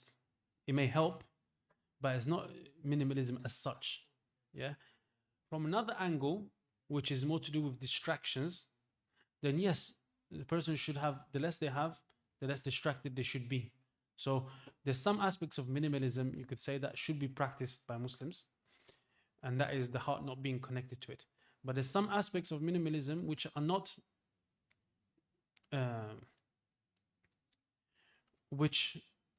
you could say, needed for zuhud. So minimalism, for example, you have some of them that say we're only going to wear this type of shirts just to minimize the amount of time that I spend on thinking what wardrobe I'm going to have today. So they have just 10 plain black shirts, for example, right? Okay, there's a benefit, but that's if a person thinks I'm going to minimize it so I've got more time to do productive things, Islamic things. That's good. Yeah. So there's certain aspects which are good of it. But with all of these things, productivity and these type of stuff, minimalism, we have to be aware of things within it that may go against Islam. No. Because a lot of these things are a mixture of what has been studied, research, experience, and there's a lot of underneath in some of these things, there's a lot of beliefs that they have. Some of them tend to have like Buddhistic sort of roots. Yeah, so we have to be careful of that. Taken from the Yeah. So they say, for example, they will say, I can't remember what it's called, the title that they give it, but what you see is what will happen, or what you visualize, is what you're going to achieve. So think in a certain way and you will achieve it. And this is a certain belief. Removing Allah subhanahu wa ta'ala out of the equation. Yeah, so this in tune with the universe, and so some of them may not say that, but they've taken principles from it. Yeah. So we have to be careful of that. So what is it that they say? You have an not an inspiration board, but they have like a board, like a vision board or something, where they put pictures of what they want to achieve, and they think if you look at it enough, then it will come true. In certain things like this, inspiration board or the goals that they have. Okay, there's a certain aspect that if you look at it, you remind yourself of your goals. That's good. But if it starts to go beyond a bit spiritualistic now, so you have to be very careful with these things. It sounds like that energy. I don't know if you hear that they use this whole energy stuff, type of stuff. What you put out is what you get. What you put out in the universe is what you get. Positivity, and then you get there's nothing in Islam to say that this is what happens. You can say al jaza'u min jinsil amal tudinu kama tudan. Okay, you can say these things, but you're taking words to now put it into something that is non-Islamic, and so when it comes to these things, alhamdulillah, we have a lot of guidance in our sources. So we should try to have people that can put Islamic versions of these out, but based on Islam, not based upon their way. Yeah. So it's good to be a minimalist in some things. So you find I remember my teacher, Quran teacher, he would go through phases where he would just use a Nokia phone. Yeah. Just because there's going to be less distraction. That's the old one. Yeah, the ones that don't have internet and so forth. So for example, there was a brother who his phone broke and he had to get the phone repaired. And in that hour or 2 hours, how long was it?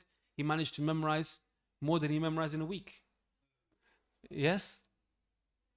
Yes? So that is a testimony that if you have less of some stuff, you're going to benefit yourself more. Whether people call that minimalism or not, it is a form of minimalism, but it doesn't have the baggage that these ideologies may have with them. Yeah. So there was sometimes if you put these ideologies, if you translate what they say into Arabic, it will make it more clear that it's something dodgy at the core of it.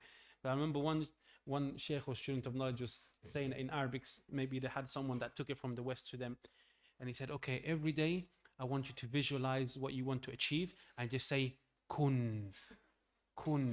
But because they're Arabs, because they were Arabic speakers, when you say kun, what comes to your mind? Kun fayakun. So you think, astaghfirullah, this is wrong. But if you just say, oh, I want you to visualize and say it will be. You might not put it into that context. When you put it in Arabic, you realize that, okay, this sounds a bit strange. Yeah.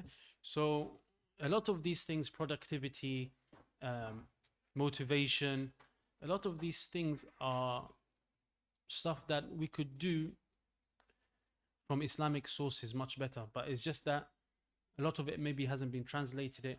A lot of it is in books still, so we don't have it. But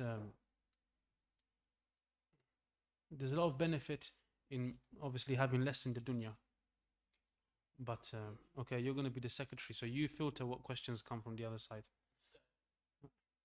Inshallah. Yes? The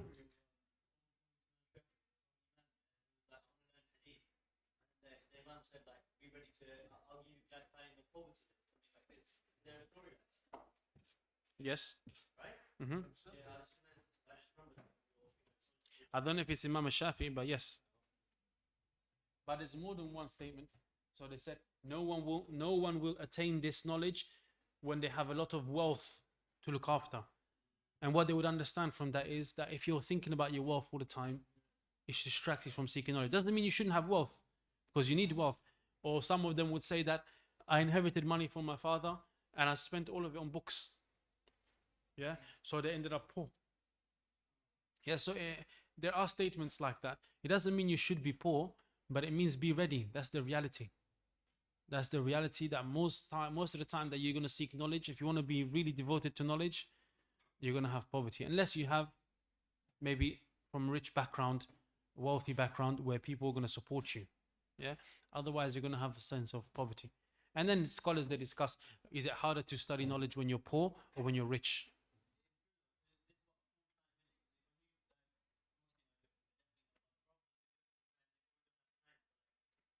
As much in it. That's probably why they put them more compared to rich. Yeah. And they're going to have also spending. You spend to travel to seek knowledge. You spend to travel you spend for books. You spend to classes. So there's going to be things. But all of that spending is barakah, because you're going to be in a scale of good deeds. So it's not the same as someone who has money, but he spent it on just something halal. Just to eat food, he spent it all. Then, okay, it's not haram, but it's not going to be the same, like a reward like for the person who spent it on seeking knowledge. You said like having good manners. Also,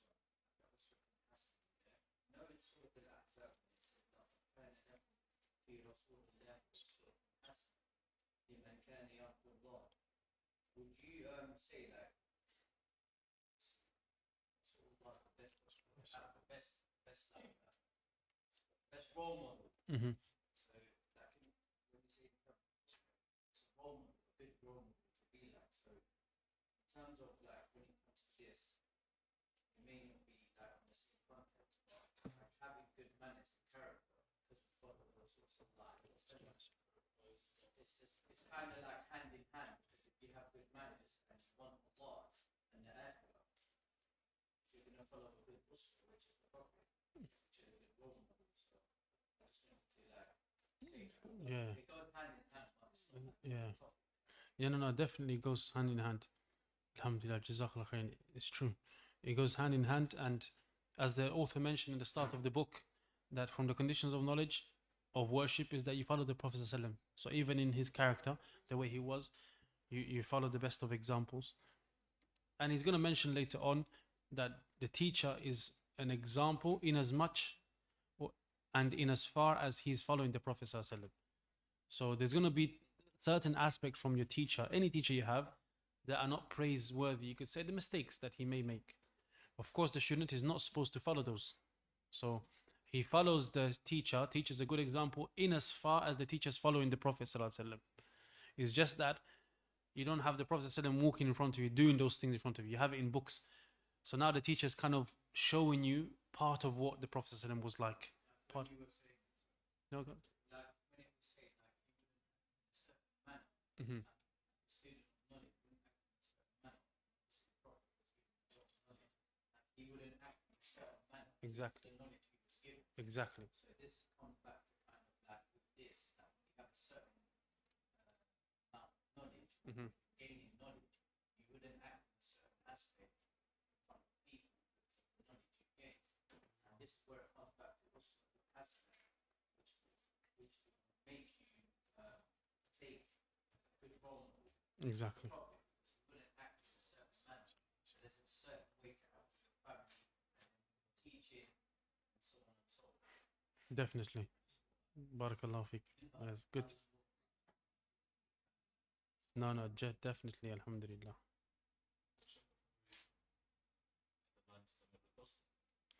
Afwan? 4:45 what? We're going to restart? No, we're going to start now. Yeah, we're going to start now. No, I said 4:10. I meant 4:10. Maybe I said something different. 1 second, let me just get.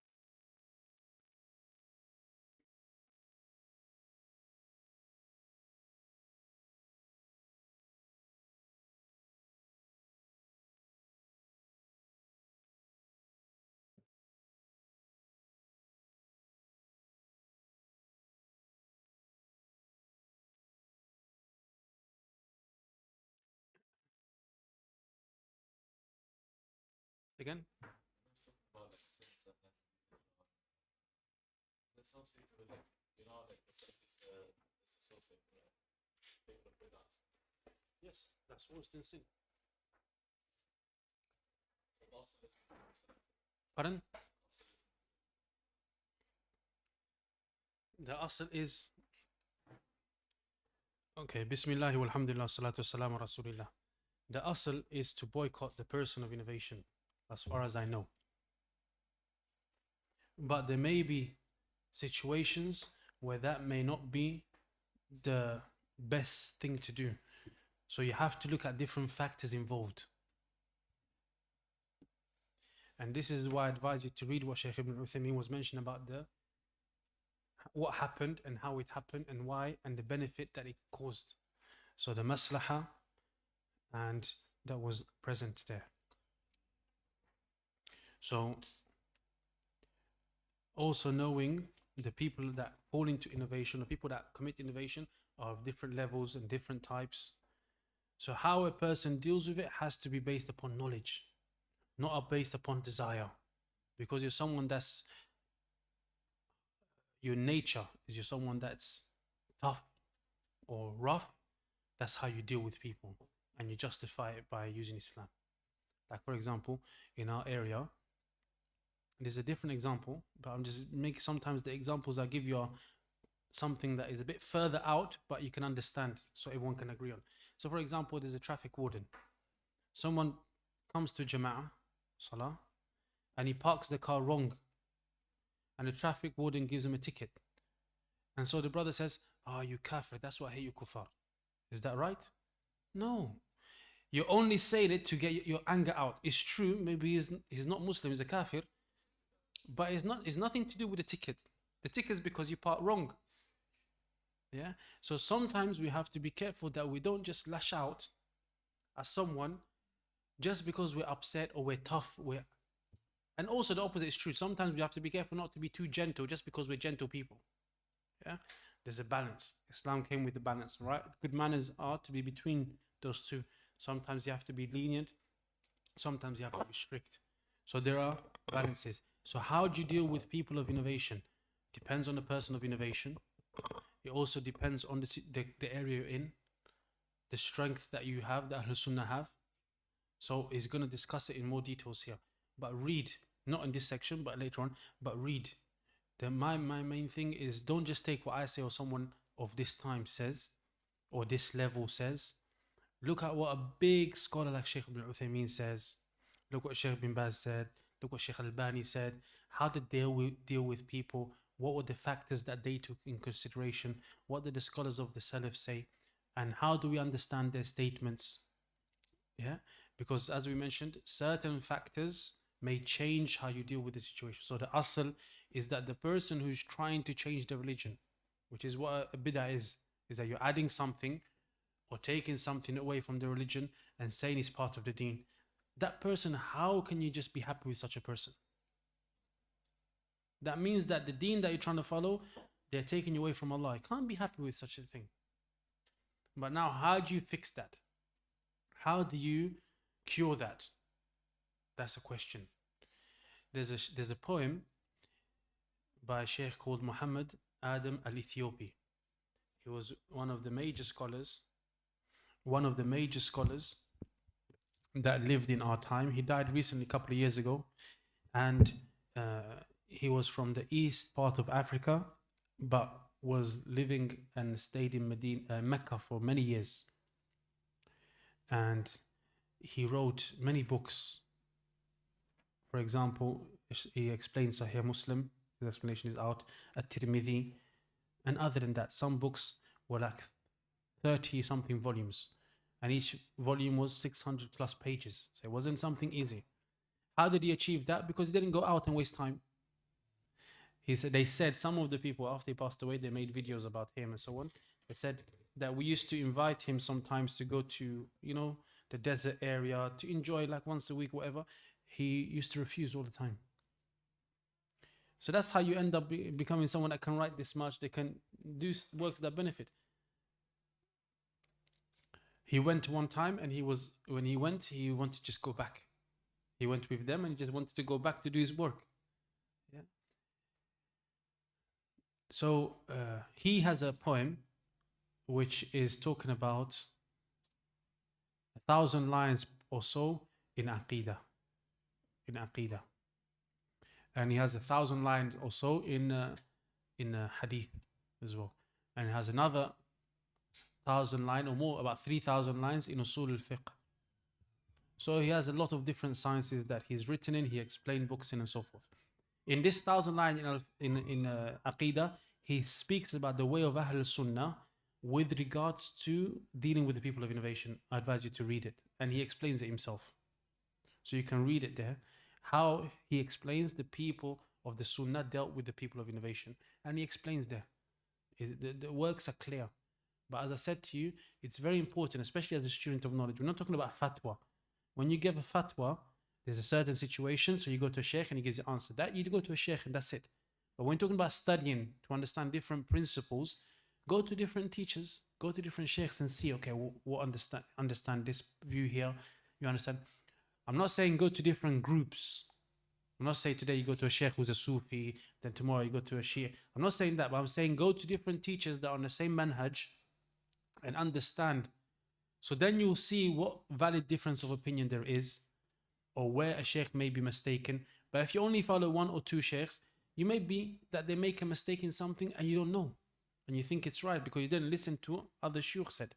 You have Sheikh Fawzan, you have Sheikh Al-Abbad, you have many shuyukh. So you read and study different views on the same issue, then you see the different scope. And make sure obviously that they're all scholars there are whose views are taken into consideration. Which one? Sheikh Muhammad Adam al-Ethiopi. Ibn Ali al-Ethiopi, yes. Yeah, I can't remember the exact name of it, but we can send it.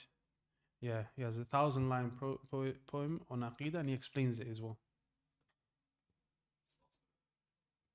Mhm.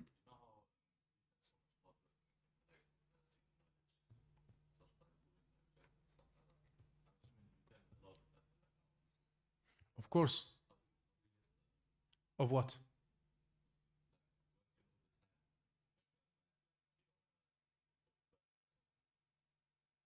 Say it again, say again.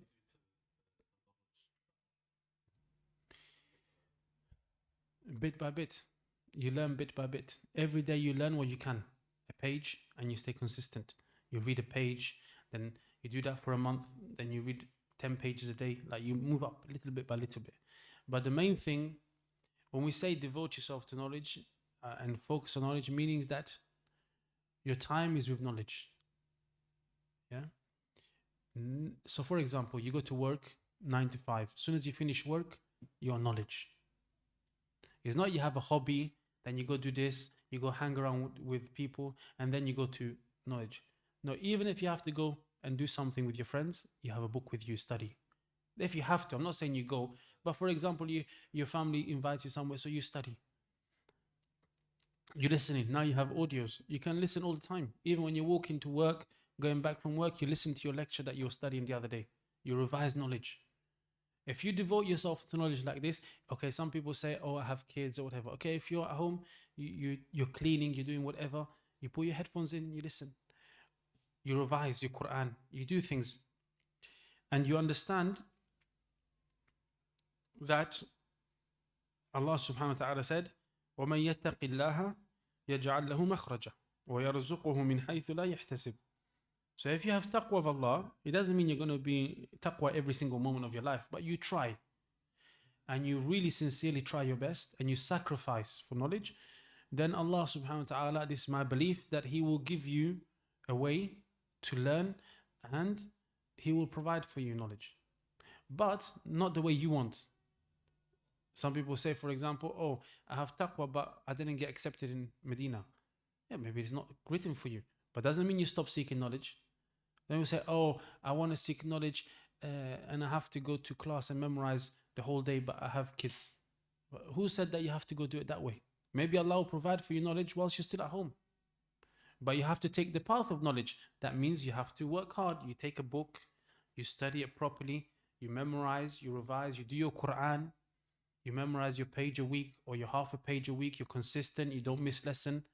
And if you do that, you'll see that Allah will make a way for you. But if you try to dictate how you're supposed to seek knowledge and say, oh, well, it's not happening for me because I have to give up everything and go and do this, then you're the one dictating. Then maybe Allah has provided for you, but you rejected it. So we have to realize that seeking knowledge is according to what Allah wants. So a student of knowledge learns what he is supposed to learn when he is supposed to learn, not what he wants to learn when he wants to learn. Now, number 9. Bismillahirrahmanirrahim. Enjoy masculine qualities. Enjoy masculine qualities which include bravery, forthrightness, noble manners, and giving for the sake of good causes until ambitions of men die before reaching your level. Equally, beware of the qualities that oppose them, i.e., these qualities, such as being unconfident, impatient, and weak in nobility, for indeed they destroy knowledge and cut off the tongue from speaking the truth. And they lead him headlong to his enemies in such a state where they, i.e., the opposing qualities, brush the faces of the pious amongst Allah's slaves with their poisons. So here, the author mentions another set of qualities that a person needs to have. And as usual, the author mentions what we should have and then what opposes it and what a person shouldn't have. So enjoying strong or masculine qualities. So from them, bravery, forthrightness, i.e., forthrightness meaning that the person, when he believes something to be correct, he sticks to it. ومكارم الأخلاق, good manners. والبذل في سبيل المعروف, and giving for the sake or for good causes, for causes of good. حتى ينقطع دونك آمل الرجال, so that the ambitions of men die before reaching level, i.e., have high aspirations. You're always doing good, until the people that are around you or other people, don't worry about people around you literally, but the people around you, they will not reach the same thing. Don't be like a normal person, have higher than that. And be careful or be aware of being someone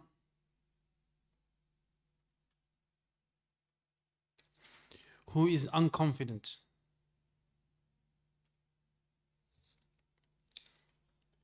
Okay, there's a balance here.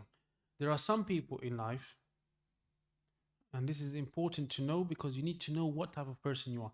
There are some people in life who are too confident. And there are some other people in life that are too unconfident, or whatever the right word may be. So there's a spectrum. Some people, they think too good of themselves. They are too confident. And there are some people who are they belittle themselves or are too shy. Only you know which person you are. Or maybe your parents, maybe they're aware if they know you for a long time. Yeah. So for example, a person is too confident. He says, yeah, I can do that. And when they come to do it, you think, well, how did he think he can do it? He's too confident. The other side is a person but a person can do it. But they think, no, maybe I can't. Or maybe I'll make a mistake. Maybe I'll do this. As a student, you need to balance yourself towards the middle. Be confident without arrogance. Confidence without arrogance. And confidence in its rightful place. Don't be confident if you can't do it. Don't say, oh, there's a Quran class and you don't know how to read the ayah, but you say, yeah, I'm going to read, I know how to read it. Don't be confident in being able to do something if you can't. Just be honest. Ustadh, I can't read it, I don't know how to read it.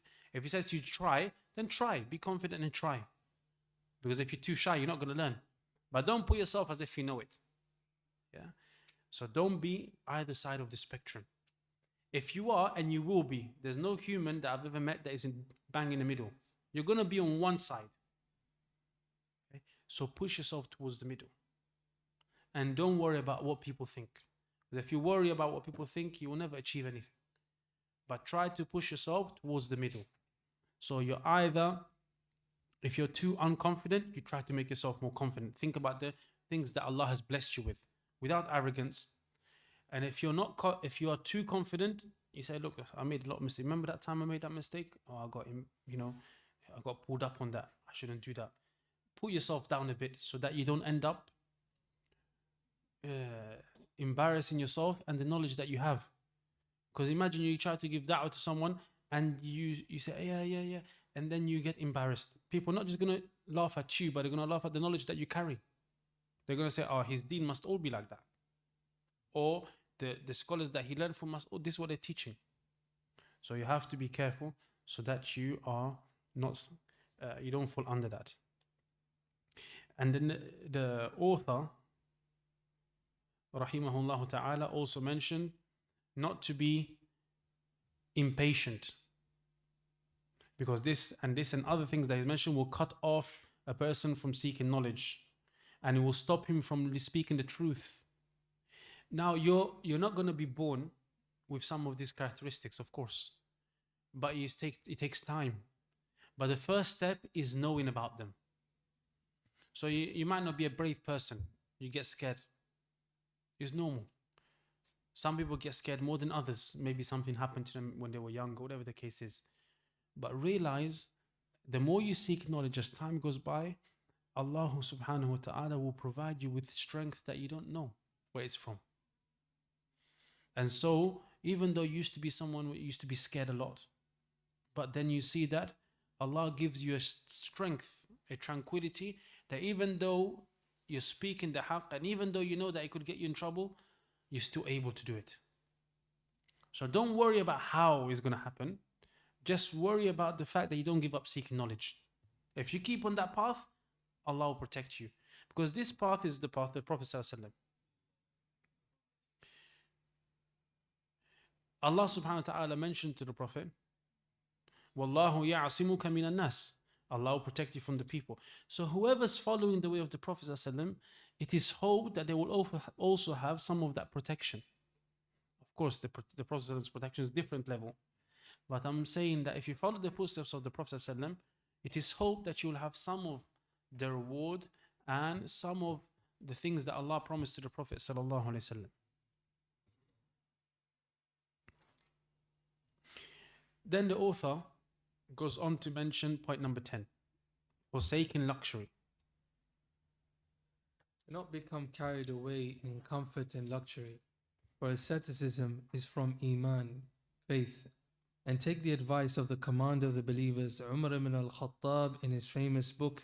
And here, asceticism here is not zuhud, it is badada. Badada.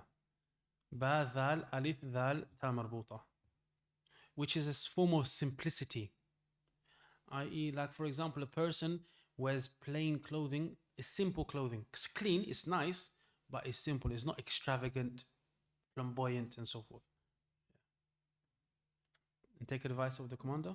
And in it, Ibn al-Khattab radiallahu anhu, in his famous book, and in it he says, so beware of excessive comfort and imitating the appearance of the ajam, the non-Arab, and toughen yourselves and roughen yourselves. Therefore do not become inclined towards this false civilization, for it makes the nature effeminate, and it excessively relaxes the nerves, i.e. the person's enthusiasm, and ties you down with ropes of false hopes. While the serious people reach their destiny, you are still in your place over concerned about the elegance of your dress, although many of these things are not considered muharram, unlawful, or makruh, disliked, they are not considered of good conduct. This is important to note. So now he's saying, be careful of excessively relaxing the body, luxury. And he says here, although many of these things are not considered muharram or makruh, they are not considered of good conduct. So there are some etiquettes now that are not about halal and haram. It's not talking about whether it's allowed or not, but it's talking about wanting to reach your peak, wanting to reach the best that you can. Yeah? So this is why it's important for the student of knowledge, for the family of the student of knowledge, to know that you're going to sacrifice. You're going to have to sacrifice. So be ready for it. Don't complain, because it's not going to change anything. But be ready for it. So while serious people are reaching their destiny, they're reaching their goals, you're sitting here worrying about the elegance of your dress, how you look, how your scarf looks, whether you look, the book looks nice, you bought a book and does it look nice or not. You're worrying about the appearance of things and you're not worrying about the essence of things. The outside appearance,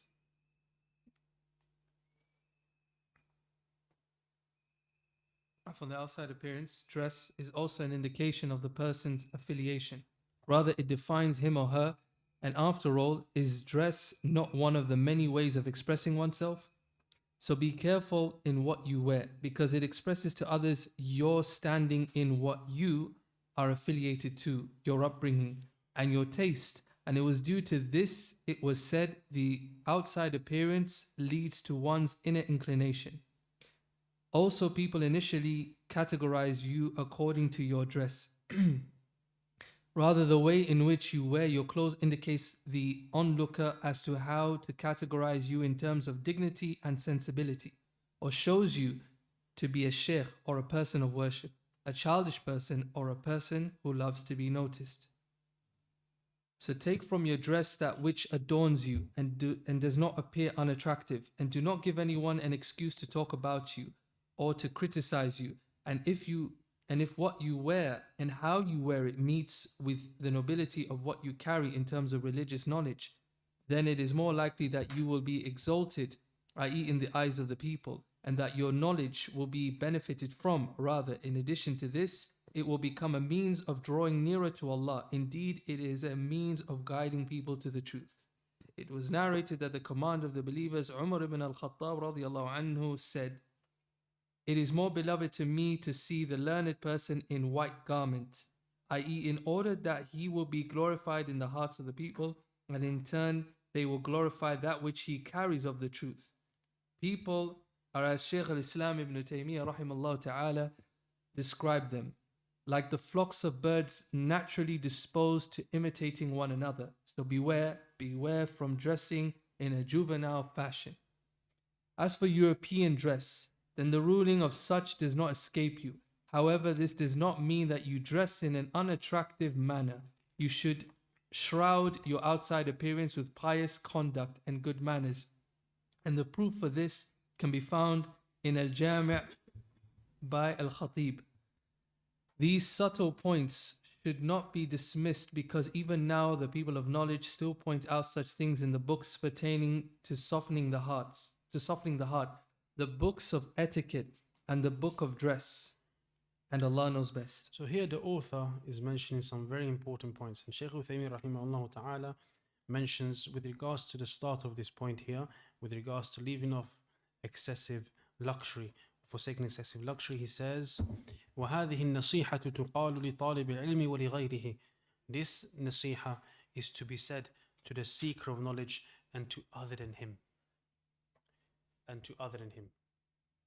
We may not realize, but most of us are living in excessive luxury.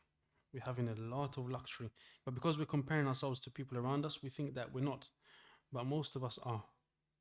So it's important that a person gets used to hard times. Shaykh Uthaymeen goes on to mention here, and it's on page 60 of his sharh, كان يأمر ولنضرب لذلك مثلا بالحديث الذي ذكرناه أنه صلى الله عليه وسلم كان يأمر بالاحتفاء أحيانا نجد بعض الناس لا يحتفي. That we give an example of this from the hadith of the Prophet sallallahu alaihi wasallam, that the Prophet sallallahu alaihi wasallam used to at times order people to go without footwear. وإنما هو ينتعل دائما. He says, Shaykh Uthaymeen is saying, some people, they don't do this, they don't go barefoot. Rather, sometimes, you find that they always wear something on their feet. ولو عرض له عارض وقيل له تمشي 500 مترا بدون وقاية للرجل لوجدت ذلك يشق عليه مشقة عظيمة. If you tell him, if something happened or a suggestion is made to him, go for 500 meters, can you walk 500 meters without anything on your feet, you'll find that he will find it very, very difficult. وربما تدمى قدمه من مماسة الأرض لكن لو عود نفسه على الخشونة وعلى ترك الترفه دائما لحصل له خير كثير. But if you find that maybe this will cause him a lot of pain and perhaps he would even bleed from his feet, but if he were to do this and get himself used to it, he will find it within this and leaving of luxury a lot of good. And he mentions he mentions that even if you look at the hands of people, we're talking about men here most of the time, but I'm assuming this happens to women that do housework, especially in the olden days. But if you look at the hands of people, وَلِهَذَا تَجِدُ أَيْدِي الْعُمَّالِ أَقْوَى بِكَثِيرٍ مِنْ أَيْدِي طَلَبَةِ الْعِلْمِ. That's why you find that the hands of workers, those manual workers, are much stronger than the hands of students of knowledge. Students of knowledge, they're just right. But people that mechanics, they work with their hands. When you shake their hand, you can feel it. Yeah, there's a strength there. لأنها تعودت واعتادت على ذلك حتى إن بعض العمال إذا صافحته فكأنما مسست حجرا من خشونتها. To the extent that some of them, even if you shake their hand, probably these manual workers, when you shake the hand, you find that the hand are like stone. Yeah, due to the work that they have put in. The point being here that, especially as a student, don't be someone who's used to luxury. Be someone who is used to okay, you can live a little bit comfortable, but, and this goes hand in hand with the whole discussion on poverty and the whole discussion on zuhud. Yeah, but don't be used to excessive luxury to the point that difficulty is hard upon you. And there's lots of benefits to this. From them is that people won't be able to bribe you. Because if you're used to luxury and then you start seeking knowledge, and this is something that happens, you go study abroad, you come back, you want to be an imam in a masjid, then they hold your wages. It's hard. If you used to live in a certain lifestyle and you haven't got wages anymore, and they say, we'll employ you, we'll let you come back, but you have to do this in the khutbah, you have to speak about this in the khutbah, you have to do this, then you start to suffer. If you're someone that's used to difficulty, you can handle it easily. But if you're used to luxury, and you want certain types of food in the house, and you want certain type of bed in the house, and you can't afford it unless they give you the money, then it's going to be hard. So Allahu A'lam if this is what one of the benefits that they were intending, but this is clearly a benefit. Someone is used to difficulty, someone's used to not having comfort the whole time, then they're going to have more independence as well from people. Then Shaykh Uthaymeen rahimahullah ta'ala mentions al-badhadatu عدم التنعم والترفه وهناك فرق بين البذاءة والبذاذة فالبذاذة محمودة والبذاءة غير محمودة. So he mentions that it is al-badhadha, which is asceticism, is an absence of being excessive in terms of luxuries or comfort, you could say, entertainment, relaxation.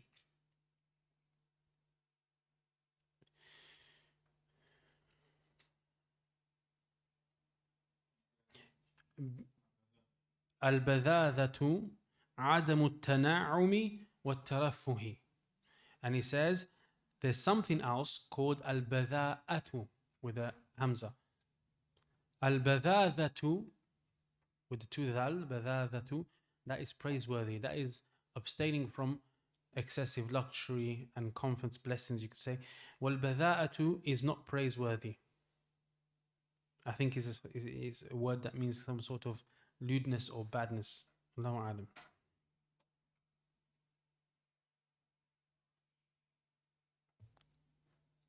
And then you have the statement of Umar radiallahu anhu where he says, beware of excessive comfort. And Shaykh Uthaymeen rahimahullah ta'ala says, here this jumla is to warn against this. Because the Arabic says, وَإِيَّاكُمْ.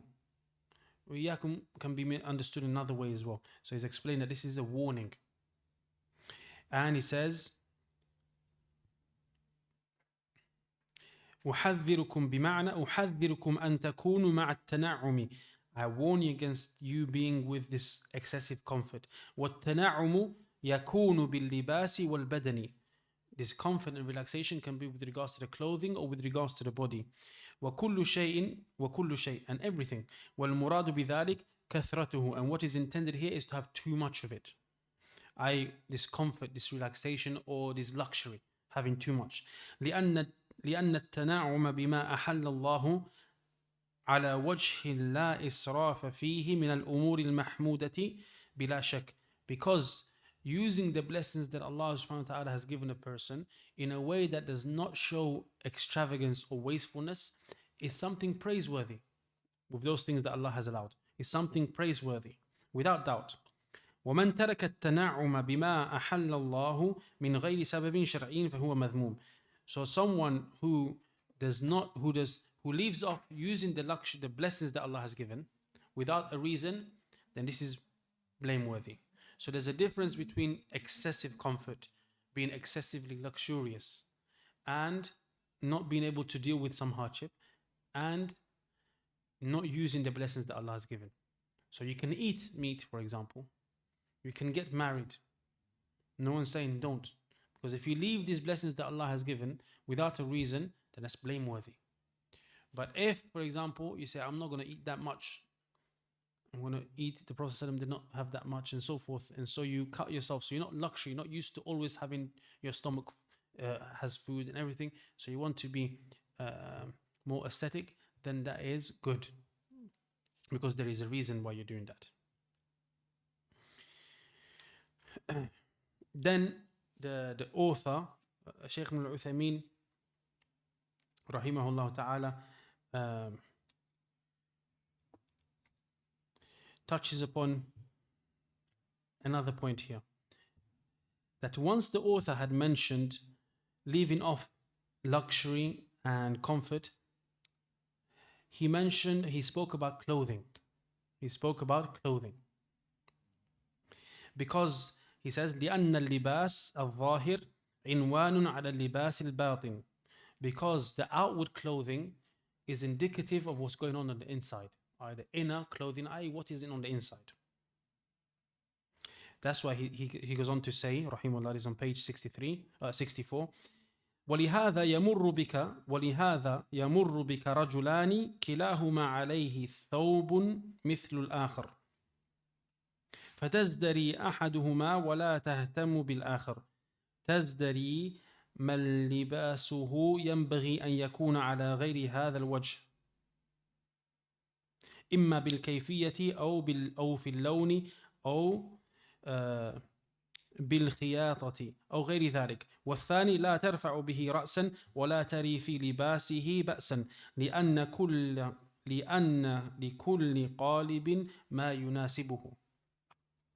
And he gives an example on the next page. مثالا لبس العقال هو في الأصل لا بأس فيه بل إن بعضهم يقول إنه العمامة العصرية لأن العمامة في عهد رسول الله صلى الله عليه وسلم كانت لفافة تطوى على الرأس. So he's given an example here with how the clothing should be. That you may have two people similar clothing, but you may not notice one and you notice the other because the person is wearing clothing that does not suit him. Does not suit him, as in, for example, if you were to see someone of a certain age wearing a tracksuit that normally a teenager wears, you say this is not appropriate. There's something in you that says, this is an old man, why is he wearing this? It's not nice to see it. So here the clothing of a person indicates what's going on inside. So there are some people, for example, they are in their 30s, and when you see them, they act and they dress as if they're like 19 or 15 or 16. This is not appropriate. It's not that the dress itself is haram, but it's not appropriate for someone of that age. So this is what the author, rahimahullah ta'ala, and Ibn Uthaymeen are pointing towards. And here there's a footnote, a long footnote about the dressing of the non-Muslim and so on. For sure, the person cannot wear clothing that is specific to a certain religion. So if someone is wearing clothing and you look at him and say he's wearing a Christian's clothes, then that's totally wrong. You cannot wear that. But if you wear clothing which perhaps they don't wear back home, but here everybody wears it, is not specific to a religion, then that's different. So the scholars discuss about what type of clothing the person should wear. Should he wear the clothing of the people that he is with, so he doesn't stand out? And I'm sure you will have heard about different discussions with regards to that. But for sure, the student of knowledge, whatever he is wearing should be presentable and should be Islamic in the sense that it doesn't go against something in the Sharia, and it should be presentable, it should be respectable. When you see the person, you still have some respect for him. You're not feeling like, oh, that's shameful. He's wearing this, it's shameful. Now, then he goes on to mention, rahimahullah, point number 11, which is to do gatherings of vain speech. Now, To avoid the gatherings of vain speech, do not stand on the carpet of those who carry out detestable acts at their places of gatherings, and tear the veil of morality in pretending to be unaware of your actions. And if you do, then your crime against knowledge and its people is a grave one. here the author, rahimahullah ta'ala, speaks about how the person should be with regards to the gatherings of vain speech. And Ibn Uthaymeen rahimahullah goes on to mention or clarifies that laghwu is of two types.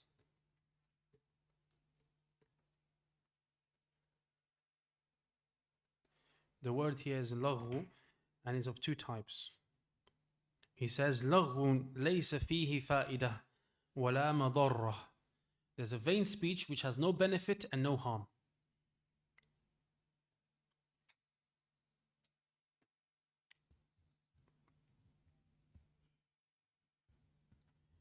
ليس فيه فائدة ولا مضرة.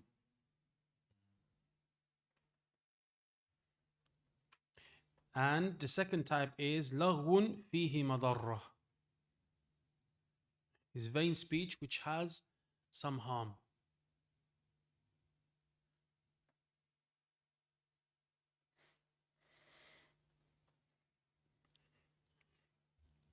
He says, as for the first type, which is vain speech, the gatherings of vain speech or vain speech which has no benefit or harm, he says, فلا, and this is page 67, فلا ينبغي للعاقل أن يذهب وقته فيه. It is not appropriate for the person of intellect to waste his time in this type of gathering.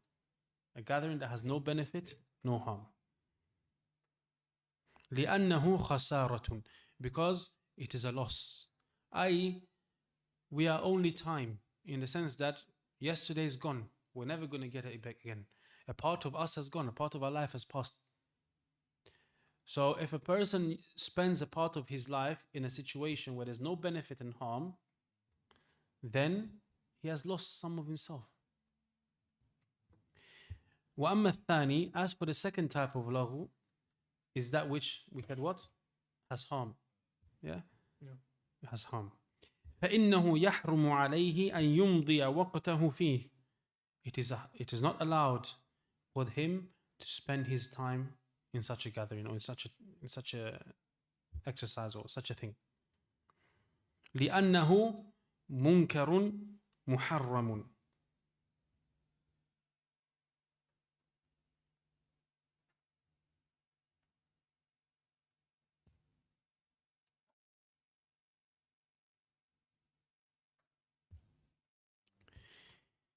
And the Shaykh says, Ibn Uthaymeen rahimahullah mentions that he says, though the author has chosen this second meaning, when he said laghu, it means the gatherings of vain speech, which are the ones that have harm inside it. So there's vain speech which has no benefit or harm in and of itself. And there's vain speech which it means speech that has harm. He's saying, Ibn Uthaymeen is saying, it's as though the author is talking about this second type. There's a vain speech that has harm.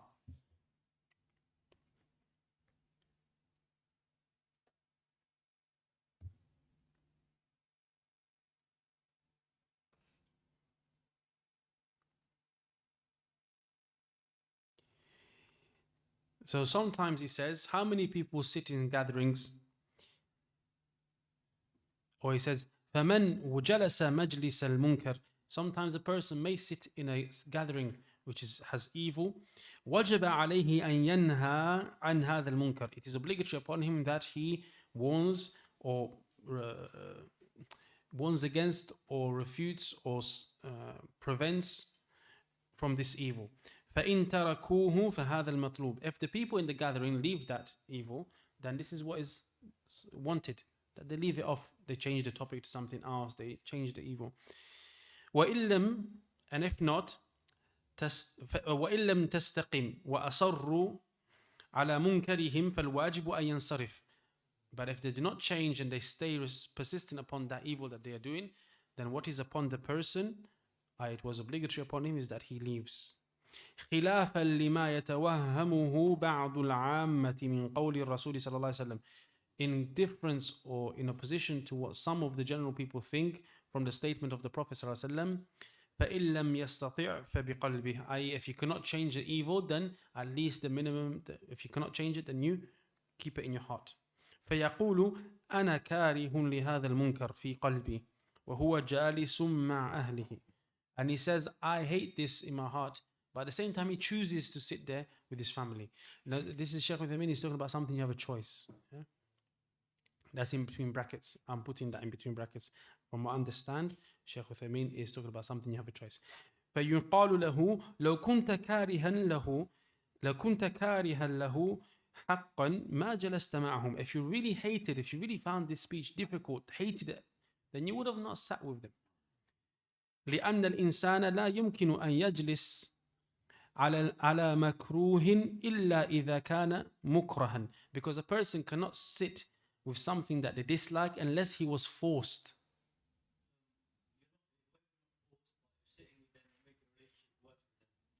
You make it worse. If you sit with them, it makes the relationship worse. Or you mean if leaving them will make it worse? Yes, so that's different. That's a factor that you'd have to take into consideration. But he's not talking about that yet. أما شيء تكرهه وتجلس باختيارك فإن دعواك كراهته ليست صحيحة. So if a person is not forced, but he chooses to sit there out of choice, then this claim that you dislike it is not correct.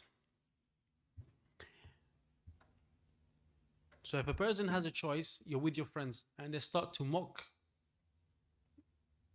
okay, let's not say mock something in the deen, but mock a person of knowledge, and you say, I don't like it, but you just sit there and you're chilling, then that's not correct. No one is forcing you to stay there. Yeah? But if you're forced to stay there, force doesn't mean someone has a gun to your head, but there's certain circumstances you can't leave. Then that's a different situation. And then the author says, then if you do, if you stay in these places, your crime against knowledge and its people is a grave one. Okay, then the crime against knowledge and its people is a grave one. Why? In what way?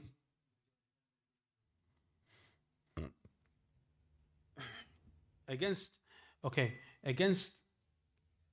yourself, it's clear. If someone sees you in such a gathering, they're going to say, look at this person. He's in an evil place, he's in a shisha place, he's smoking, whatever. Yeah. So it's clear with regards to yourself. What about how it's a crime against knowledge and its people? You associate with knowledge and people, so since they have what's the people and the knowledge? They will what? What's the people and the knowledge? How will it go to them? Yes, Say at the back, and then we'll come back. Sorry.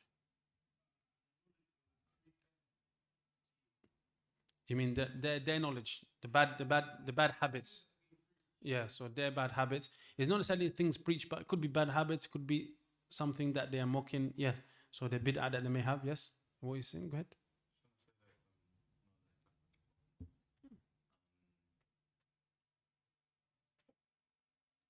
Yeah, they'll think that this is what they're teaching.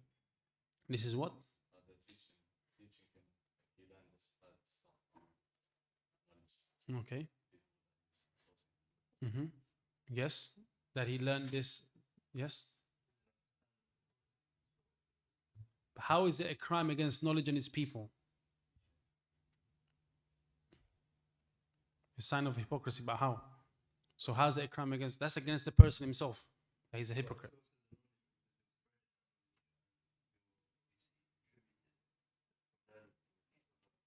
Okay, getting closer.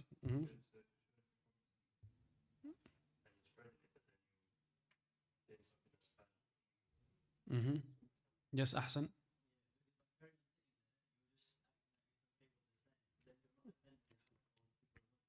Okay, just getting closer. Oh, is a good point. Is it because if he's acting that way with the knowledge that he has, is not really like, so the knowledge hasn't really benefited him in that sort of way. So it'd be like if he's not benefiting from the knowledge, then all that benefits. Okay, that the people that are there might think that. Yeah. Okay. Some of these are very close, alhamdulillah. So he says, وتكون جناية على العلم وأهله لأن الناس قد يقولون, and it's going to be a crime against the people of knowledge or upon knowledge and its people, because the people will say, or they may say, هؤلاء طلبة العلم, these are the students of knowledge. هذه نتيجة العلم, this is the results of knowledge, the fruits of knowledge. You go and you do this type of bad things anyway. وما أشبه ذلك فيكون قد جنى على نفسه وعلى غيره or وغيره. So he will end up having committed a crime against himself and other than him. So people say, look at these imams, they take money from people and they do this. Yeah, there's in our area there was one masjid quite far, but the people say, oh, the imam, he took money, he borrowed money from him, but he ran away. He went back to his country. So now they say, look at these imams, see, they're just money. They just use it as an excuse. They know it's not everyone, but it's like an excuse. Psychologically, they're trying to make themselves feel better by not wanting to go lesson because they say, oh, the imams, they're all like this. So this is now the person who done that. Not only has he done a crime against himself, he's ruined his own reputation. People know him now as someone who just borrowed money and ran away. But now he's also for other imams. Maybe the next imam of that masjid, people would have suspicion of him. Yeah, so it's dangerous. It's something that a person has to realize that is not just only affecting himself, but others as well. So as a student of knowledge, as soon as people start to see as student of knowledge, you have to realize, especially amongst your family, maybe if you start to be the only practicing person, and then they say, oh, you started learning and practicing, now look, you're more rude than before. That means I'm not going to learn, because what you're learning is making you worse. So why am I to learn what you're going to learn? Even though they're not right to make that excuse, but you're feeding fuel to that. Is it like your company you keep? Because if you're in a company, a bad company, yet you're a person of knowledge, when you do go ahead, like if someone wants to see you with these bad company, and you do go ahead with these people of knowledge, they're going to ascribe them. It's basically what was just said, that they're going to ascribe the bad people to the good people, and it's just going to cause confusion because you, as a person, may be bad or good, but then you ascribe that to other people. Exactly, yes. You end up, you infect other people with, or cause other people to be tarnished with the same brush. Now, avoid commotion. Protect yourself from indulging in virtuous. Is it righteous? Righteous. Right. So from ritorious or righteous, yeah. Not righteous in taqwa, but righteous. Riotous. Protect yourself from indulging in riotous and clamorous behavior, for indeed mistakes lie behind clamor, and it opposes the etiquette of seeking knowledge. And of the subtle points that come to mind from what the author of Al-Wasit fi ودباء الشنقيط, أيوة. and from it in Mu'jam al-Ma'ajim, that a conflict took place between two tribes. So a third tribe came to arbitrate between them. They finally agreed to the religious ruling, and they betook a scholar as a judge, who passed a judgment that 4 people should be killed from one of the tribes in return. Okay, so here, before we go to the example, here, what is meant is kind of commotious behavior, clamorous, is just riots. كما في جاء في الحديث التحذير منها. لأنها تشتمل على لغط وسب وشتم. وبعض طلبة العلم يقول أنا أقعد في الأسواق من أجل النظر لما يفعل الناس وما يكون بينهم. فنقول هناك فرق بين الاختبار والممارسة. يعني لو ذكر لك أن في السوق الفلاني كذا وكذا، فهنا لا حرج عليك أن تذهب وتختبر بنفسك. لكن لو كان جلوسك في هذا السوق مستمرا تمارسه كل عصر لكان هذا خطأ منك، لأنه إهانة لك ولطلبة العلم عموما وللعلم والشرع. To just sit and be involved in this kind of like street behavior and so forth, then this is not appropriate for a student of knowledge. So avoiding, just sometimes you see some commotion that you see happening and stuff like this, so not be involved in these type of places, because in these types of commotions that you see, and I guess it depends where you're from, in some areas it's worse than others, you find that these is where mistakes happen. People end up defending something that is wrong, or standing up for something that is not correct, or getting involved in fights or whatever without needing to be. Had you stayed back and waited or been in another place, you'd find out that you shouldn't have said what you said or done what you done or defended someone that didn't need defending and so forth. But the Shaykh goes on to say, as for if someone tells you something is going on in this area and you go to verify yourself for a certain time, then it's no problem. But as for you, for example, you go just sit the whole day, you stay there, every day you go there and just relax and chill, and then you just see commotion happen all the time, then that is not correct. So there's a difference between the two. So if they see a student of knowledge, just every day he's just sitting there where there's rowdiness going on, and he just sits there every day chilling, then this is not right for a student of knowledge.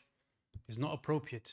But if, for example, someone says, oh, you know what, there's this going on in that area, there's something going on which is affecting the community, or whatever the case may be, and so the person, the student of knowledge, goes to verify to see what's happening, which may be something that he can help with, that's different to just going there to sit and relax and so forth. Now he's going to bring an example. All this example is trying to show is that in this type of commotion, or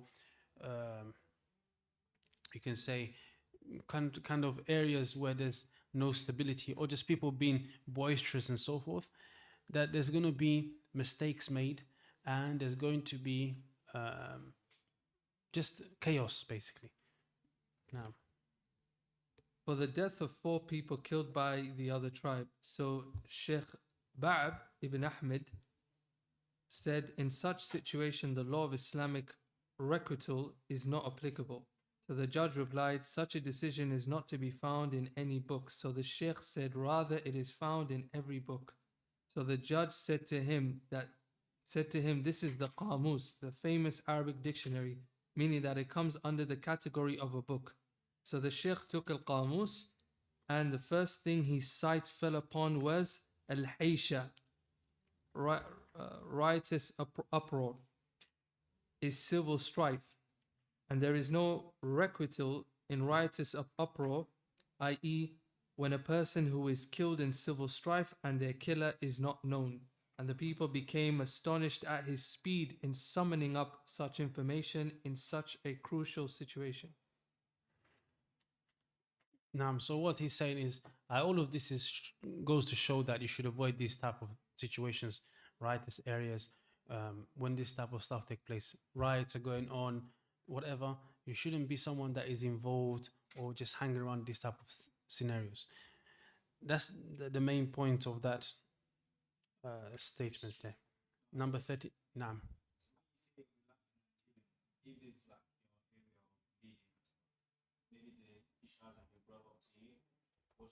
Say it again. If it's your area and and the issue hasn't been brought up to you to really attend to it, what should we do? no, it depends what the person can do in the area, the person's the person's authority that they have in the area, the social status that they have in the area, the influence that they have in the area. All of these play a factor. But if you don't know about it, how can you're not going to be able to act if you don't know about it. So I don't get that point. No, what it means is that some people, they just they just go and just sit down and relax. Yeah, this is what I mean. It depends. Allahu alam. What in some areas, like in our area, there's certain areas in where we live that just people that are jobless, people that just smoke, people that just chilling, they just sit there. There's always some commotion going on there. Student knowledge shouldn't sit in these areas. That's what I understood.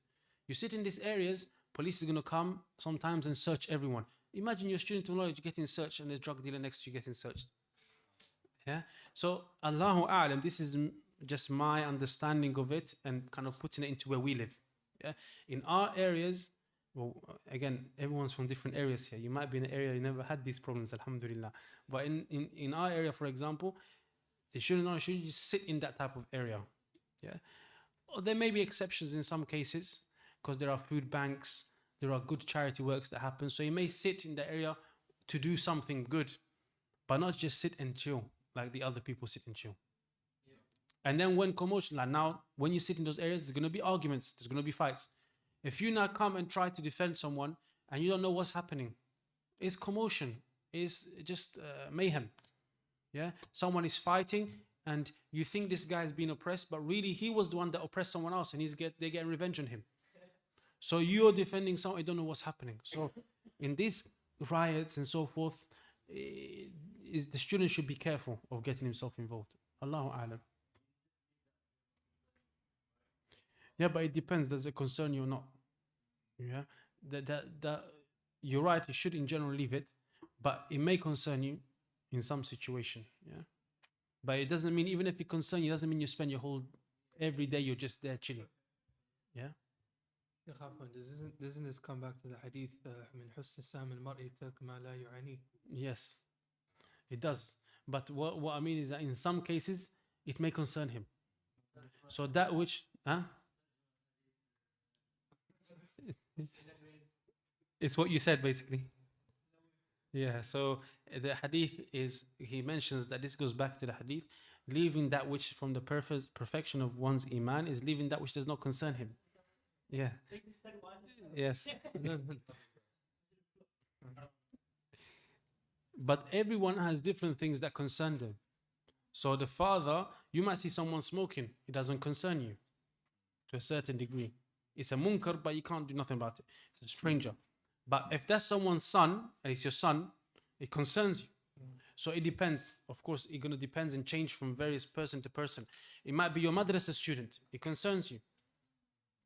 You're going to phone his parents.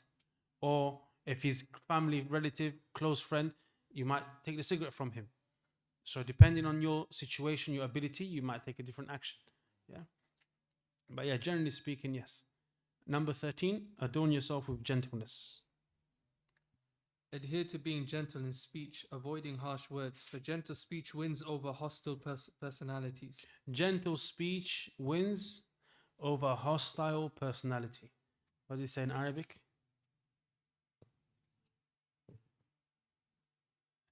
فإن الخطاب اللين يتألف النفوس الناشزة. Okay.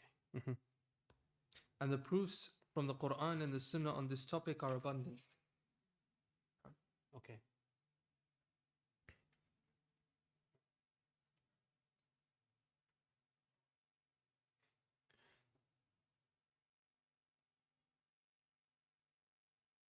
Sometimes these footnotes are in different order because I wrote them at different times. Naam. Here the author rahimahullah ta'ala mentions something very important. Shaykh Uthaymeen says, هذا الأدب من أهم ما من أهم الأخلاق لطالب العلم سواء أكان طالبا أو معلما. This is from the most important of manners for the student of knowledge, regardless of whether he is a student or he's a teacher. فالرفق كما قال النبي صلى الله عليه وسلم, because as gentleness, as the Prophet صلى الله عليه وسلم mentioned, إن الله رفيق يحب الرفق في الأمر كله. Verily Allah is Rafiq and He loves gentleness in all of the affairs. وقوله صلى الله عليه وسلم, and the Prophet صلى الله عليه وسلم statement, ما كان الرفق في شيء إلا زانه.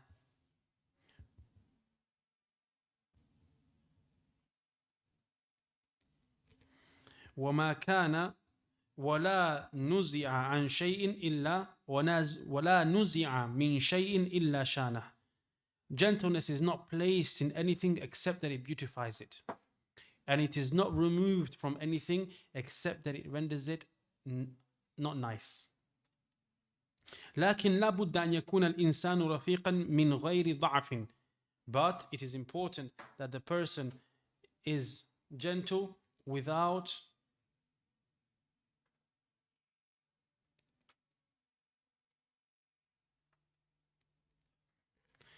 and it is not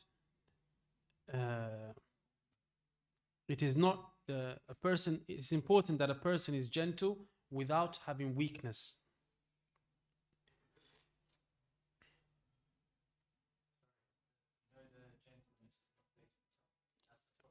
Yes, except that he beautifies it. Yeah.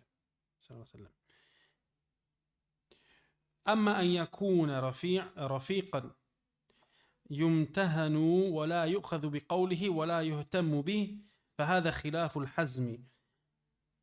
As for a person being so gentle or gentle to the extent that his statements are not accepted or not given any care. So if someone is so gentle that people don't take him seriously, and this is not going to be beneficial for the student of knowledge.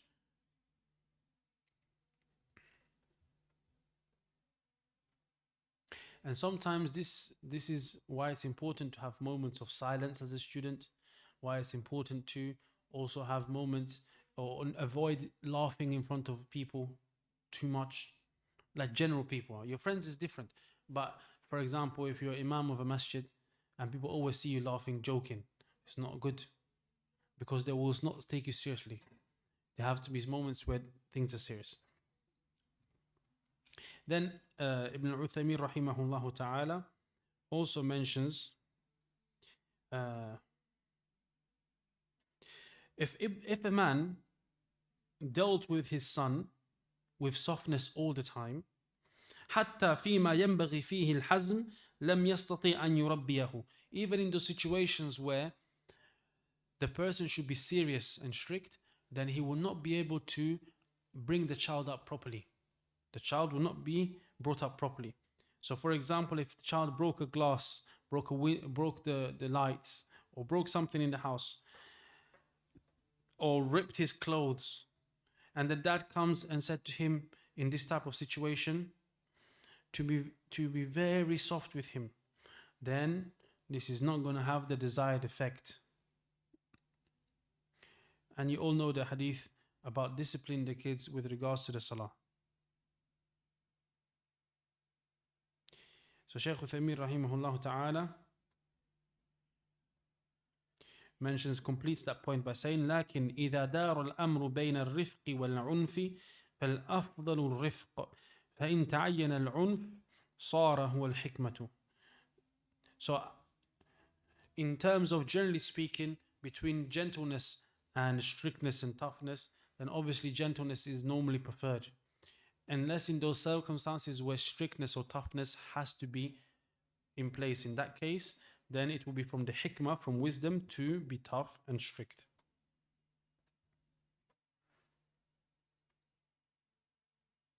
And then what the author says, where's this?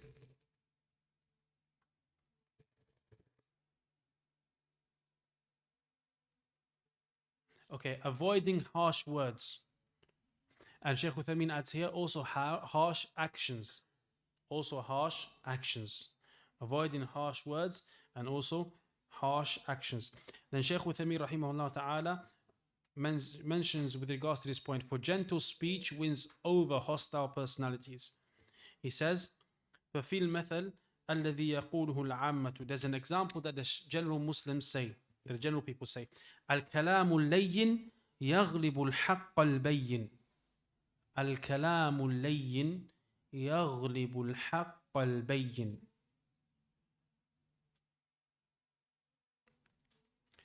Which translates as soft or gentle speech overcomes clear truth. الكلام اللين يغلب الحق البين. soft and gentle speech overcomes clear truth. He said this is a statement that some of the general Muslim around his era was saying. And it means that if someone speaks to his opponent in a gentle way, even if the opponent is upon the truth, he can make his opponent come away from the truth that he's on.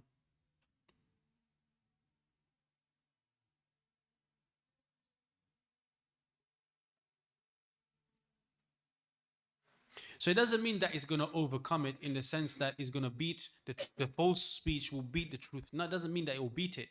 But it means that how we can take it is that sometimes you have a person who's on the truth, but because of his manners or because of the way he speaks, and the person who he's speaking to is on falsehood, and because the person on falsehood is speaking in a soft way, in manners, with good manners, the people will end up listening to who?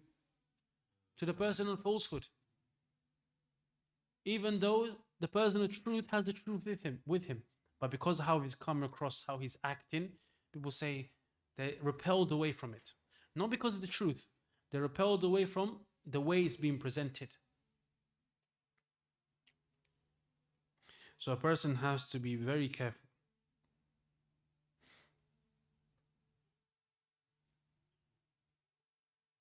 He says, لأنك إذا ألنت له الكلام لان لك.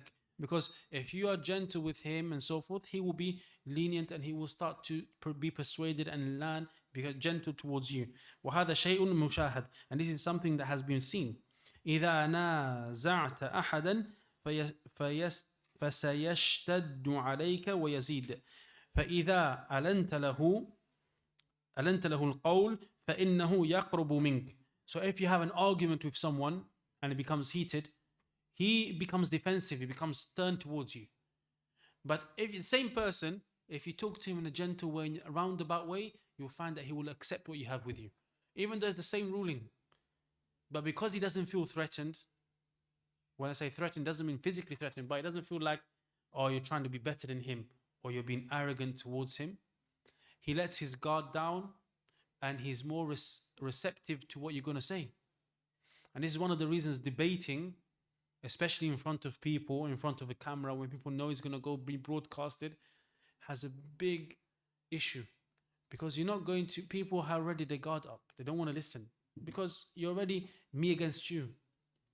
Instead of being us both discussing something to show the truth about something. It becomes me against you. And so the person's already defensive. ولهذا Shaykh Uthaymeen goes on to say, this is on page 71, ولهذا قال الله تعالى لموسى, and this is why Allah subhanahu wa ta'ala said to Musa and Harun, وهارون حين أرسلهما إلى فرعون, when he sent them both to Fir'aun,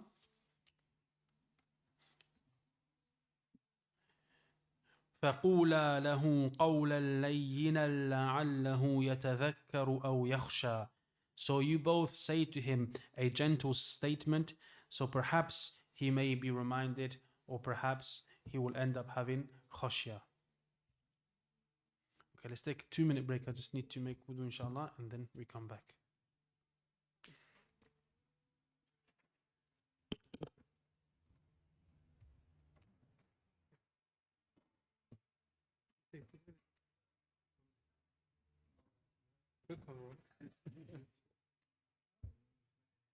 I think it's like, you know, he needs to go to use the in the air. But probably toilet break for him. In the kind of line.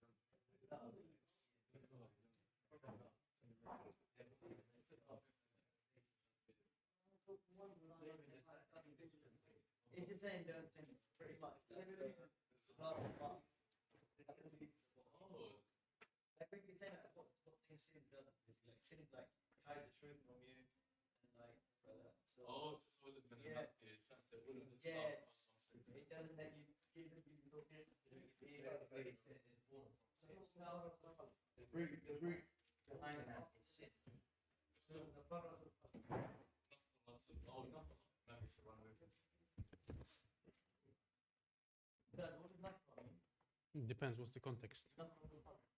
Huh? I mean, what's the context? If you? And then what's the answer? What was the word? The people run away from it. Run away from what? Turn away.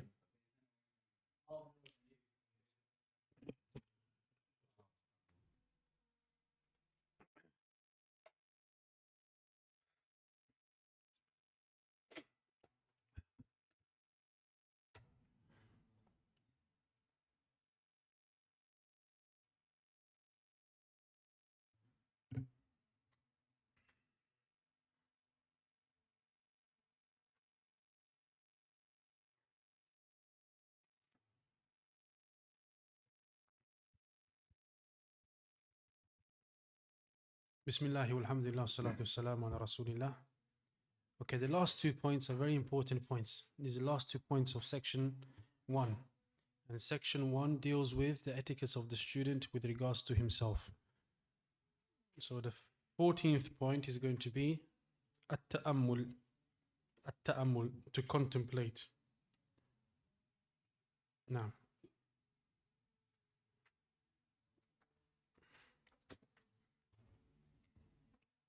Be contemplative, for whoever does so will reach their goal, and it was said, contemplate and you will reach. Therefore, think ahead when you speak. What am I going to say? What will be the results of what I am going to say? Also be careful of how you phrase what you are saying and convey what you want to say without going to any extremes or fanciness. Carefully consider what words to use when you are thinking about how you are going to say whatever you intend to say. Also think carefully when you are asked a question that you understand the question in its correct context in a way so as to not carry two meanings. Naam. Here the author rahimahullah ta'ala brings towards the end of his points with regards to the etiquette of the student with regards to himself a very important point, and that is to contemplate, to ponder, to think. Ibn Uthaymin rahimahullah ta'ala has a number of points under this, and he says here, before you speak, think. Number 1, the author says in the book, what am I going to say? Number 2, what will be the result of what I'm going to say? Also be careful how you phrase what you're going to say, and how you're going to convey what you want to say without going into extreme. Just carefully consider what words you use when you're thinking about how you're going to say whatever you intend to say. And also think carefully when asking a question or when you are asked a question.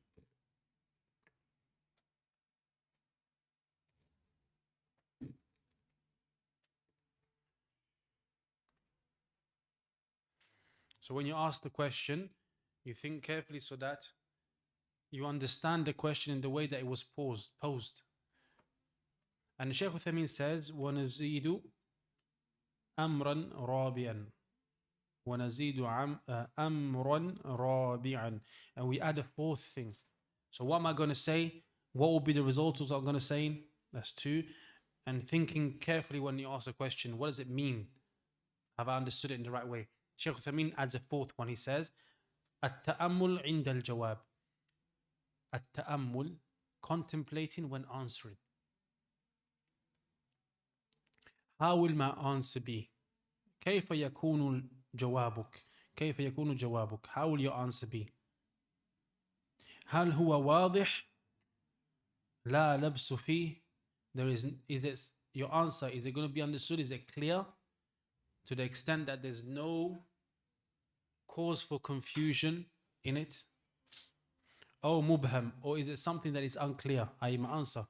So maybe you're going to write an answer, or you're going to reply in audio, or you're going to just say something to someone. Think before you answer. I'm going to answer like this. Is that clear? Or is it going to cause a bit of confusion? Should I make it clearer? What should I change in my answer?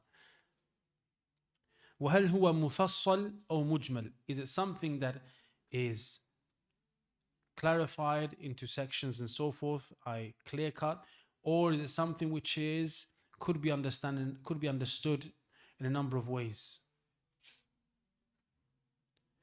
حسب ما تقتضيه الحال, and so forth, in accordance to what the situation entails or is required by the situation. Al-muhimmu at-ta'ammul, he says. Al-muhim, what is important, is to think, to ponder. يريد بذلك التأني. What the author intends here is to not rush. Ta'anni means the opposite of rushing, to take your time. وألا تتكلم حتى تعرف ماذا تتكلم به وماذا تكون النتيجة. and that you do not speak until you come to know what you're going to say. You've thought about what you're going to say and what the end result is going to be. No one knows the future, as a side point here. No one knows the future, but most likely, how will your statement be received? What do you think will be the result of what you're going to say and how you're saying it? Or should you change a word? You're dealing with someone who is very defensive, or are you dealing with someone who is someone that is very sensitive? So if you're harsh with them, it may cause them to just give up. Or you're dealing with someone that if you're too soft, they're not even going to realize they said something. Some people, you tell them something, and because they're very confident, remember we spoke about the spectrum, yeah? There's a spectrum where some people, you tell them something, but they're so confident it doesn't affect them. It's as if you didn't say anything. So, example, when the person is loud in class, they say, when teacher comes, you just try to give a general reminder. You don't want to point him out. So you say to your friends, when teacher comes, we should all be quiet. It's good to be. It's from the etiquettes of learning to be quiet. Don't raise your voice in front of teacher. But this person is so confident, he doesn't even realize you mean him. Okay? In that situation, maybe it's better to pull him aside and say something to him. And there's another type of person who maybe they spoke loudly once or twice. But if you were to give a general reminder, he say, we shouldn't talk loudly in the class. He takes it deep. And he said, I'm not going to come class anymore. He's very sensitive. There's people like that. Everyone has different personalities. We have to be honest with ourselves. We have to know what we're like. If you don't know yourself, you're not going to be able to fix yourself. So all of us have, because of where we brought up, because of whatever situation, we have one side of a spectrum, or we're in certain ways, yeah? So if we notice that we're too sensitive, we have to learn to toughen ourselves up. Even if we say, oh, that brother, he spoke about me. Why didn't you just pull me aside? You know what? I'm not going to class anymore. I'm going home now. That means we're too sensitive. Shaitan is going to win against us. But if you know that about yourself, you can start working on it. But if you don't even know what you're like, you don't contemplate about how you cannot fix it. So here the Shaykh is telling us, so for example, even how when you reply or when you say stuff, how will it be understood? And as we said, we cannot know 100%. No one knows the future, but you learn from experience. You can make an educated guess. And he says, وَلِهَذَا يَقُولُونَ, and for this reason they say, this is page 672, لَا تَضَعْ قَدَمَكَ إِلَّا حَيْثُ عَلِمْتَ السَّلَامَةِ. Don't put your feet except in a place where you know that it's safe. فَالْإِنسَانُ يَخْطُو وَلَا يَضَعُ قَدَمَهُ فِي شَيْءٍ حَتَّى يَعْرِفَهُ. فَالتَّأَمُّلُ مُهِمٌ. Because a person walks, he takes a step, and he does not know where he's gonna, or he's not gonna put his feet except where he knows is gonna be safe, except the place that he knows. So he says, ta'ammul, contemplating, thinking is important. وَلَا تَتَعَجَّلْ إِلَّا إِذَا دَعَتِ الْحَاجَةُ إِلَى ذَلِكَ. And do not rush, unless in some situations where that is necessitated by the context. So there are sometimes, if you take too long to answer a question or to do something, you miss the opportunity, and the evil might continue, or the student might go and he doesn't understand. So there are some times where you need to rush, but generally speaking, don't rush. Take your time. Sometimes you want to study something, or you find Shaykh Albani rahimahullah, when he used to discuss with people. And one of the good things about Shaykh Albani rahimahullah that we have is that you have a lot of his tapes where people phoned him and he had discussions with people of different views. So you see how he dealt, even how he debated, how he discussed. It doesn't mean it's the only way, but how he discussed with people. So sometimes you find, and you find this even with people, is that when they're answering a question or you ask them a question, they say something to you, so you try to get them to think by asking the question, and they rush to answer. And sometimes they answer even before you finish the question. And he says, you can't give an answer to half a question. Because if you haven't finished the question, you don't know what I'm going to say at the end, so how can you answer it? Yeah. So you have to be calm, take your time. But normally young people rush. The more younger you are, the more you rush. So the Shaykh is telling us here, contemplate, think about what you're going to say. Don't rush.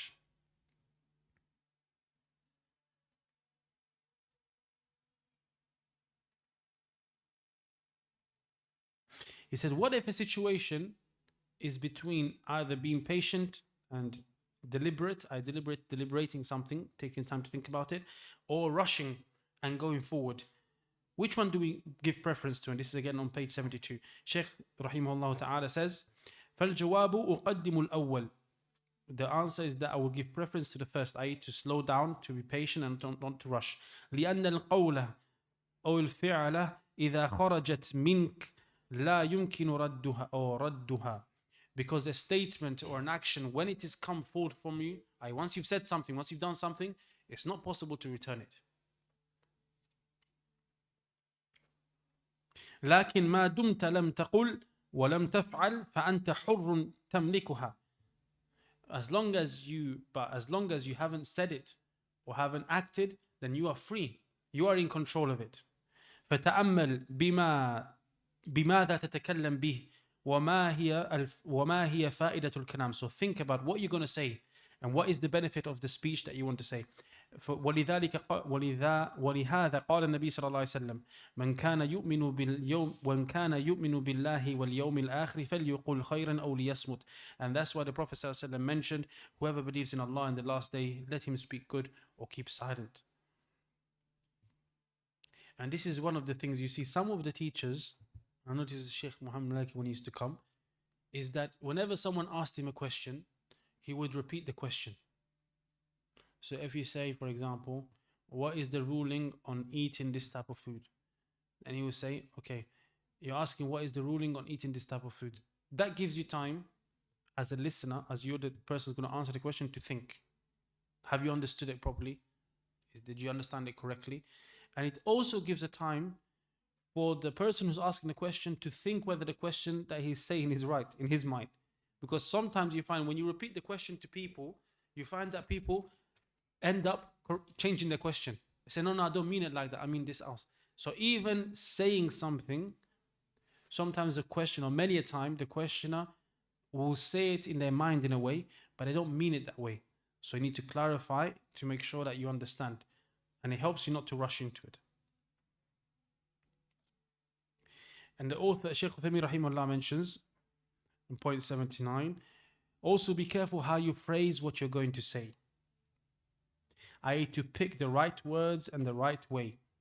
He says, وَهَذَا أَيْضًا مِنْ أَهَمِّ مَا يَكُونَ. And this is also from the most important things that could be. فَلَا تُطْلِقِ الْعِبَارَةَ عَلَى وَجْهٍ تُؤْخَذُ عَلَيْكَ. Don't release or don't say a statement, an expression in a way which will be rejected or you will be taken account for it. بل تحرز إما بقيود تضيفها إلى الإطلاق وإما بتخصيص تضيفه إلى العموم. But rather be specific and be careful by making some restriction which are added to the general statements you're making, or by making some specifications, restriction to the general statements that are made. So the first one, itlaq, is unrestricted statements, and the second one is umum, which are general statement. وَإِمَّا بِشَرْطٍ تَقُول إِن كَانَ كَذَا أو ما أشبه وما أشبه ذلك. Or by putting a condition in your statement. If the situation is as you say, then, or other statements like that. So for example, someone asks a question, and you say, if the situation is as you say, then the answer is such and such. That's a condition. So not the answer is such and such, but if the situation is such and such. Or you say, generally speaking, this is not allowed. But there may be exception, but the fact that he said generally speaking, and now has left your words, he's made it clear that your words are general in general, but not unrestricted. So this is the general rule, but there's a restriction in some cases. Then he says, the author Rahimahullah says here,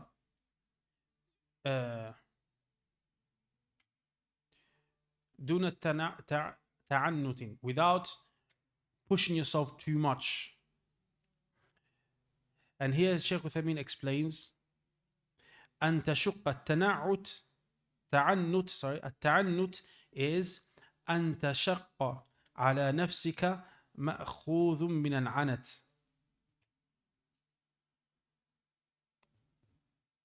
أو أن تدعي أنك حاذق. That's the other word.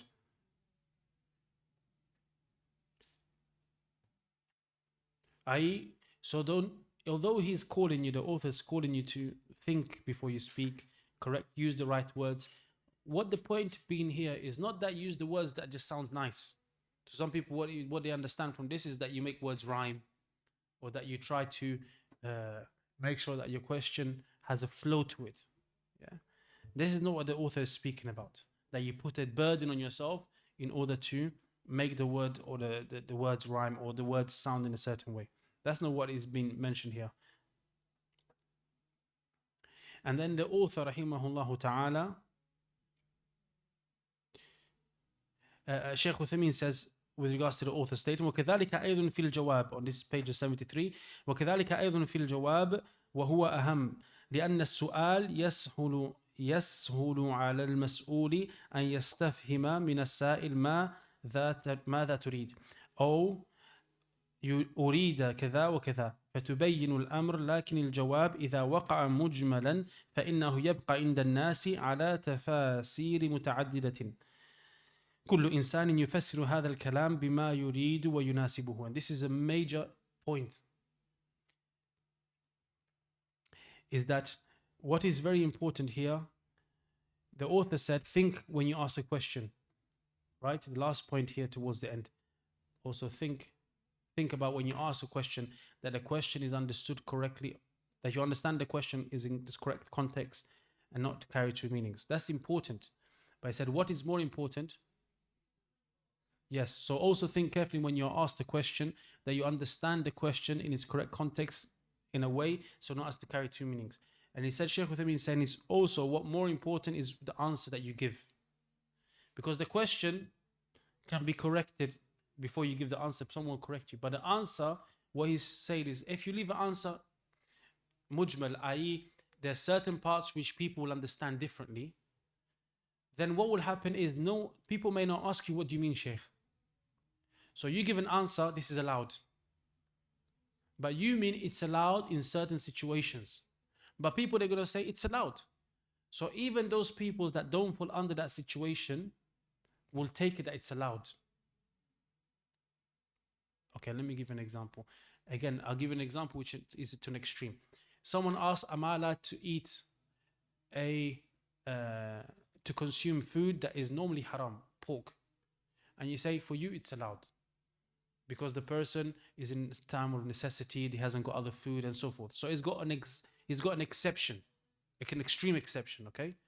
But if you leave it unrestricted, you just say, for you, it's allowed, or it's allowed, then other people that may hear that may take that ruling, although it's not allowed for them. Okay? So the answer has to be clear cut.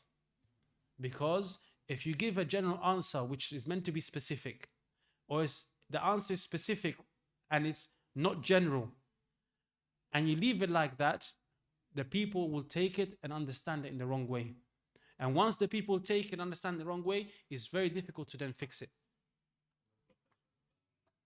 Say, for example, someone talks about the life story and they say, oh, I'm under necessity. And while they're talking, they're given like information about the question. But while they're given the question, they mention like necessity and stuff like that. And then they say, like, read the haram stuff. And then the Shaykh just says it's allowed. And someone can take his answer, just be like, just rephrase the question another way. In other words, if the Shaykh doesn't like mention in his answer that, oh, since you're in necessity, then it's allowed, and he just kind of like relies on the fact that he's already mentioned it, then would that come into unclear speech? Yes, that's the point. This is the point that we're trying to make, is that we have to be careful, because especially with the internet and these things spread so fast, and people, they do this on purpose. Although the Shaykh will not be sinful because he is trying his best. Yeah, people are cutting and pasting this kalam, the speech. But what we're saying is that as students especially, if we're trying to adopt these characteristics, we have to think about how it could be misunderstood and try to close that door as much as possible. But there's no way you're going to be able to close it fully. Yeah, there's no way you're going to be able to close it fully, but you do your best. So you mention you mention the answer, but at the start and at the end, you mention, as Shaykh Uthaymeen says, if the situations that you mentioned, then the ruling would be like this. So now you've made it clear that there's a condition there. If it's like this, then like this. If what you said is like this, then like this. And also, as you get older, or as you get more experience, you will learn to ask the right question to the person asking your question. Because sometimes they'll ask you a question, and if you ask a bit about the situation, you'll find that they don't really need that answer. So they might say, I need to get riba for this. Okay, but why do you need this? Is it because of this? Okay, but there's another option for you. Oh yeah, there is another option. And then you find that you didn't need to. So you have to contemplate and think. Yeah, it's not always about whether you're sinful or not, but it's also about wanting the good for the people. Because if you just give an answer like this, maybe it might create more mayhem than benefit. Okay, point number 15, inshallah. Firmness and confirmation. Adorn yourself with firmness and confirmation, and especially in calamities and serious situations. And from it is patience and firmness upon acquiring and passing long hours of seeking knowledge from the scholars, for whomsoever is firm will grow. Here, the Arabic is al-thabat, which is firmness or steadfastness. And the second word is at-tathabbut, which is confirming something or verifying something, being sure of something.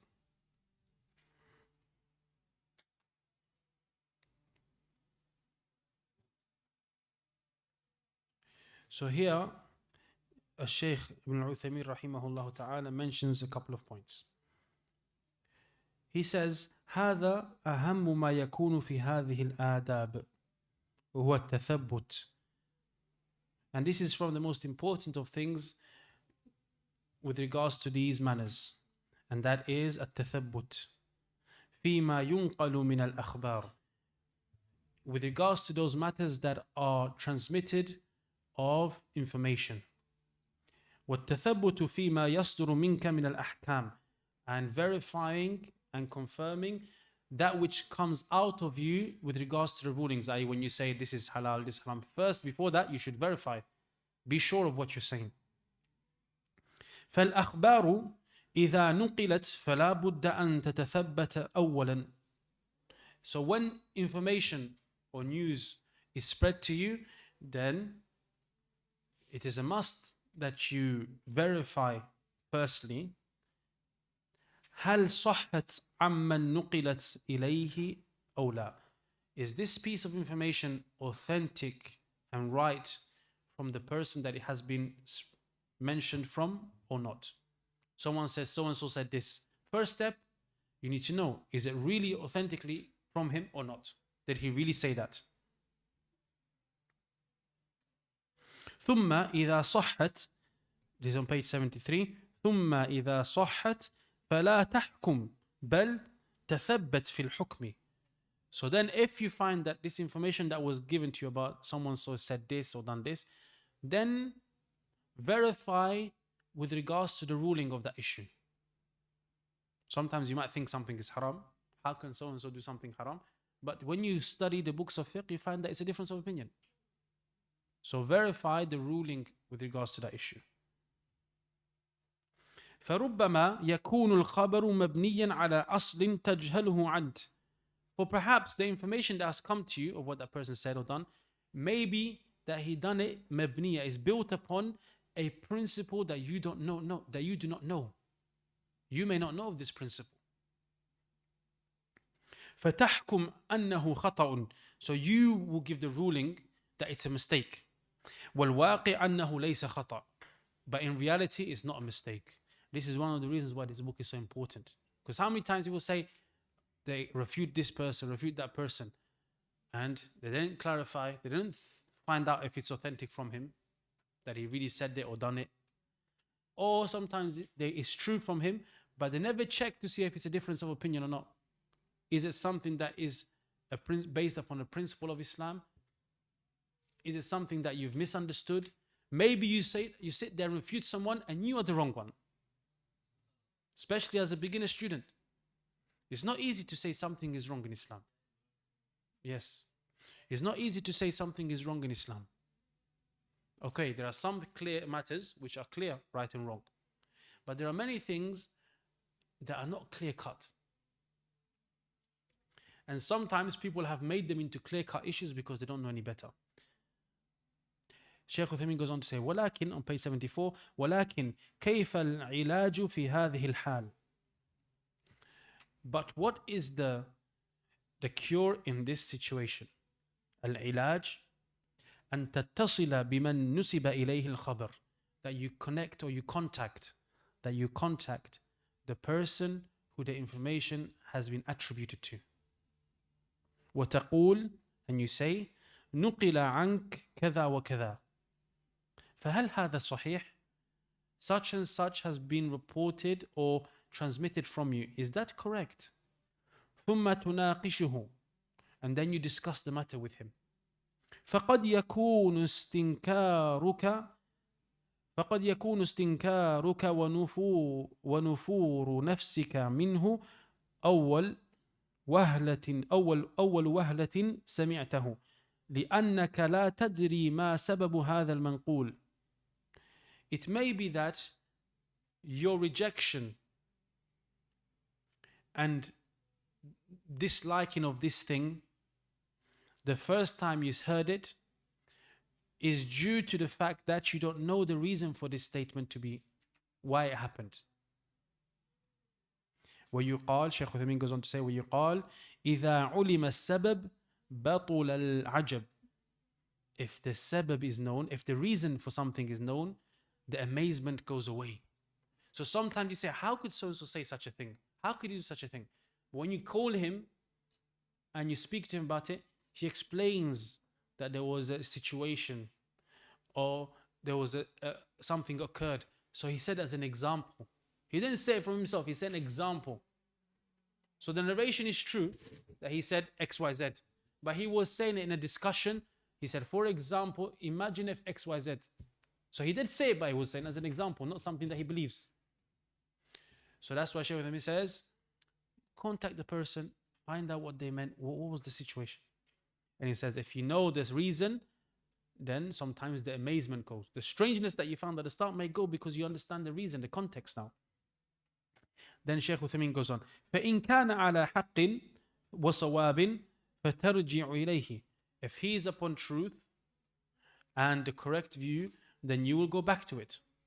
أَوْ يَكُونَ الصَّوَابُ مَعَكَ فَيَرْجُعُ إِلَيْكَ. And perhaps you are upon the correct thing and he will come back to what you're upon.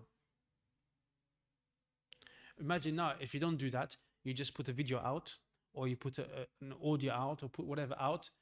Now the person in front of everyone has been exposed. Oh, you're wrong, you're this. It's very hard for that person now to humble and say, I was wrong, you know, he's right. It's hard.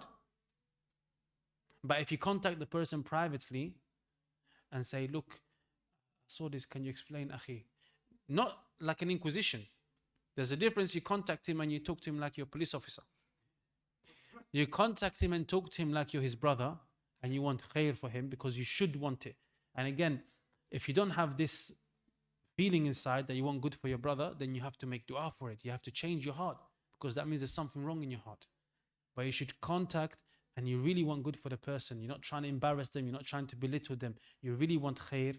And you contact them even though the thing might be public. It's not so, no one's saying that you have to contact. You cannot speak about it publicly.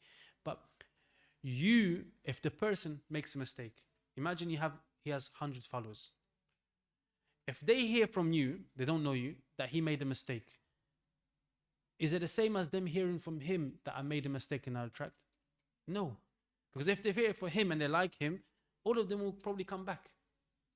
But if you jump the gun, instead of contacting him, say, no, it's public, so I'm going to refute him, then maybe only 50% of his followers will go back. So you've lost the other 50. Maybe it's more hikmah for you to go back to him and try to convince him first.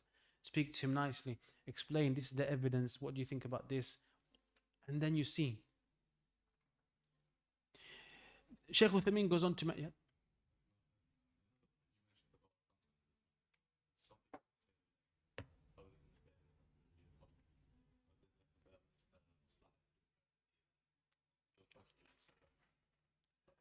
You know, there's steps.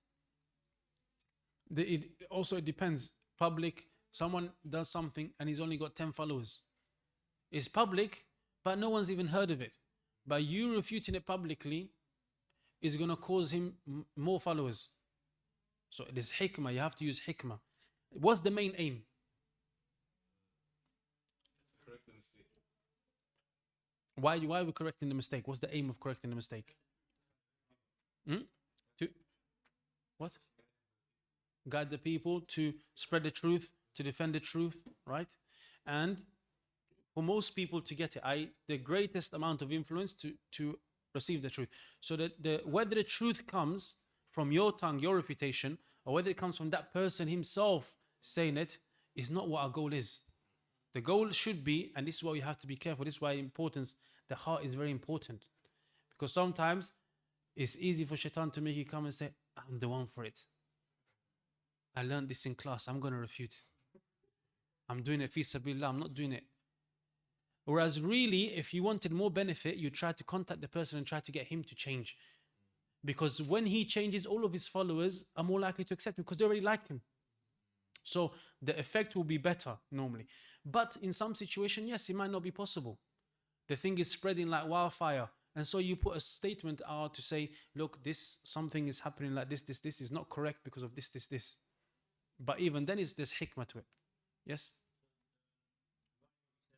There's some brothers, right? They first advise this person in private, so he will go upon action, didn't do it, like publicly, maybe doing this in on a social media platform, which was gentle or something.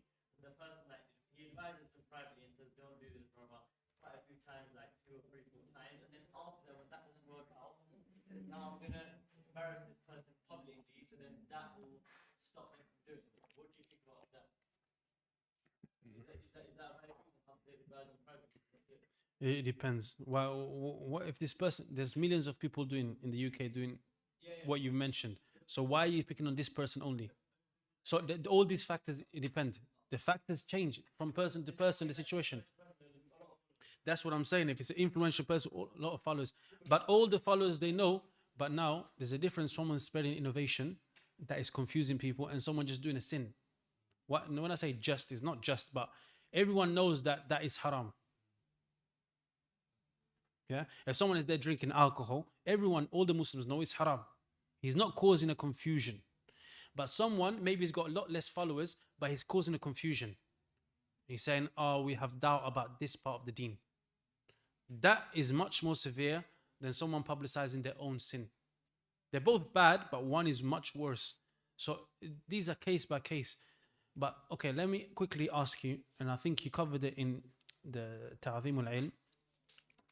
When one of the companions, Abu Musa al-Ash'ari, if I remember correctly, saw the people in the masjid after the Prophet ﷺ passed away, he saw them in one of the masjids, throwing pebbles, and the person says, Allahu Akbar, or Takbir, and everyone says Takbir, or so forth, doing a dhikr in a new way. What did he do?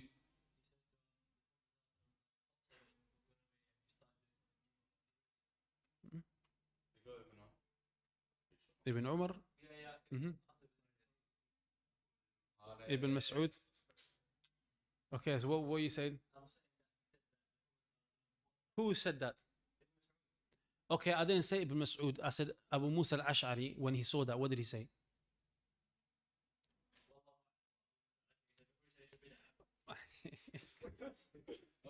Do you remember a story or not? Yeah, we covered in Ta'zim al-Ilm 3 weeks ago. In the Khulasa. The companion, he saw it. He went to Ibn Mas'ud. He's a companion. He has knowledge.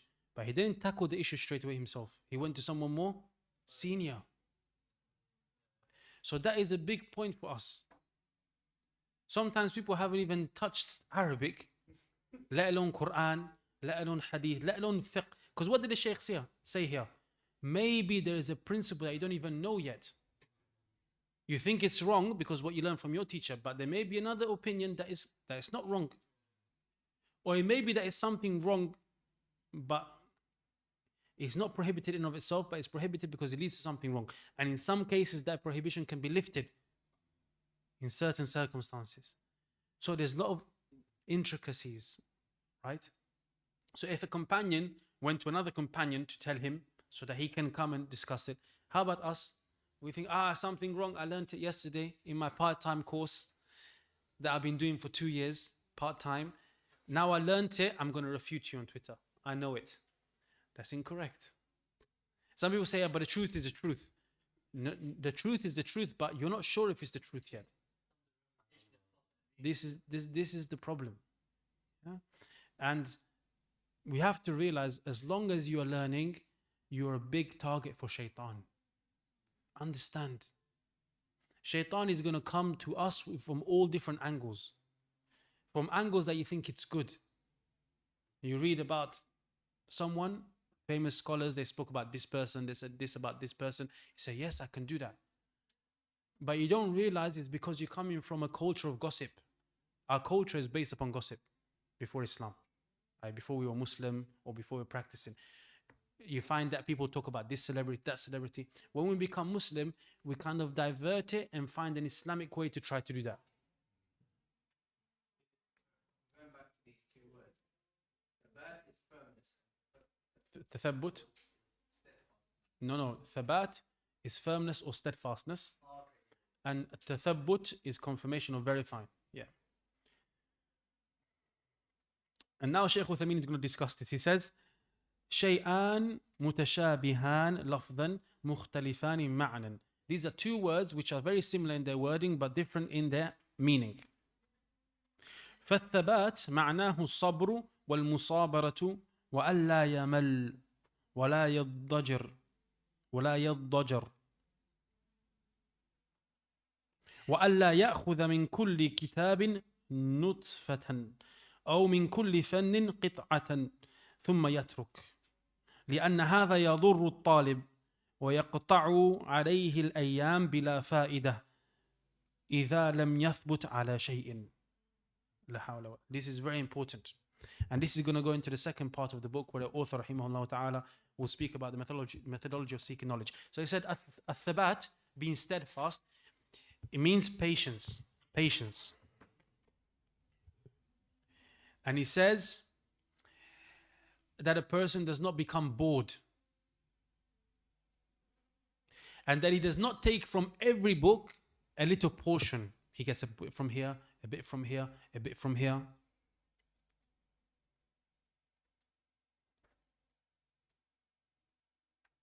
Or that he does not take from every science a bunch. He takes from Arabic grammar, he just takes like a paragraph from here.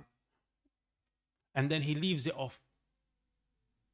Because this will harm the student. لأن هذا يضر الطالب. And his days will become wasted without any benefit if he does not remain consistent upon something. تجد مرة في الآجرومية. One time you find him reading Ajrumiya book in Arabic grammar. ومرة في متن القطر. And the next time or another time you find him in another book called قطر الندى. Another day ومرة في الألفية. Another day in Alfiyah. I.e. what he's saying, he doesn't finish one book and move on to the next. It's just one day here, another day he's the same level book in a same. Like Ajrumiya and Qatr, some scholars say you study one or the other, don't study both. Some scholars say that. You go from Ajrumiya, Shaykh Uthaymeen will mention in the next section, he says go straight to Alfiyah. Some say no, the Ajrumiya, then you go to Qatr because it's a bit longer. But for example, says this level 1, he studies 3 books in level 1, but not even properly. He studies, one day he starts this one. He says, I'm going to start Thalathatul Usul. He doesn't finish it. He just does 2 lessons, and then before you know it, he goes Al-Qawaid Al-Arba'. He says, there's a new course I'm going to go. And before he finishes Qawaid Al-Arba', he says, there's a new course, Kashf Shubuhat. He jumps from place to place. He's not steadfast in knowledge. Then he says, وَكَذَلِكَ فِي الْمُصْطَلَحِ. Likewise in the principles or the terminologies of the people of hadith. He says, مَرَّةً فِي النُّخْبَةِ وَمَرَّةً في ألفية العراقي. So at one time he see him opening a book about نخبة الفكر. Another time you see him reading Alfiya. Not finishing either, he's just jumping from one thing to another. يتخبط في الفقه مرة في زاد المستقنع ومرة في عمدة الفقه ومرة في المغني ومرة في شرح المهذب وهكذا ينتقل في كل كتاب وهلم جر. So likewise in fiqh, you find that one day he's in this book, Zad al-Mustaqni, another day he's in Umdat al-Fiqh, another book, another day you see that he's in al-Mughni, another book, another day in Sharh al-Muhadhab. Likewise, or such, he jumps from book to book, he moves from book to book. He doesn't remain steadfast, he hasn't got thabat. وَهَذَا فِي الْغَالِبِ لَا يُحَصِّلُ عِلْمًا. And this type of person in general will not attain knowledge. Sometimes the teacher says this to you, but you say, maybe he just wants me to stop learning, or he only wants me to come to my class. That's what I said. I say to myself, and I heard from one of the scholars, if you don't know what your people in front of you are saying, one day you have one Ustadh, another day different Ustadh, and so on. You say, one says this, one says that, or you see them doing different things. Go back to the books of scholars who have made it to where you want to be. Shaykh Uthaymeen was a scholar. We all agree on that. So, okay, read what he says. How did he achieve it? He's telling you, don't jump from book to book. Finish one, go to the other. Yeah. So don't take my word or someone my age or similar. Read what the scholars that have made it there. Read those books. That's very strange when you find people saying, I want to study knowledge, I want to be a student of knowledge, and they never studied, not just read, but studied the book on seeking knowledge. Because then you end up just wandering around and not knowing what you're doing.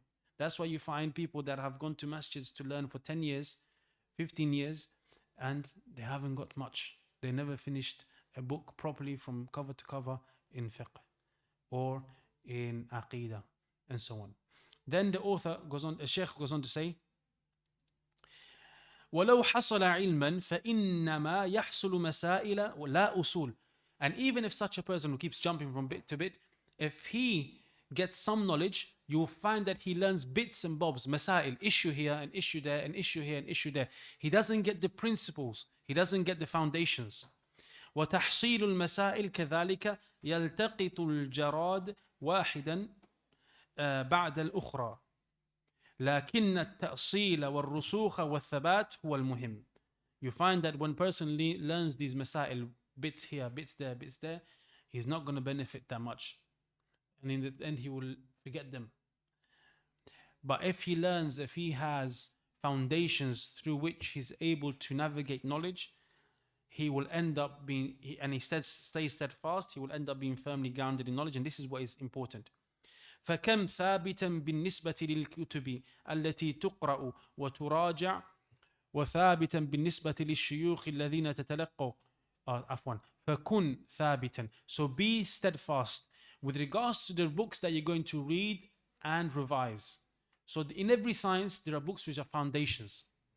So you start, okay, now the etiquette of seeking knowledge, my advice, you don't have to take it, is this book's a foundation for you. Shaykh Uthaymeen Sharh. This is a book that you read often. You finish from start to finish, once a year or more than that, until you know it well. Or in Aqeedah, you have two books, like in Aqeedah, Tawheed, in Tawheed of Ibadah, you have Kitab al-Tawheed, and in Asma wa Sifat, you have Al-Wasatiyah, for example. You read other books after you study these, but your main book that you know very well are these. And likewise in Hadith, you have An-Nawawi's Hadith, and then you have Umdatul Ahkam, Bulugh al-Maram, and then Riyadus Salihin, and then the 6 books of Hadith. You can read other books that have Hadith in them, but these are your main books that you return to, so you know them very well. Likewise, he says, وَثَابِتًا, and be steadfast, بِالنِّسْبَةِ لِلشُّيُوخِ الَّذِينَ تَتَلَقَّى عَنْهُمْ, and be steadfast with regards to the teachers that you learn from. Don't be somebody that you're always changing teacher, because you will see that you will not develop, especially at the beginning stages, you will not develop knowledge. One teacher is this way, So by the time you get used to the way he teaches, and by the time he gets to know you so he can give you the knowledge that you need, you've already moved to another teacher. Today you go to one lesson, tomorrow another lesson, and so forth. Yes, that has a place. Maybe you want to benefit. But generally speaking, not jumping from place to place, teacher to teacher. وَلَا تَكُنْ ذَوَّاقًا كُلَّ أُسْبُوعٍ عِنْدَ شَيْخٍ. Don't be someone who just follows his taste. Every week you're with a different teacher. وَكُلُّ شَهْرٍ عِنْدَ شَيْخٍ. And every month you're with a different teacher. بل قرر أولا من ستلتقي عنده العلم. ستتلقى عفوا من ستتلقى عنده العلم. Rather, make a decision. Who is it that you're going to study with? ثم إذا قررت ذلك فاثبت. Then when you have decided, then be steadfast. ولا تجعل كل شهر أو كل أسبوع لك شيخا. And don't make it such that every week or every month you have a different teacher. ولا فرق بين أن تجعلك شيخا في الفقه وتستمر معه في الفقه. And there's no problem or there's no difference between the fact that you may have a different teacher for different subjects. So you say, okay, this is an expert in fiqh. If you have experts, if we had people that were experts, but for example, you have this is a person in fiqh, and you're gonna keep with him and learn fiqh. وشيخ آخر في النحو تستمر معه في النحو. And likewise, you have another teacher in nahw, and you stay with him in nahw. وشيخ آخر في العقيدة والتوحيد وتستمر معه. And another teacher in Aqeedah and Tawheed, and you continue with him. You continue how long? Until you take whatever knowledge he has. And the teacher will tell you, you've learned what I have, now go to another teacher, go to another class. Unless he is immature. Immature in the ruling, not necessarily in the age. Because you have some people that are mature in age, they are people with gray hair, but they're immature in ruling. So for example, they're worrying about followers. They don't think, you know what, I don't know this subject well, but I'm going to teach him Nahwu anyway, so I can revise. Even though I know there's another teacher that he can go to, benefit from, that's close by, and he will benefit much better than me. There's some people that they will worry about their benefit more than they worry that your benefit as a student. That's not good. المهم أن تستمر لا أن تتذوق وتكون الرجل المطلق كلما تزوج امرأة وجلس عندها 7 أيام طلقها وذهب يطلب أخرى فيبقى طول دهره لم يتمتع بزوجة ولا يحصل له أولاد في الغالب. So the most important thing is that you carry on learning, not that you just keep trying different teachers out. Don't be like the man who marries and divorces. Every time he marries, you find that he gets divorced after 7 days or so, and then he goes looking for another wife, and then he remains his whole life without having neither enjoyed a wife, nor does he have kids in many of the situations. So this is with regards to keeping steadfast. Make sure that you study. Be steadfast with the books that you study. Don't keep changing. And he's going to mention this in the methodology of seeking knowledge, which is section number 2 of the book that we cover next time, inshallah ta'ala. Then he says, the second part of this point is confirmation, التثبت. أيضا من أهم الأمور إن لم يكن أهمها. And verifying things is from the most important of things if it is not the most important. So page 75 still. فالتثبت فيما ينقل عن الغير أمر مهم. Verifying what has been narrated from other people is a very important affair. لأن الناقلين تارة تكون لهم إرادات سيئة. Because some of the people that come and transmit information to you, sometimes they may have a bad intention. They want to make problems. You know this other person? He said something so strange. You need to refute him. Make the truth clear. But he's coming to you because the other person has got a Umrah company. And he has an Umrah company. And he wants you to get rid of him. Shaitan doesn't come to you and say, I'll get rid of him, he's a competition. He comes to you different ways. You have to be careful that there's no hadh min al-nafs fi dhalik, that there's no part of your own desire in it. You have to be careful when people come tell you stuff. ينقلون ما يشوه سمعة المنقول عنه قصدا وعمدا. They narrate that which will destroy a person's reputation with regards to him, or that which They do this, or they do sometimes that do this on purpose, or at times لا يكون عندهم إرادة سيئة. Sometimes they may not have a bad intention, but they don't understand. لكنهم يفهمون الشيء على خلاف معناه الذي أريد به. They understand the statement the wrong way that was intended. I'll give you an example to make it easy. نخبة الفكر, the author mentions, he sends salawat upon the Prophet ﷺ, and he says Sayyidina Muhammad. He says Sayyidina, our master or our leader ﷺ. And one brother, he heard me reading this book, but I didn't know what the book was. He said, this is bid'ah. I said, okay, bring your evidence that it's bid'ah. Who told you it's bid'ah? And I knew what he was talking about. The scholars, they explained that you cannot add the word Sayyidina in the tahiyyat, for example, or in the adhan. Some people, they add it because they say, we feel shy to say Muhammad without saying Sayyidina. Okay? Or in the adhan, when they repeat after the muadhin. In other places. So the scholars have explained this is innovation because the adhkar, we cannot change it. But they didn't say that you cannot say Sayyidina outside. But I said to the brother, okay, bring the evidence so I can learn. The brother, he brought the fatwa, or he brought a fatwa, just quickly, he was searching, he brought the fatwa of Ibn Baz, rahimahullah, from his website. And the brother didn't know Arabic that well. And he said, look, this is the evidence. But Shaykh Ibn Baz was saying what we just mentioned, that it's an innovation to say it in the adhkar that has come. But outside of the adhkar is no problem. And he even mentions why, because the Prophet said, Ana sayyidu walad ibn Adam, or Ana sayyidu waladi Adam. I am the chief or the leader of the children of Adam. So Ibn Baz was saying there's no problem to say this, but not in, you cannot put it into the adhkar. So the brother was using as evidence something that was against himself. So sometimes people, they narrate things to you. They said, yes, I heard the khutbah. The imam, he said this. Or in the class, the brother, he said this. And someone who doesn't do tathabbu say, yeah, he said it. Oh, quickly, let's subhanallah, he exposed himself. Look, refute him. And he didn't say it that way.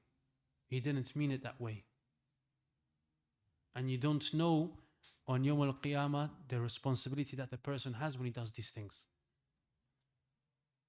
Imagine people stop learning because of someone just misunderstanding something and passing it on, and someone based in refutation and warned against someone because of a misunderstanding.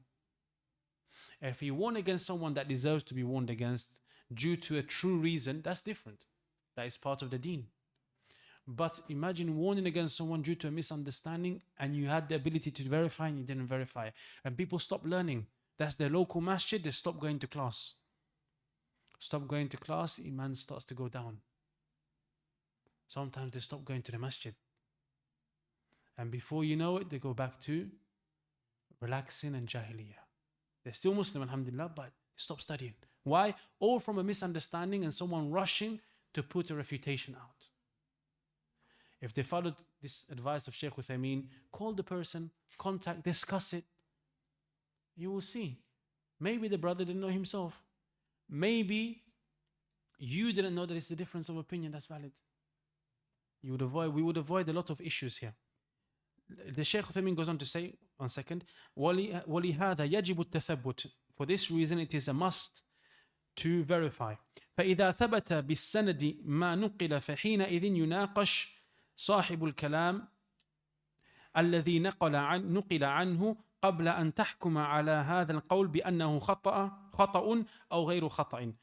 If it has been the sanad or the chain, the narration that has been reported about this person, if it has been established, then go and speak to the person. The person whose speech is being narrated or his action, go and discuss it with him. Of course, bil adab. If you want someone to accept something from you, then do it bil adab. Generally speaking, remember we said generally gentleness is not putting something except that it increases in beauty, and it is not removed from something except that it increases it or makes it more ugly. So generally, gentleness is matlub. Exceptions are few. Yeah. So then he says, so speak to him, this person whose speech has been narrated to you, before قبل أن تحكم على هذا القول بأنه خطأ أو غير خطأ. Before you give a ruling that this speech or this statement is a mistake or not a mistake. وذلك لأنه ربما يظهر لك بالمناقشة أن الصواب مع هذا الذي نقل عنه الكلام. Because perhaps it may become clear to you that the correct view is with this person after you discuss it with him, that the correct view is with this person, the one who you have discussed this issue with and whose narration was given to you. وإلا فمن المعلوم أن الإنسان لو حكم على الشيء بمجرد السماع من أول وهلة لكان ينقل أشياء عن بعض العلماء الذين يعتبرون منازله منارات للعلم تنفر منها النفوس. لكن page 67 لكن عندما يتثبت ويتأمل ويتصل بهذا الشيخ مثلا يتبين له الأمر. But if this was not the case, then it is well known that if a person gives a ruling upon something that he hears, straight away, the first time he hears it, just gives a ruling because of something that has been narrated. لكان ينقل أشياء عن بعض العلماء. Some things even from the scholars would have been narrated from those scholars who are known as being lighthouses for knowledge. And rather, he goes on to say, page 76, but rather when a person is verifies and he ponders and he connects with those scholars, he will end up finding the situation being clear to him. ولهذا قال المؤلف ومنه الصبر والثبات في التلقي. And from it, i.e. from confirmation or firmness and being steadfast, is being patient with regards to learning and spending many hours in seeking it upon the scholars. فهذا داخل في الثبات. This is part of being patient and steadfast. فإن من ثبت نبت. Because whoever is steadfast, whoever stays and firm upon seeking knowledge, will end up producing fruit. ومن لم يثبت لم ينبت ولم يحصل على شيء. And whoever is not steadfast will not produce anything and will not attain anything at all. With that, we finished some of the explanatory points of Shaykh Uthaymeen rahimahullah ta'ala on this first section of Hilya Talib al-Ilm. The second section, before we break inshallah, is the methodology of seeking knowledge.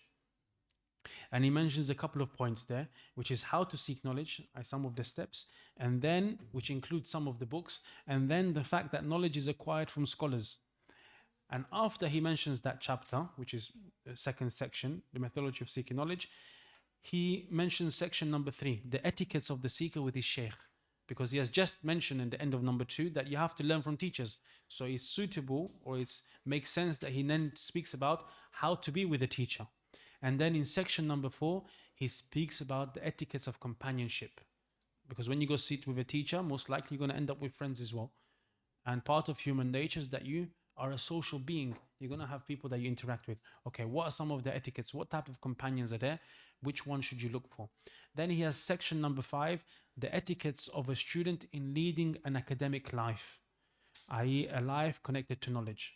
So here he discusses having high aspiration, being honest, academic honesty and so forth.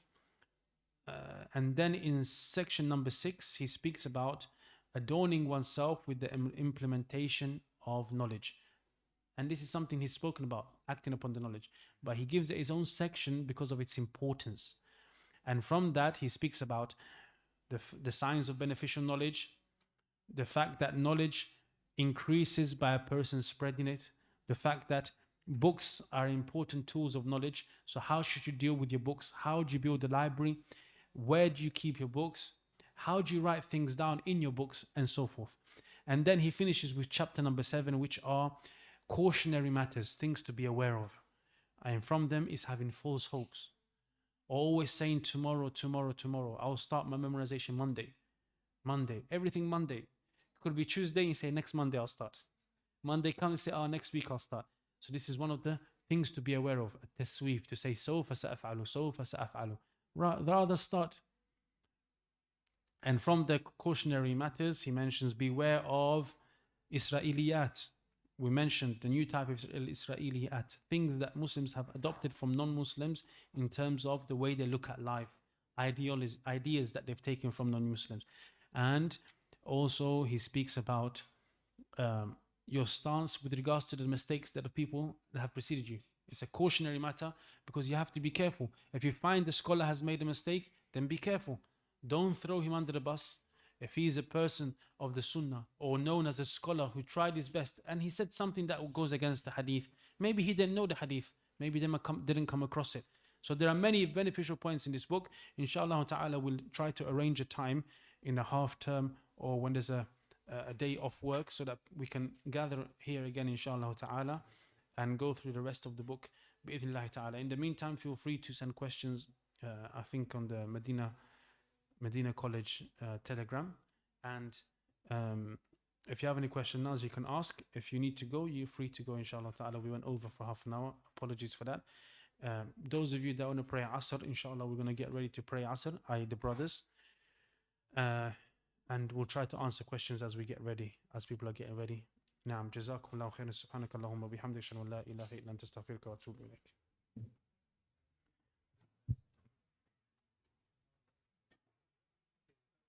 Naam.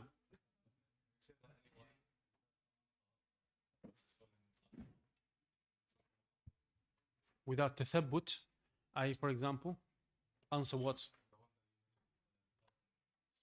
Inside your statement, don't really also get details. Never ask like a shit. It's not a grounded underneath it, it's split off. It's like the kalima topic.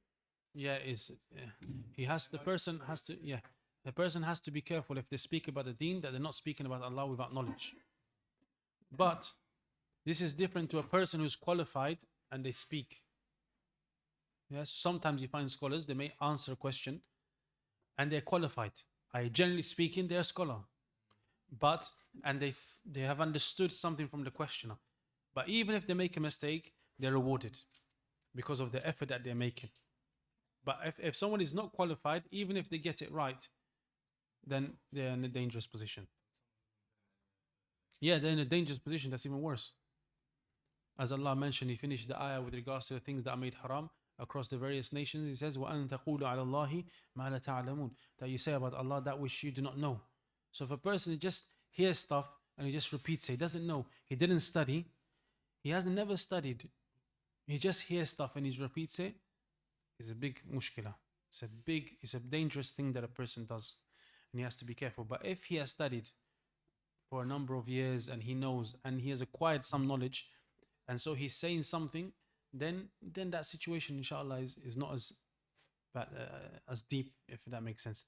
But he has to be careful. And as we mentioned before, what are the stages that a person goes when he starts seeking knowledge? The first stage, he thinks he knows everything. So a person, once he knows these stages and he thinks he knows everything, he has to be careful. Because he's going to think, I know. But he doesn't know. And people that know, the scholars have told him that he doesn't know. That's the first stage. But then as he goes through the stages, he realizes there's still a lot to learn. And then he goes through the third stage, he realizes that what he knows compared to what he doesn't know, what he knows is very small. And so I remember a sheikh mentioned in one of the lectures that that's why Imam Ahmed, they said that when he was asked, after he learned a lot, he was asked and he would say, I don't know a lot. And that's because of his knowledge of the differences of opinion amongst the scholars. Dunning-Kruger effect, yeah? Which is even the non-Muslims have said is a psychological effect. When you learn something at the start, you think you know it all. So you have a false sense of, you have a false sense of yourself. And this is what they attribute the rise in fake news and all that to be. They said because fake news, because people, they learn a little bit on Google and then they say they know everything. So for example, you find that now when someone gets sick, they say, no, the cure for this is this. But when you ask them a bit more detail, they don't know. So there's a lot of brothers, for example, they push certain cures for terminal illnesses. They say, if you got this terminal illness, have this type of food. There's alkaline and this, and if you balance this out, they say a lot of things, but when you ask them some details, they don't know. They just heard it from somewhere. But they think because they have some information, they get this thing that they know a lot. And it's difficult, it's a musibah in one way. Yeah. You mentioned as well, it's more beneficial to read the book 10 times than it is to read 10 different books once. Yes. But did you say 10 books, like all of them, once? Yes. Or a lot of, I didn't say that, but it's the meaning is that. Or a lot of books, and you only read them once. Yeah. Shaykh Uthaymeen later on in this book is going to say to us the importance of memorizing. Yeah. So when you read a book 10 times, even though you haven't memorized it, you will end up knowing it very well. So he says that we have read a lot and we have memorized a little bit, and we have benefited a lot more from that which, the small amount that we've memorized, than that which we have read. So sometimes you may read a lot of books, and this is one of the problems that people find. You say to them, okay, you want to study Arabic grammar, study Ajrumiyah, study Qatrun Nada, study something else, and then go to Alfiyah. But you find some people, they start, I'm going to study this book, I'm going to study that book, I'm going to go to this book. And you find that they go through different books, and at the end of it, they haven't attained much. For the amount of effort that they have put in, not much has been attained. And that is across the board. You find people studying a lot of different books in fiqh, but they don't attain much because they're jumping from one to the other. And sometimes this is the fault of the student, and sometimes this is the fault of the teacher. Sometimes the teachers themselves are pushing the students to do this, and that is not correct. Sometimes the teacher wants to study different books himself. But whenever we say something like this, don't think that we're... if you see someone doing something like that, you give them benefit of doubt. Yeah, maybe they're doing it for a reason. Maybe doing different books too, because they know that the student needs it.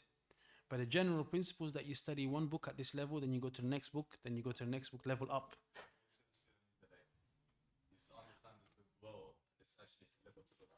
You know, is, for example, a student may need to redo that book, but because he knows, the teacher knows that the student will not redo it, he gives him a new book of a similar levels until he can grasp the main issues. Because we live in a consumer society. So now it's come to the point that the student dictates to the teacher what to study. Even when you go to university, the students are the ones that are paying the fees. So the staff has to make the student happy. I'm not talking about Islamic university, I'm talking about Western university. Yeah? So because if there's no students coming, if they don't like the program, then there's no money. So then the staff has to change. The professors, which should be the ones that know what to teach, are having to follow the wants of the demand that is present. So we have to be careful that we don't include this, or we don't transfer this to our Islamic courses.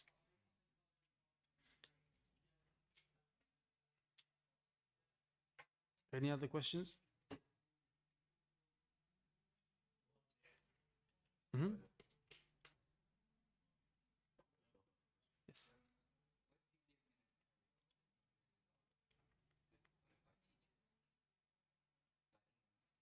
Mm-hmm.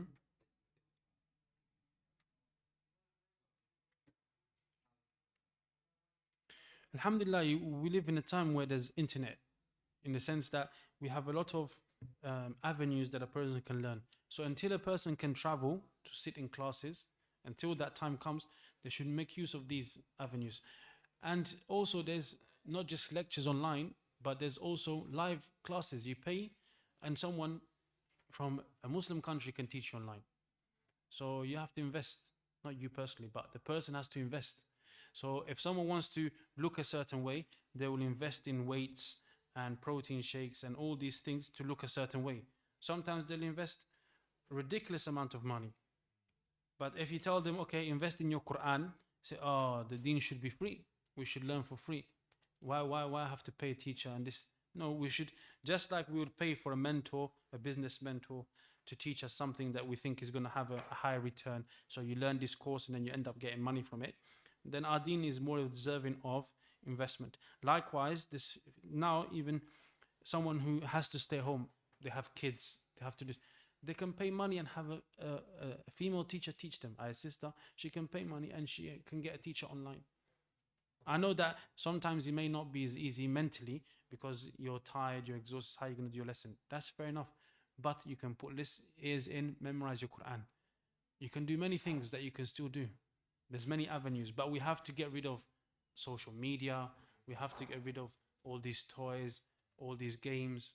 And then inshallah you find that the way will be easier. Now, of course, you'll take the benefit. The main benefit that you lose when you have this is that you don't get to see the scholars. And that is a big disadvantage. But Allah knows if someone is sincerely trying and they can't, and someone who's relaxing.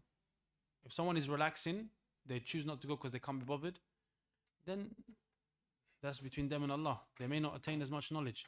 But if someone is trying every possible way and then they can't, then it is hope that Allah subhanahu wa ta'ala will grant them a way. So for example, some people when they go to a Muslim country, that's when they end up fixing their manners. Yeah. But it may be that a person doesn't have the ability to go sincerely. I'm not saying he's planning not to go. He's tried his best, or she's tried her best, and they can't go. It may be that if they're sincere and they make dua, Allah will give them that rectification where they are, as long as they're trying. But if a person says, oh, I can't travel to seek knowledge, khalas, I put my feet up, I'm watching documentaries, or I'm watching, podcasts about knowledge. Just podcasts, not lessons, not striving hard. I'm just watching podcasts. This person is talking about this, or it's interesting, relaxing, eating popcorn. Then that's not seeking knowledge. He's not taking the right steps. But if he's waking up, he's sacrificing, his friends said, let's go do this, let's go. He said, no, I need to revise a book. And so he sits in his house, reading a book, revising, studying. He listens to the lecture, sitting properly, got his proper clothes on. He's writing notes, he's annotating things, he's revising the knowledge. If a person is doing all that, bismillah, he will become a strong student of knowledge. But he will miss out on many things like having a scholar. So he might not know that he knows or not. But even if I'm sure that Allah will make a way for him. He goes to a lecture, to a conference, he finds someone who knows a teacher online. He pays £20 a month, £10 a month for someone abroad. That's a nice amount of money, and they can learn Quran. Nothing stopping them. So there's avenues that Allah will give that person, especially us here, but especially in our times, but the person has to be sincere. As I was saying, I can't seek knowledge, so I'm going to just sit here, and then he doesn't put effort, then he's not seeking knowledge.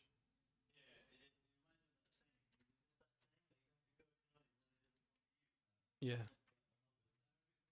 I can't remember. My other question is that in this book, Sufyan al-Thawri said, I was blessed with the understanding of the Quran when I upturned the money purse, understanding was taken away from me. What does it mean, upturn the money purse? What it means is that if a person accepts gifts from rulers, but in that time is rulers, that it was doubtful where they got that from. So for example, if they take a land that's not theirs or something. So the point is, if you give gifts or something that is not appropriate from someone, he's saying he's kind of like blaming himself, if I remember correctly. So it was taken away from me, i.e. I done something wrong, or that is not appropriate, I shouldn't have done. And so I did not get the money, or I did not get the knowledge, or a certain part of knowledge was taken away from me. But remember that, as we mentioned, the scholars are, especially the Salaf, they're measuring themselves to a higher standard. So for example, now, someone may give you a service. They say, oh, you are Imam of the Masjid, you are this, you are that. And so they give you a service. They say, oh, come, I'll do this for free for you. For many of them, they would not take it. You understand? Yeah, why would you take it? Because you're Imam, with your knowledge, you want to buy something from the dunya. He's only giving you this because you're Imam of the Masjid. I wouldn't tell you to take it. So sometimes a person may do you favors just because you're the Imam, or because you're a student of knowledge, or whatever. Yeah. So he said, I'll give you this free only because he only because doing it because of your knowledge, because he wants to respect you. And sometimes they do it so they can have one over you. You scratch my back, I scratch your back. You understand? Well, dua is not that bad, but help me with this, turn a blind eye to this, don't talk about it in your khutbah, I'm your friend, we're close. So you have to be careful. Try, and it's going to come in the book as well. They discuss, Shaykh Uthaymeen discusses, is it even permissible? He says, he's not talking about, he's just giving an example. But he said, to the extent that some of the scholars mentioned, if you need to make wudu and someone's going to give you water, is it allowed for you to refuse the water? If you fear that they're going to use that as something over you. You understand? So now they say, oh, but I gave you water, but I done this favor for you. Why you do? You understand? So as a student of knowledge, you have to be careful about accepting things from people. Yeah? Because people will say, oh, I gave him this, I gave him that. It's not nice.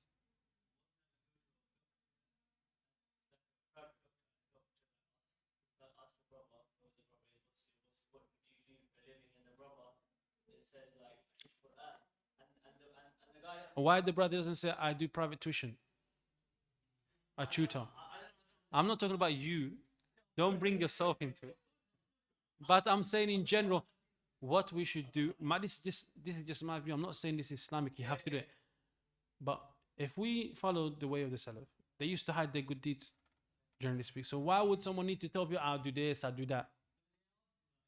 Yeah, so you can say, I'll do private tuition. So he says, oh, I teach Quran. Okay. It's not blameworthy. It's fine to say it because he's not showing off. He's saying it just to be honest, to be open. Yeah.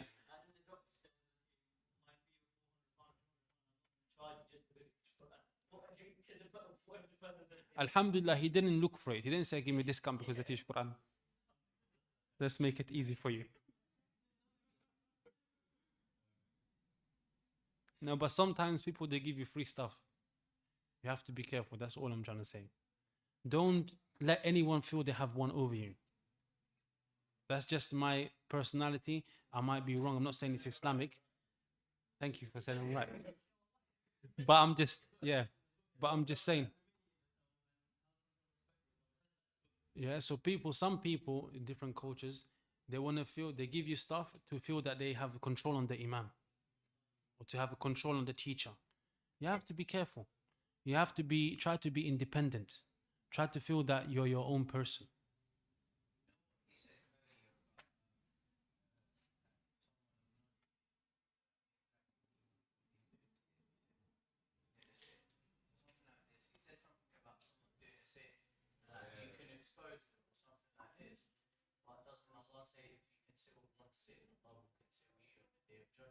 So if you know this person is knowledgeable and he is misguiding people, and you were to conceal his sin, would that be much better than actually, even though he isn't concealing his sin, or maybe he might. If someone, okay, there's difference between sins that affect the person himself and sins which take the rights of others. Yeah. If a sin is taking the rights of others, for example, misguiding others, or for example, stealing from others, then the concealment of such a sin is not right. You try to conceal it. How? By telling the person to stop. If they carry on, then you go to someone in authority that can help them stop, their parents, for example. If they carry on and their parents can't, then to stop it. If he's still carrying on, if he stopped, he stopped. But if he carries on and he's stealing money from people, then you tell someone that can change the situation. Yeah, because like for example, if someone's abusing children, you can't say, I'm going to conceal him, because how many more victims are going to happen? Yeah, so it depends. Yeah, it totally depends. And we have to understand that misguiding people is also a form of abuse. You know, if you're taking the people away from Allah, that is a form of abuse, whether you call it spiritual abuse or whatever wrongdoing you want to call it. Yeah. So the aim is to try to get the person to come back to what's right, and try to, whoever's been affected, to get them back to what's right. What's the most effective way for that person himself to explain that he was wrong? Because his followers will listen to him. But in some cases, people don't want to do that. So then it may be from the obligations to then have to make a statement or say something about that. And sometimes you may have to mention the person by name. Sometimes it's more wise to not mention them by name. But you look at the situation as it goes. It's not one way fits all. Yeah. Can you read these, inshallah? Yes. Here on on the PDF page 99, there's something that you mentioned before. I was looking for it. He says, فَالْحِفْظُ هُوَ الْأَصْلُ. Shaykh Uthaymeen says, memorizing is the foundation. فَعِلْمٌ بِلَا حِفْظٍ يَزُولُ سَرِيعًا. Learning without memorizing will quickly disappear, will go quickly. وَكَانُوا يَخْدَعُونَنَا لَمَّا كُنَّا فِي الطَّلَبِ. And they used to deceive us when we used to be seeking knowledge, when he used to be a student. بِقَوْلِهِمْ, with their statement, لا تتعب نفسك بحفظ المتن. Don't tire yourself by memorizing the text. عليك بالفهم الفهم. Upon you to understand, just understand. لكننا, Shaykh Uthaymeen goes on page 100, لكننا وجدنا أننا لم نحفظ شيئا إلا ما كان عندنا من حفظ سابق. But we found within ourselves that we did not remember anything, or we did not memorize anything except that which was with us in the previous memorization, i.e. what they had memorized when they were young. Nothing has remained. So before they used to say, understand, just understand. But your understanding, you'll forget it because it's not memorized, it's not firm. فَنَفَعَنَا اللَّهُ تَعَالَى بِمَا حَفِظْنَا مِنَ الْمُتُونِ. So Allah benefited us from that which we had memorized of the texts. وَلَوْلَا أَنَّ اللَّهَ نَفَعَنَا بِذَلِكَ لَضَاعَ عَلَيْنَا عِلْمٌ كَثِيرٌ. And had it not been that Allah benefited us with this or with that, i.e. that which had memorized, لَضَاعَ عَلَيْنَا عِلْمٌ كَثِيرٌ. A lot of knowledge would have been wasted upon us. فَلَا تَغْتَرَّ بِمَنْ يَقُولُ. So do not be deceived by the one who says al-fahm. وَلِهَذَا هَؤُلَاءِ الدُّعَاةِ إلى الفهم لو سألتهم أو ناقشتهم لوجدتهم ضعفاء في العلم ليس عندهم إلا علم ضحل. So that's why don't be deceived by those people that just say understand. Don't worry about memorizing. Memorizing is an integral part of seeking knowledge. You have to memorize, and you'll see that when you memorize stuff, you repeat it a lot, it becomes firm in your mind. There is a video clip on YouTube of one of the students of Shaykh Ibn Uthaymeen mentioning the library of the Shaykh, his special library, his own library. And he says his library was very a humble library in the sense that he didn't have a lot of books. There's no problem to have a lot of books for references, it's good. But your library, where you often return to, you find that if you have a few number of books and you return to them often, you'll find that you will know them very well. So even when someone asks you something, you can reply very quickly and you understand this issue. But if you have a large library but you don't really know the books, the book is not going to jump out and say the answer is here. You're not going to remember everything in that library. Assalamu alaikum. Could you repeat the difference in manifestation of pride, haughtiness and hypocrisy in a person? Jazakallah khair. So we said pride is in the heart. Al-kibr is in the heart. And when this manifests in the body, in the action or the appearance of the body, this becomes khuyala, haughtiness. And the way that it's nifaq, the way that it's hypocrisy, is because the person is showing something that they really aren't. I.e., they have nothing to be proud and arrogant about. So they're displaying on the outside something that is not really in them, i.e. that there's nothing for them to be proud about. So those are the three things, and Allah knows best. How does a person know that they are being arrogant? Where do you draw the line between kibr and degrading yourself? How does the person know? How does the person know that they are being arrogant? So we said arrogance is to turn away from the truth and to look down upon the people. If you're turning away from the truth and you're looking down upon the people, then means you're being arrogant. Or for example, if you think that what you have, another thing that's connected to it, is if you think that what you have is because of who you are, you're worthy of it. So for example, أُوتِيتُهُ عَلَى عِلْمٍ مِّنِّي, I have been given this because of something, a knowledge about me. And Tafsir explains, because I know how to do this, I know how to do that, a skill that I have. So a person forgets to return it back to Allah. No. That's your homework, to find out who said it. Yeah, but that's not because he's not saying I'm most knowledgeable because of who I am. This is difference. No, this is difference. So it's important for a person. One of the ways to realize or to avoid being arrogant, for arrogance not to come to oneself, or self-amazement, is to realize that everything that you have is from Allah. Had it not been for Allah, you would not been guided. Had it not been for Allah, you would not been able to memorize any part of the Quran. Had it not been for Allah, you may have been tested with the things that other people have been tested with. Sometimes when someone hasn't been tested with something, they think, oh, they see someone who's addicted to alcohol. Oh, look at that drunk person. Had it not been for Allah, you could have been tested with the same thing. So that's of the ways to ensure that the person doesn't become amazed with the self or become arrogant. Allah knows best. The other question is, where do you draw the line between kibr and degrading yourself?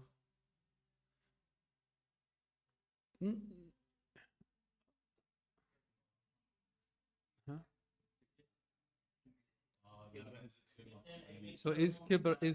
I think it's like the line between, is kibr the same as degrading yourself? Oh, Is it not? No. Kibr is, so Allah gives you, so for example, Allah gives you a blessing. Part of the blessing is that you affirm with your heart. You believe it's from Allah. And that you at times may mention it.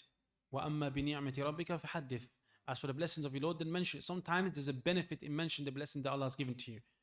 And also is that use that blessing that Allah has given you in khair, in good ways. So you don't use it for bad. It doesn't mean that you have to lie and say that I'm nothing, I'm worthless. No. But you understand that your worth that you have. So for example, you memorize certain parts of the Quran. You understand that it's from Allah. It's a blessing.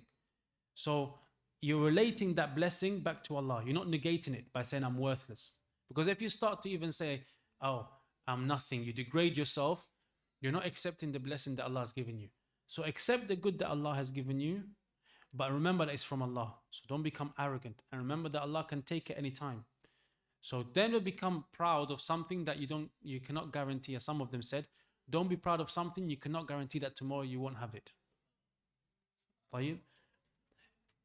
Likewise, the person has to be aware of what type of personality they have. So this type of question may indicate for some people that they are on the side of worrying a lot, which is good. Because normally a person who is arrogant doesn't think these type of questions. How do I not degrade myself and so forth?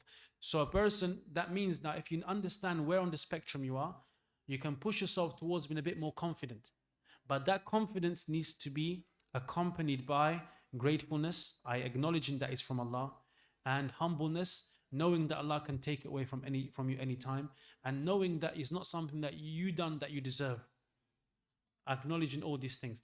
And keeping in mind, and this is something Shaykh Uthaymeen mentions in another one of his books, when he explains Al-Waraqat, or the poem of Al-Waraqat, it's not in the PDF or in the book that's printed, but it's in the audio. Because the author says, he describes himself as Dhul Ajzi, the one who is unable, who is weak. And one of the persons says, Sheikh, what if someone says this in front of the people, the general people? He says, oh, I'm the abd faqir. Like he's giving a talk and he says, I'm the poor miskin guy. I'm like this. He's humbling himself. Shaykh Uthaymeen, when he was reading that part, he said, we don't think the author is like this, that he doesn't know anything, that he's weak, that he has a lot of shortcomings. Because if we thought that, we wouldn't benefit from his knowledge. But he's being humble. Maybe he really believes about himself because he knows, everybody knows the inner self. When you know the sins that you commit, when you know the mistakes that you commit, you feel like that. Or you should feel like that. So that's the author's side. But as from the student side, you're going to study with the teacher because you believe he has something to give you. So that's what Shaykh Uthaymeen is saying. So someone asks, saying this type of statement, putting yourself down in this type of way, even though it may be true to a certain degree in front of the general people, is it right? And Shaykh Uthaymeen comments, I can't remember his words exactly, but he mentions the point that if you speak like this in front of the people, especially the general people, not students of knowledge, but the general people, like people that come to Jum'ah, for example, and you say this type of thing, they will say, what's the point of us listening to him then? So they will not listen to you. So you shouldn't put yourself down. You shouldn't humiliate yourself in front of people. especially if it will cause them not to listen to you. For example, your children. If you have young children, they're not adults, they're young, and you say, look, I don't memorize Quran, I'm not a good person, I haven't even memorized this juz. Your children are going to end up thinking, what? Why should I go madrasa and memorize if you don't even do it? Well, you don't even know Quran, why should I do it? So then you defeat the purpose. Whether it's true or not, you're defeating the purpose. You shouldn't humiliate yourself like that. But if your children are older, and they're starting to understand this 17, 18, 19, 20, 25, and you say to them, look at me, I can't even read Quran properly, please learn now. And they can actually understand, then this may be a benefit for them. So, but you put yourself down, but not humiliating yourself, like saying, oh, I'm nothing, look, I'm worthless. But you say, look, I made this mistake, so that they can learn from it. But arrogance is a lack of acknowledgement that is from Allah. You start to be proud. You look down upon the truth, you look down upon people. As for humiliating yourself, it shouldn't be done excessively. Let's pray Asr and then we come back for those that want to ask questions, because it's 7 o'clock already. Is that okay? Yes. Yes. Huh? Yes.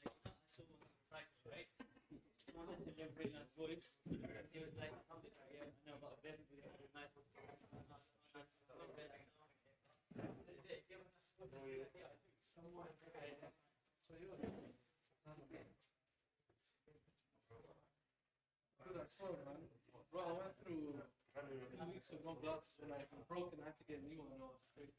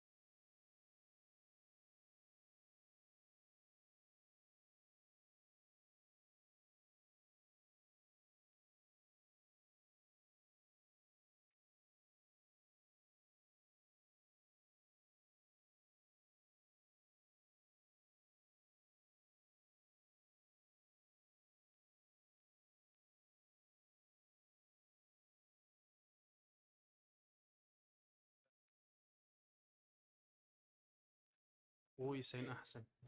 نعم.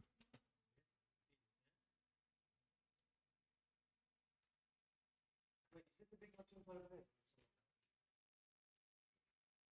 That's it. Wait, do you know how to buy the big, you know about the pocket size?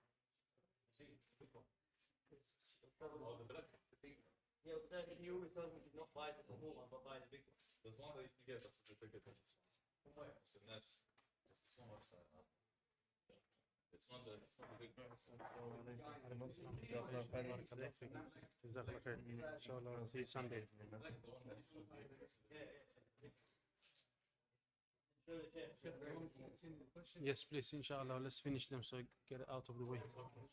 بارك الله فيك. Good to see you. جزاك الله خير. أحسن لك. Take care, inshallah.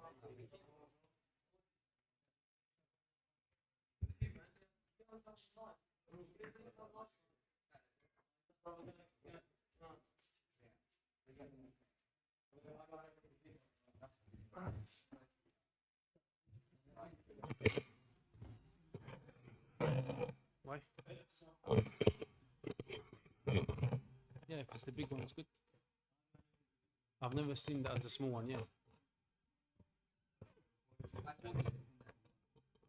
Yeah, it looks big. That's good, yeah.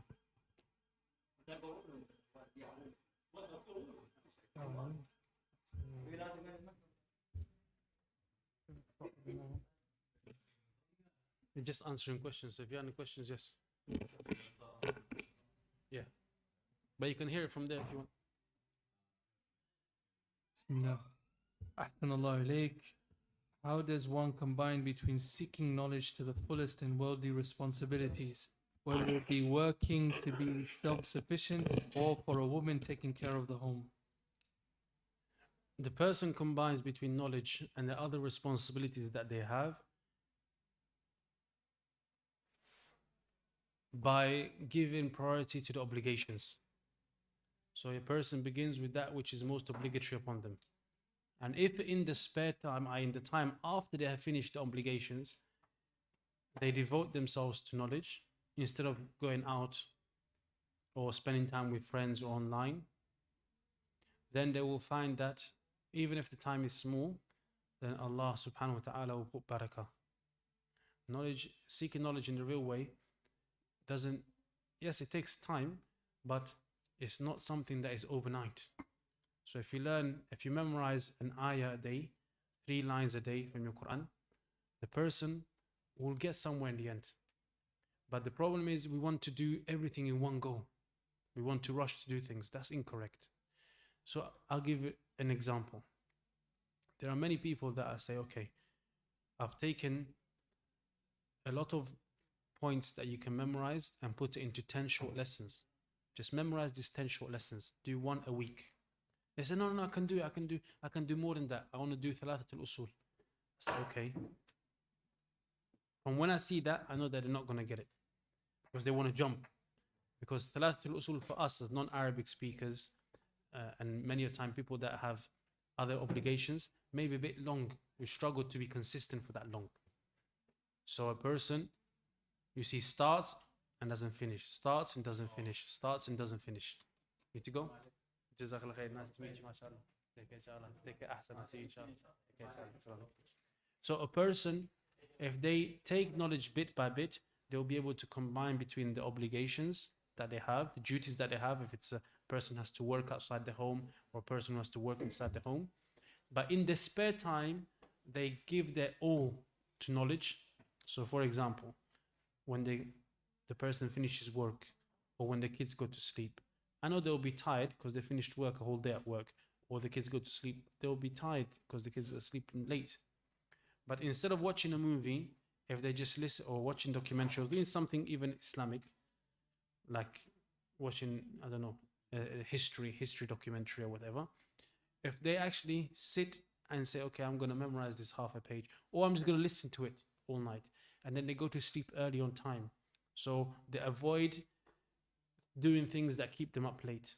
So they turn the lights down, they dim the lights, they don't use devices. So they sleep early, and then they wake up early and try to memorize that half a page or the 3 lines. You'll see that they will be able to do it. But the question is, are you going to be able to sacrifice, if you like, for example, things that have caffeine, are you going to sacrifice them so you can sleep properly and wake up and seek knowledge? No. So then this is what sacrifice needs to be. Or if you say, I don't have time or I'm tired, okay, sacrifice your device. When you finish work or when a certain time hits, are you not going to use the device so you don't stay up at night, but either you focus on seeking knowledge? If you do that, you'll see that I'm pretty sure Allah will put barakah. Even if all you get, and we say all, but even if your achievement is that you memorize Quran from start to finish, that is a big portion of knowledge. Imagine if you do your Quran from start to finish in 5 years, 10 years, 15 years, and then you teach your children from that young time. Or they just see you do it, they'll want to memorize. The best students that you can have are your children. Why is that? Because you have the most influence on them. You can do to your children what a teacher can never do. Yes. So the best students you can have are your children. If you organize your time, you sacrifice, you do things, you put things in the house to organize things, you find that you're going to be able to influence your children the most. And don't think, oh, but my children are old now, they're not listening. No, you can still do stuff. You can still fix things that you could have done before, but you can still do something. But it takes effort. It takes sacrifice. It's not something, even if you didn't have these obligations, it's still sacrifice.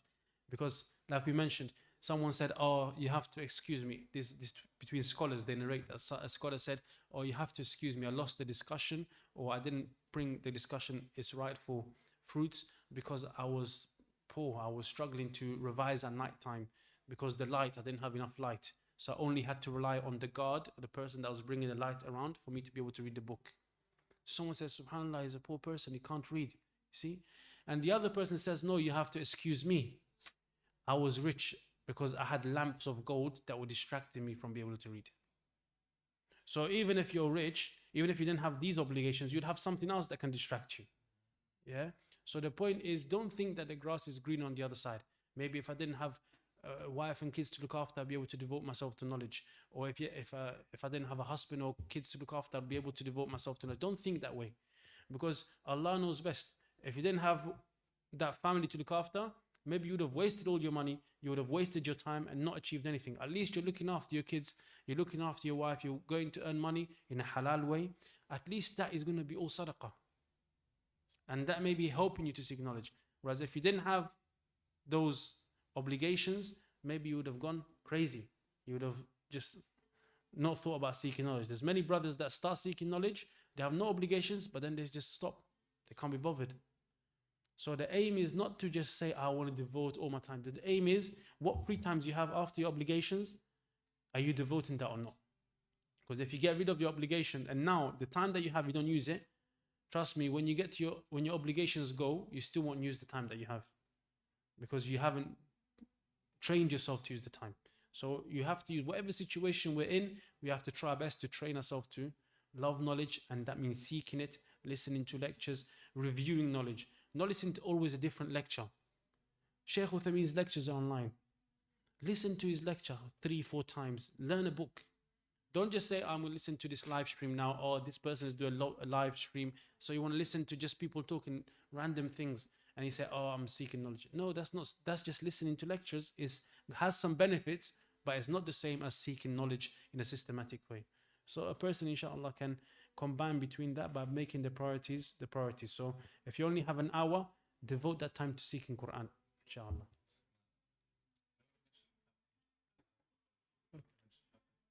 Caffeine, yeah? No, so for example, some people say we can't go sleep. Yeah? So we can't seek knowledge because we sleep late and we can't wake up. So Fajr time, we don't have enough energy, or we have ups and downs. Yeah? So one of the reasons for ups and downs is what? What you eat and drink. For some people, for most people. Some people are very numb to it. It doesn't affect them, especially when you're young. Some people, they can drink and you can sleep straight away. Some people, is if you have it after a certain time, like if you have a fizzy drink, after a certain time, you will notice that you can't sleep. Even when you're in bed, you'll be turning around for an hour. And then you can't seek knowledge the next day. Or it affects your seeking knowledge. So that's what you need to, that's what I mean by sacrifices. So if you find, for I don't know for sisters, for brothers, when we eat big meals, we want to sleep after. Yeah? I think maybe that's just a human thing. Allah alim. But I know for brothers, when they go eat a big meal, even if you don't go out, even if you eat at home and you eat heavy food, lamb or whatever, then after you feel tired, you want to sleep. So part of your sacrifice in seeking knowledge, you don't eat these meals before you go to class. Because when you come to class and you want to sleep, that's musibah. That's gonna stop you from seeking knowledge. Why? Because of you not sacrificing your food. You chose to eat something heavy before class. So all these small things are part of the sacrifice that a person has to make. Barakallah feekum. There's two questions here. Number one, what does it mean to give all of oneself to knowledge? Is there a specific amount of time or what time one should devote to it? Allah knows best, but if you had somebody who gives £1 in charity and somebody who gives £100 in charity, which one is better? The second one, £100. What if the person that had give £100, he is a multi-billionaire, and the first person that gave only £1 has only £10 in the bank account? Then the first one will be better because of that context, right? So it's not a specific amount of time, but what it means is after your obligations, you're devoting yourself to knowledge. You spend all your time pretty much to knowledge. And the time that you're not devoting to knowledge is only to relax so that you can do knowledge again. So maybe you start reading or listening or taking notes, and then you find your brain cannot take anymore, and so you take an hour out or half an hour. You go for a walk. If you're a brother, you go for a walk to exercise or whatever to refresh your brain, or you do something else only for the intention that you want to learn more. So it could be that you only have an hour in a day free, but that hour is all you have. That's 100% of your free time, and so you spend that to seek knowledge. Whereas somebody doesn't work, they've got 9 hours free, and they spend 2 hours seeking knowledge. Who's better? Who's more devoted? The person that only had 1 hour free and he spent all of it for seeking knowledge. Whereas the person who had 9 hours free, they didn't work, and they only spent 2 hours in knowledge. Yes, on paper they're spending more time, but in efforts, in sacrifice, they're spending less time. So we should all feel a sense of relief, even if we have obligations, that even if we only have half an hour, but we do that fi sabilillah, we're devoting ourselves to knowledge, that inshallah ta'ala you will find barakah inside it. Just like the person who gives £1, but they will find barakah, because it means a lot to them. It's all that they have. They don't have any hobbies. They don't have anything. So that's why I find sometimes in some clips, I can't remember which clip it was, someone asked the sheikh, or do you read in your spare time, or does the student of knowledge read in his spare time? He said the student of knowledge doesn't have spare time. Rather, his time is reading, and in his break time, he might do other tasks. It's not that knowledge is one of your hobbies. So even if you go to play football, you're doing it because you want to exercise your body so that you can refresh your mind. You don't want to get sick as a brother, for example. It's not that you're doing it as a hobby. If you had the ability to just you don't need to play football, you don't need to do something to exercise, then you'd seek knowledge. But because the body is the way it is, the food that we eat nowadays is like this, the work that we do, then the person has to exercise a bit. So devoting oneself to knowledge means that's your preoccupation. Your mind is on knowledge. He said, Imam Bukhari, somebody was sleeping in the same room as him. He said, I saw him waking up 7 or 17 times, turning the lamp on, which is not as easy as a light, turn the lamp on and writing something of knowledge. Then go to sleep, and then he would wake up again and do the same thing. That means even in his sleep, his mind is focused on knowledge, because he's living knowledge. It's not a hobby. It's not a side thing that they do on the side. It's their way of life. They work because they had to. They looked after the family. They spent time with the kids because they had to. But their passion was knowledge. They wanted to know the Quran. They wanted to know the hadith of the Prophet ﷺ. It's a devotion. Whatever time the person has, inshallah, it's enough, as long as they're sincere. Second question is, how does a person strive to have muru'ah without falling into either riya or sum'ah? They do their best to do what is good, and they don't worry about what people say or think. As long as they don't see themselves, their intention changing. They're doing it for Allah. They remind themselves that Allah is the one that can benefit, and Allah is the only one that can bring harm, and they're not doing it for the creation in their heart, then they don't worry about other people. Ahsanallahu ilayk. What is meant by loftiness above your teacher is pride? Which part of the book? I have to remember where it is. If someone can find it. Yeah, I don't know. I need to. If it is in the book, please let us know. Otherwise, I'm not too sure. Next question. What if adorning yourself with honor leads to riya? How to draw the line? Depends what they understand by adorning yourself with honor and riya. So looking nice, having good characteristics, is you're doing it for the sake of Allah. So for example, a man has to pray in the masjid, or it is recommended for him to pray in the masjid. He can't say, I'm not going to pray in the masjid because it might lead to showing off. He goes to pray in the masjid, he purifies his intention, he reminds himself that only Allah can benefit him, and he goes and does it and tries his best. And he asks Allah to protect him. Same with other acts of worship. So a person doesn't miss lesson because he says, people might see me and they think good of me. No, you try your best and you ask Allah to protect you. And you have good suspicion in Allah that you're trying your best, so Allah will make it easy for you.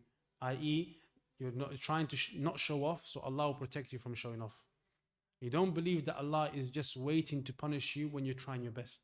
You have good suspicion of Allah. So for example, you wear good clothes, you get your children to wear good clothes because you know that this is part of cleanliness, is part of being a good person.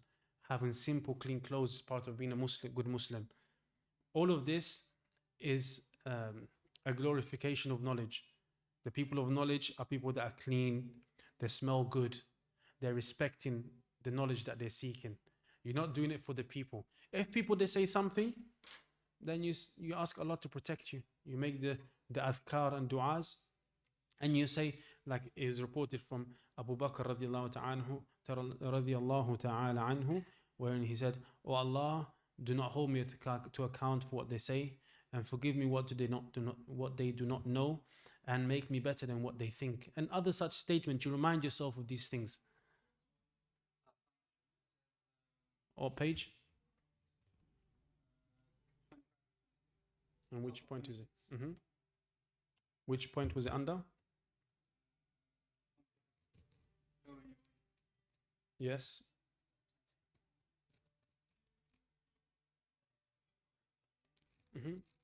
Which part?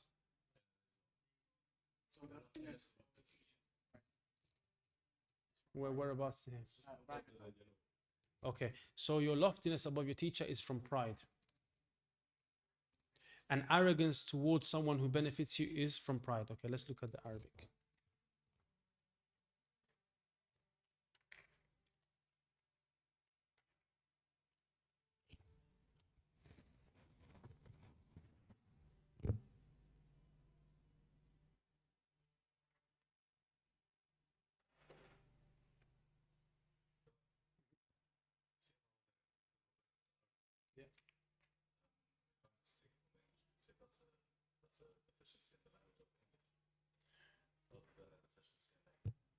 No, in this case, just deficiency in my remembering.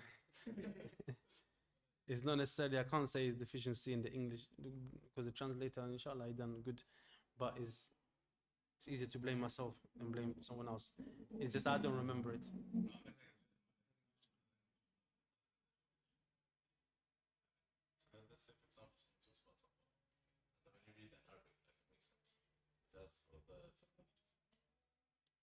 One second, yeah, one second. I'm trying to find this. Okay. Okay, where it says here.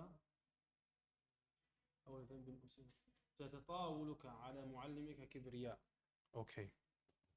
So when a person starts to kind of put himself, like try to grandstand in front of his teacher, so sometimes that can be in the way the person asks questions. Yes, or sometimes if a teacher makes mistakes, he starts to say, "Oh, the teacher doesn't even know this." In himself, he starts to think of the teacher in a way that is not really the right way. This is part of pride and arrogance. So here Shaykh says, وتطاول يكون باللسان ويكون أيضا بالانفعال فقد يمشي مع معلمه وهو يتبختر يقول فعلت وفعلت. He puts himself forward before his teacher, he speaks before his teacher, or he says in front of, I've done such and such, I've done such and such. This is not from the good manners. It's a form of seeing yourself higher or being arrogant in front of your teacher. The teacher should be the one that speaks. You speak to him in sometimes, like in a nice way, but to start saying, oh, I done this, I got this, I done that, it's not something that should be done. But what was the question? He was just asking what it meant. Yeah. What is meant by it? So the person should not see themselves as something so important in front of the teacher, speak in front of their teacher, before their teacher, or ask questions sometimes to the teacher to kind of test them or to show that the teacher doesn't know, or challenge through their questions. These type of things are not things that a person should do. Allah knows best. Barakallah feekum, Shaykh. Am I blameworthy for refraining from advising my family when they commit evil? I don't want them to think I'm judging them and they don't listen anyway. What should I do?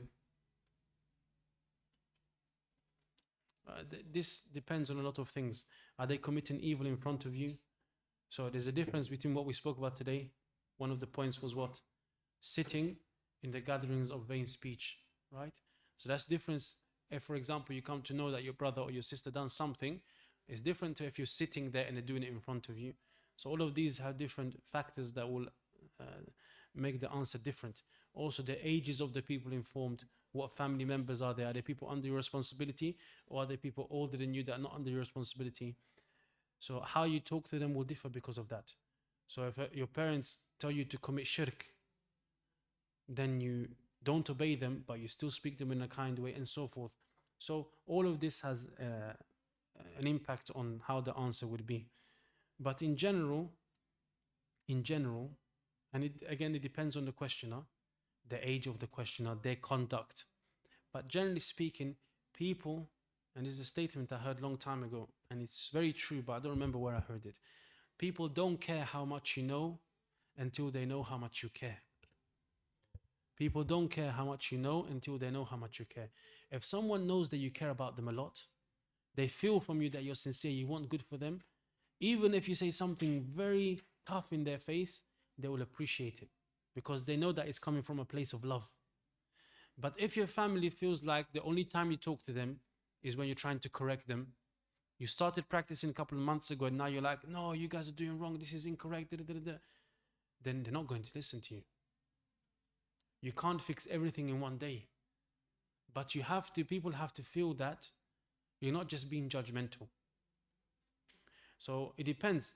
I don't know if the person is coming across as judgmental, and I don't know if it's just an excuse that the people are using. Because sometimes you may not be coming across as judgmental, but they just use that as an excuse to not listen to what you want to say. Like the Prophet ﷺ, when he came with his message, the people said stuff about him. He is this, he is that. But Allah subhanahu wa ta'ala clarified to him that they're not belying you, they're not denying you, but they're belying or denying the ayat of Allah.